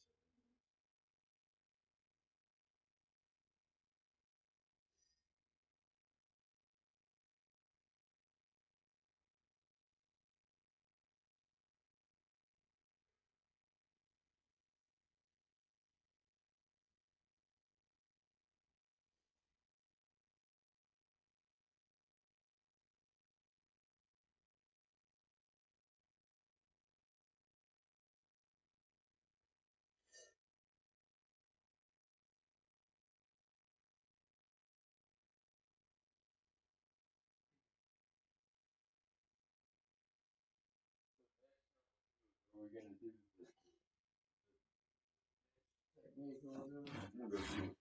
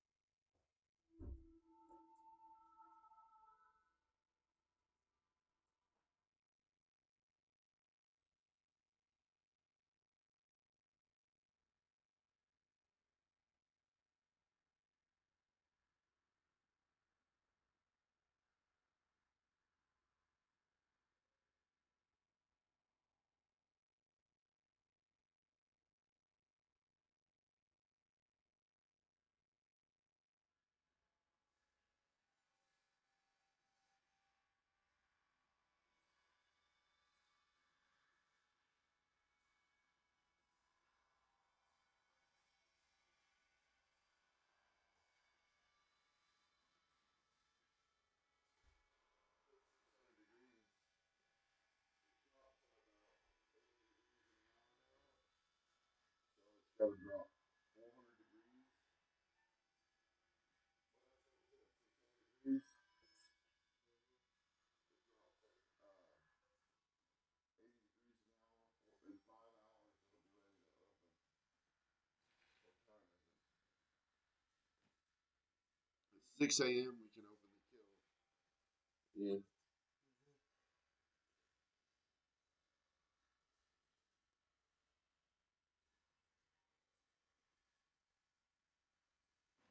All right, let me make this tea so I can go to bed. You're thinking that till 6 or something? Yeah, I'm gonna get up at 7, at 8. Go open that thing. Get up. Well, no, I'm just gonna get up when I wake up. Not especially try to wake up, and then I'll be excited. And as soon as I see daylight in the window, I'll go open the kiln, look at it.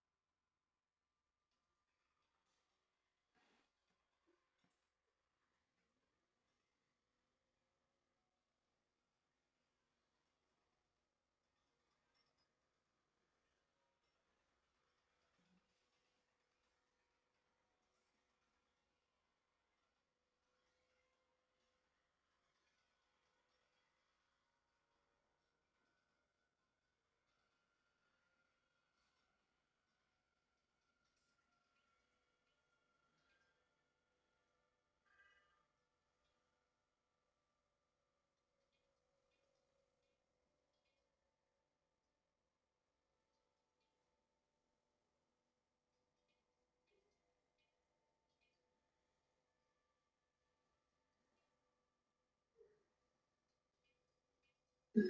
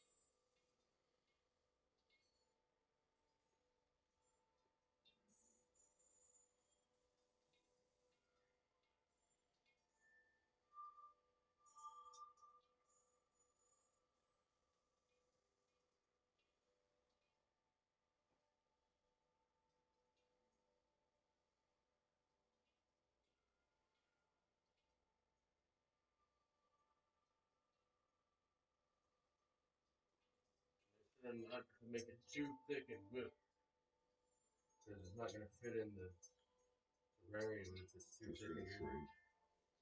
It's gonna shrink.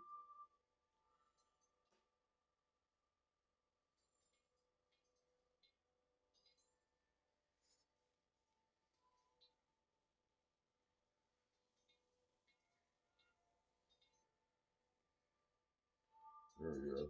That's looking good now.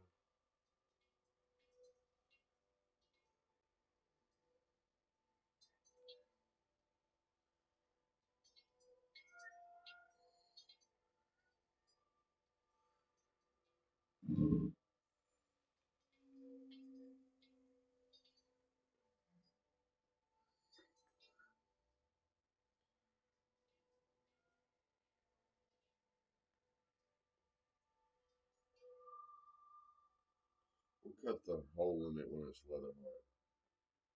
We'll cut the hole in it tomorrow. Right.